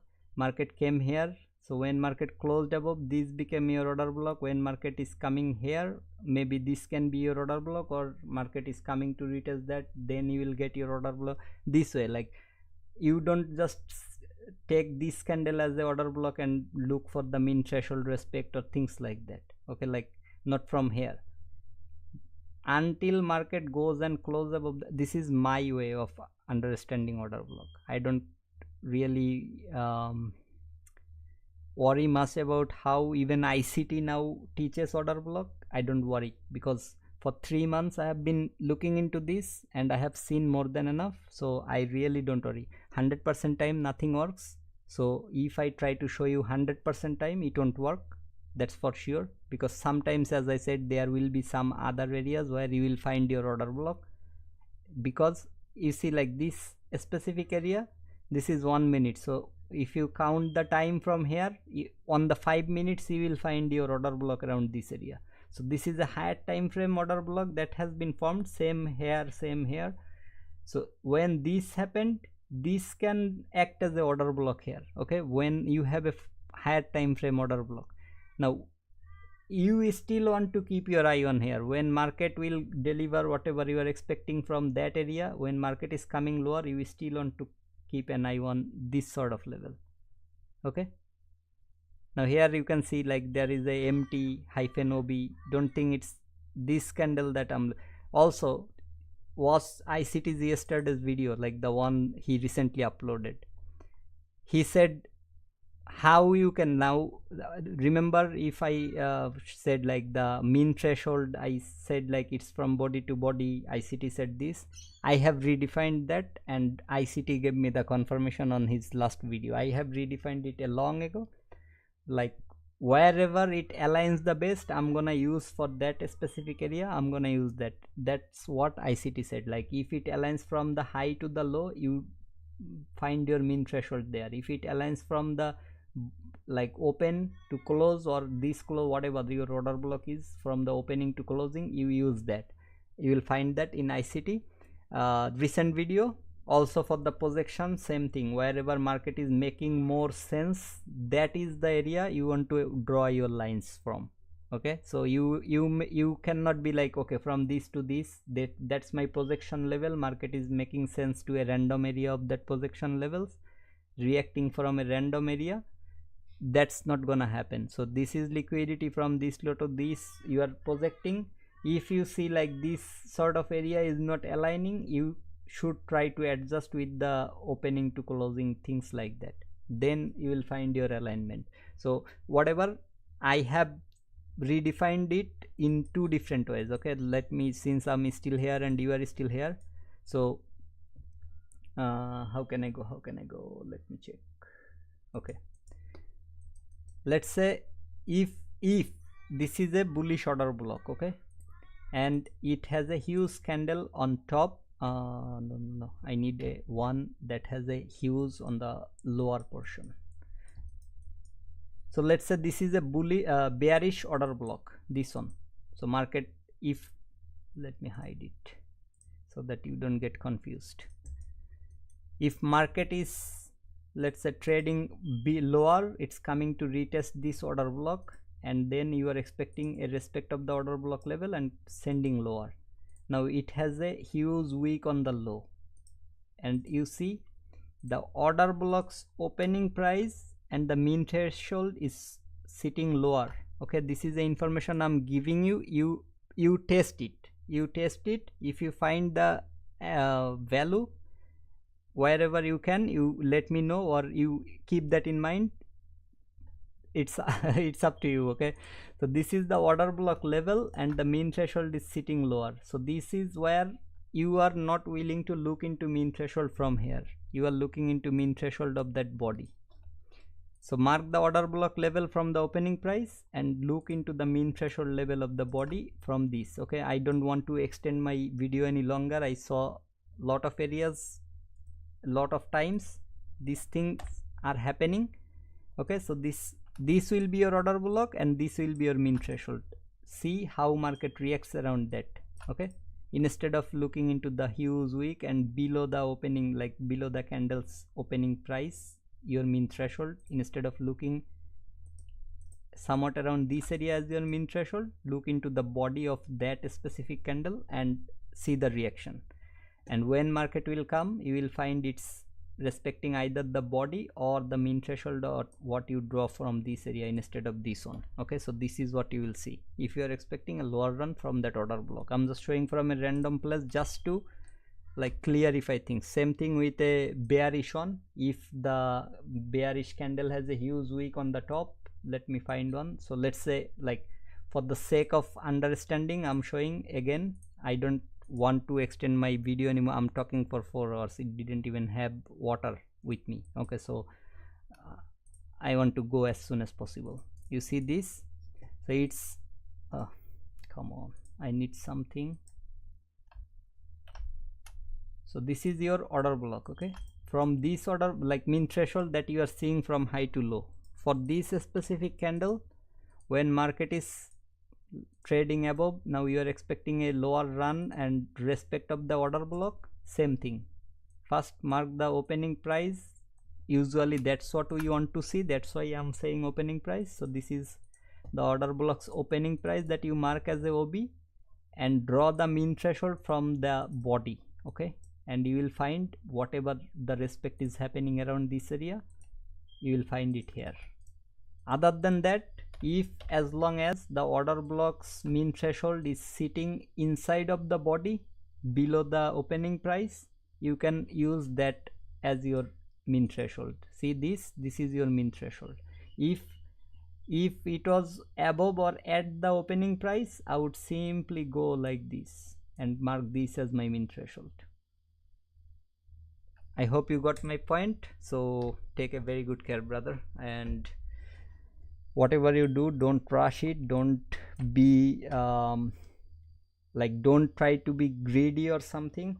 If you have a proper trading plan, think like before you go, like Monday you have the entire Sunday. Okay, so before Monday you think how you want to approach the account. You think like how much is making you happy or how much is easily achievable in terms of what you have. No brother, I don't go by one contract. Okay, that's a problem. I cannot say you that how you manage your risk, that's how you want to manage it. I really cannot say, because the day I made 6,000 from one single trade, that was more than six, like nearly $7,000. But anyway, so whatever I made over there, I used my max lot because I was very confident about that specific entry. Because so many influences, I try to combine so many things. Yes, I found a screenshot from ICT saying something like, when your third line of defense is broken, the next target is your ass, or something like that. I'm sorry, I'm not trying to say you this, but what ICT said. Okay, I have that screenshot. I will look for it. I hope I have that screenshot. Okay, so on one of his Twitter, he said, when 3 level of defenses are broken. What do you mean by 3 level? Okay, so when you have a liquidity grab market structure shift from higher time frame point of interest, you are looking into a entry from that sort of area. There is a fair value, you are entering from here. Okay, what is it? What? Why market is not like, it's not, what's happening? Oh come on man, my mobile phone was like on the control tab, that's why it's like giving me so many of the, anyway sorry. So liquidity market structure show. So what will happen is, you will have a order block over here, you will have a fair value that you usually use for your 2022 model to enter, you will have a breaker block around this area, maybe even something else, but at least this is the 3. maybe you have a inversion fair value gap around this area, okay, like IFBG, so many things. So when the third level of defense is broken, the target is the S, okay, the stop loss wherever you put it, and he called it as, okay. So so this is why I had too many confluences. I just don't enter from any fair value, I enter whatever, like let's say this is the retracement, the OTZ aligns with, that's the first focus for me, like this is aligning, I don't even enter from the top, I enter from that 6 on level, okay. So like if this is aligning, that's where I want to enter from, not even from the top of the fair value. That's one thing. Number two is, if this is what happening, I look like, is there any reason for price to come that 6 on or that level on either this side or whatever it has, the wicks or whatever it created around this area. That's where I look if there is a reason or not. If it doesn't make sense, only then I will look to enter from, even like if it's a bigger fair value, I usually look into the 25% level entry. Any time frame, look for the big fair values and look at if the 25% is at least reached or not. Like maybe 99% of the time, you will miss 1% of the time, but that much can give you a huge risk to reward, guys. Risk to reward, by that what I mean is okay, let me draw a huge fair value, okay. Let's say this is a fair value, you are entering from here and you are keeping the stop loss here, you are not moving it at all. Entering into one contract, you are getting same target, I'm keeping everything same, only the entry, okay. $290 you are risking for one contract, the exact same 1:1 or whatever the risk to reward you are getting. I'm not talking about this risk to reward, I'm talking about this $290 and $400. Now this is a huge fair value. I said when I see a huge fair value, I try to move or enter from the 50% level, okay. So let me just draw the 50%. Before I go, like since I'm not gonna make too many videos anytime soon, you see the 25% level, this is the quarter theory, okay. This is 25% level, I'm gonna remove this one, the same entry, same target, same stop loss, okay. First thing, let me remember how much it was, I will write it because I didn't sleep, so I might forget everything. 290, 400, okay. Now I will remember. This is the same thing, everything same. 220, how much you reduced? $70 from your losing side. How much the profit? 470, exact same entry lower. So you are reducing $70 from your risks, you are adding $70 to your entry. How much you are, like both way, how much you are making is exactly $140, okay. Like if that makes sense, because if it hits your stop loss, you are still losing $70 less, that's a profit to you.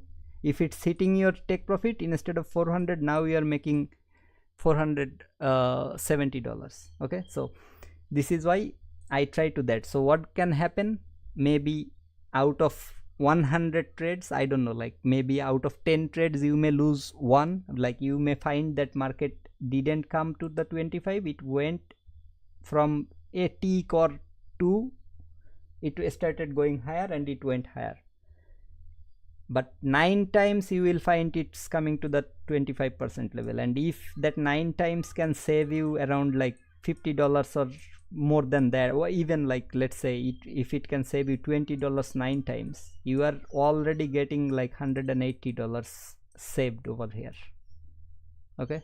Now it's up to you, I don't know like how you target, what you target, how many lots you target, how much you risk, multiply that with that $20 or $70, $80, whatever it is, you will find it over the time how it compounds, how it generates, okay. So yeah, I mean that's it, that's actually it. I am not willing to talk anymore, I need to drink water, take some rest, some sleep, and then maybe I have some personal things to do. Backtest, okay, whatever I'm saying, like when a fair value in 1 minute looks like this, backtest, when like this one market didn't even come there. Wherever market came, you just go after looking into the chart and then go and then see at least 25% also reached or not. But careful guys, don't be greedy, don't go for 50%. You will find many like to the 50% very few times it comes. With the high probability entries, it won't come to the 50%. It barely comes. Okay, because that's what I used to target. And I had an entry like it was a huge entry, like I cannot even explain. It's long ago in forex. I had a huge entry like over 13-14 hour entry. I targeted this exactly the 50% from here. Okay, market literally it was like leaving its breathe on my entry level, and then it went higher without giving me the entry. From that day till now I never tried to go for 50%. Okay, 25%. Whenever you find a fair value, wherever it retested, you go like that. Okay, wherever you like, this is first fair value, this is second fair value. It's not a huge, but still let me show you where did it came. I'm just randomly selecting. Okay, anyway, I have showed enough, given you enough. Now it's up to you how you want to utilize. Okay, this is the things that I have done so many times. Okay, and from this to this there is a reason for price to come around that area. Okay, so why you have sell side imbalance, buy side inefficiency, so it was done over here. Now you have the common area guys, 25% aligns, that's where market came, then started going. Simple. I said look into the common areas. I said look into what I call this is what ICT call this. Okay, this is what the area I call BPR. Okay, balance price range doesn't mean where market came and balanced. It means where market go to balance. Okay, this is where market can come and balance. Why? Because this side has a sell side imbalance, buy side inefficiency. This area has a buy side imbalance, sell side inefficiency. So how many imbalance and inefficiencies? Now the buy side inefficiency that this side had or met over here. Now this side has a sell side inefficiency. This is where the wick came as a sell side, and you know by now what sits inside of a wick, a order block or the opposite candle. So what color of candle you are expecting around this area when market came in the lower time frame? That is a black candle. So this is where the inefficiencies are getting filled and the common area of that area is getting filled. Okay, now market sometimes can come until the low and fill it up completely. It can come to the common area then go higher, and that's why I said like I look into this side and this side if it has a reason to come to that area or not. This is where I can clearly see that it has a reason. Maybe in this time I would not go exactly 25%, but at least that much. Okay, how much is that? 52, and what is this? This is 51. I don't know what I'm looking into. Oh sorry, that one is 52. So what is this one? Okay, so 0.5, 2 ticks. 2 ticks means for every lot you are saving $10, and you are getting $10 more for every lot when you are entering. As simple as that. Whatever you can save, this is how you save, and that's why my entry looks like I'm taking from the exact low or the lowest possible area one can point with their positioning tool. Okay, when I look into the common area, this is where I find my entry. And why should I enter from the exact top? Give me a reason. If this is a fair value, how far the fair value is? Above this high. Okay, let me remove this one and extend this one to the left. Above this high, below this low. So why should I enter from the top? Because below this low is the unfair area. So market to retest that or rebalance that, whatever it is, it needs to come below that low. That's why even if there is nothing, let's say 25% I didn't target, I don't enter from top, at least a tick lower than that. That's why I enter, because at least below that low market has to come to retest or rebalance and then go higher. This is a new thing I'm giving you. So the small fair values that doesn't have something that you can actually look into 25% levels, those fair values, if you find your setup next time, try and look if it came at least a tick lower or not.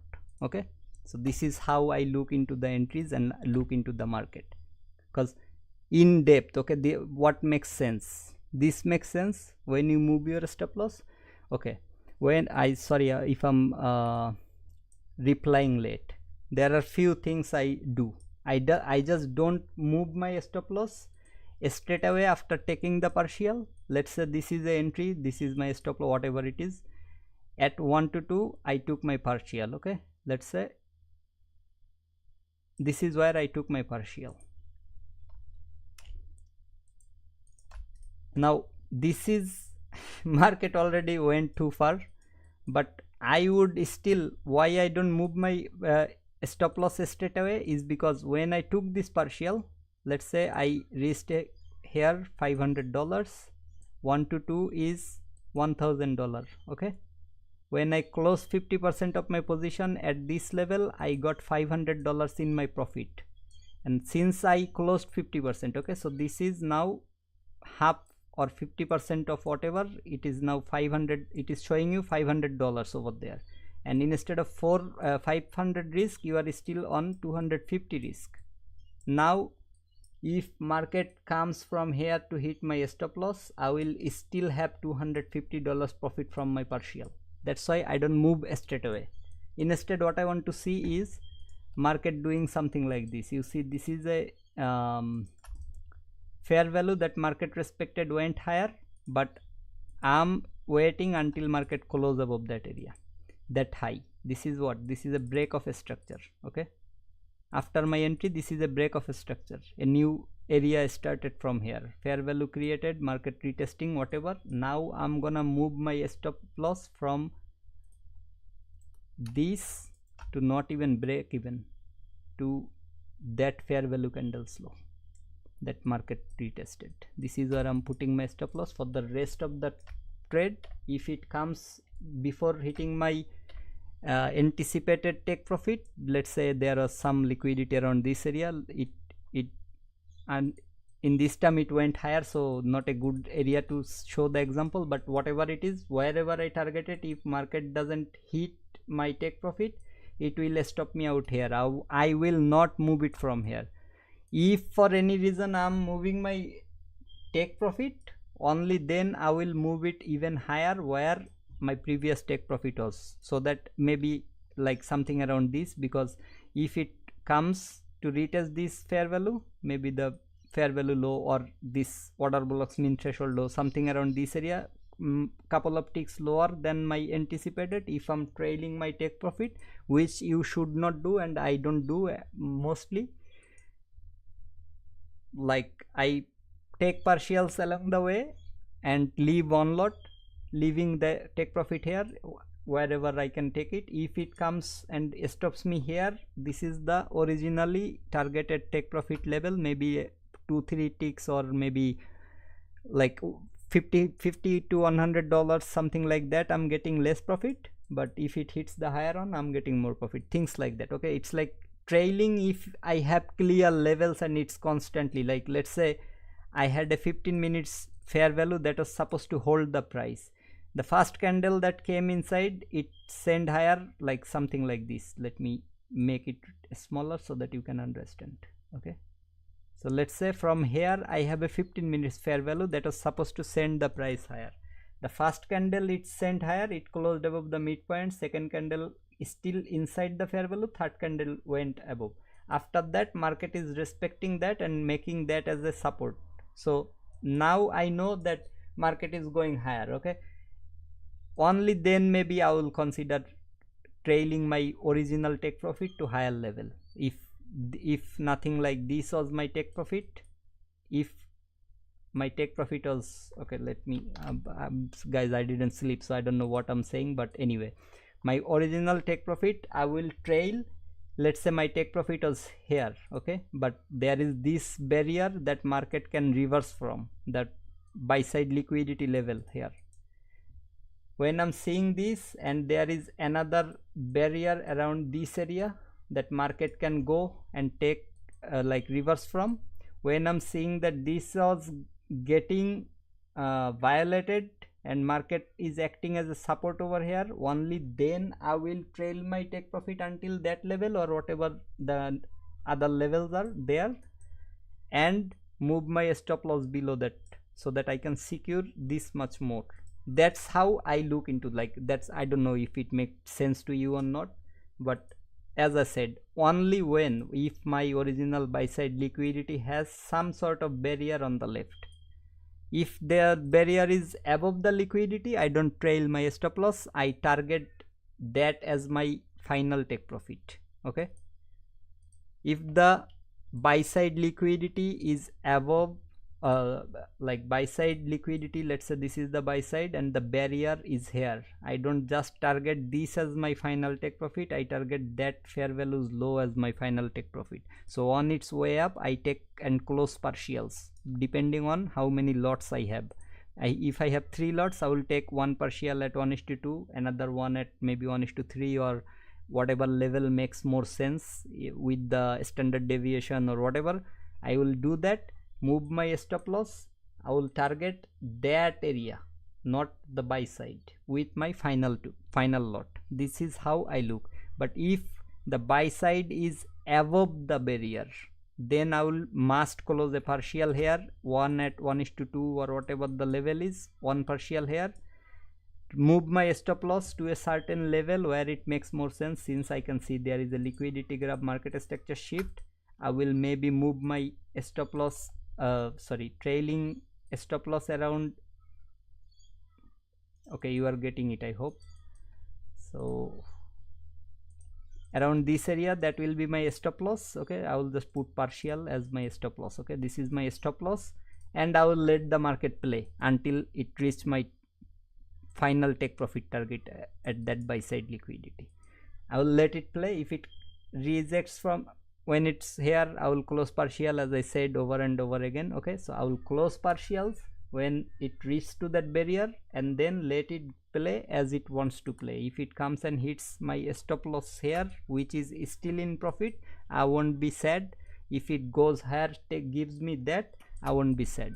I don't look into another sell short here because I'm already in the buy long, and that's the liquidity market should take. That's my first initial analysis said. Okay, when my analysis said it, I will stick with that no matter what happens in between. Liquidity grab, another fair value gap retest, this and that, go for sale. I don't do that. I will do that when this was mitigated and market is giving me this sort of move around that area. I will do it there, not here, because my first initial thought is market gonna go and take that. So until it is taken, I'm looking for only buy longs. That's the high probability, that's what I'm saying. Okay, because as you can see here, what happened, it liquidity, I don't know if there is a certain level on, oh yes, I know, actually there is a hourly and 4 hours fair value gap around that area. Still inside of that, you are getting a liquidity market structure. Market retrace to maybe this water block level, or you can call the breaker block level. It came until that far. So I don't know if you are a breaker block, order block trader or not. I am not, like, I'm not, means my most focus is on the fair values. So it didn't come to the fair value, it came lower.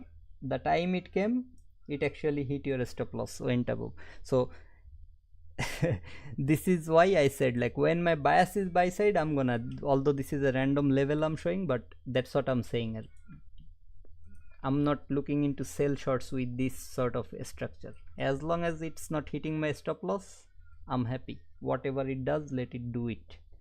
All I will look into this sort of area or this sort of movement is on the 15 minutes, what it looks like. So on 15 minutes, as you can see, like where the partial I put, above that I have this fair value, and above that I have this fair value. So I want to see if market wants to go lower on the 15 minutes, nothing even closed inside of that fair value. So I know it's just a short retracement for the imbalances or whatever you can call it. That's what exactly market did, and then went higher. So this is, I will leave it here. Okay, even if it comes here, it hits my stop loss, I will not move it lower, or I will not try to close higher, nothing like that. I'll leave it here, let the market hit it, but I will just have my idea that what exactly happened during that area. Okay, so as soon as I see like it's breaking lower, where can it go? This is one fair value, two fair value below this area. Since it has a liquidity graph market structure shift, I'm expecting this area to hold. Okay, that's another thing. This sort of area below your 15 minutes fair values, that's supposed to hold, that's hold. Like that's where price actually never came before going for the higher run. Okay, although it was not a very clean what it calls price action, but I showed you already every time where it's coming. So yeah, I mean, Stephen brother, I hope we'll talk. You can text me on the Twitter, but I don't really have my notifications on because Twitter sends a lot of spam notifications to me. I don't know why. Maybe I have 9 people following, like I'm following 9 people, so maybe because of that it comes so many notifications non-stop, and that's why I don't turn on the notification about Twitter, but I check here and there. So if you send me message over there, I will try to reply whenever I get that message. Like I read that message, I will reply you. So yeah, until next time, you all take care, and I must go now. Like I must go now. It's 8:03 a.m. in Australia. I didn't sleep. So so good morning to everyone and good night to me. Thanks a lot, Stephen. I hope it was insightful. Your time was well utilized. If not, as I'm saying, I'm sorry. Okay, so yeah, bye bye.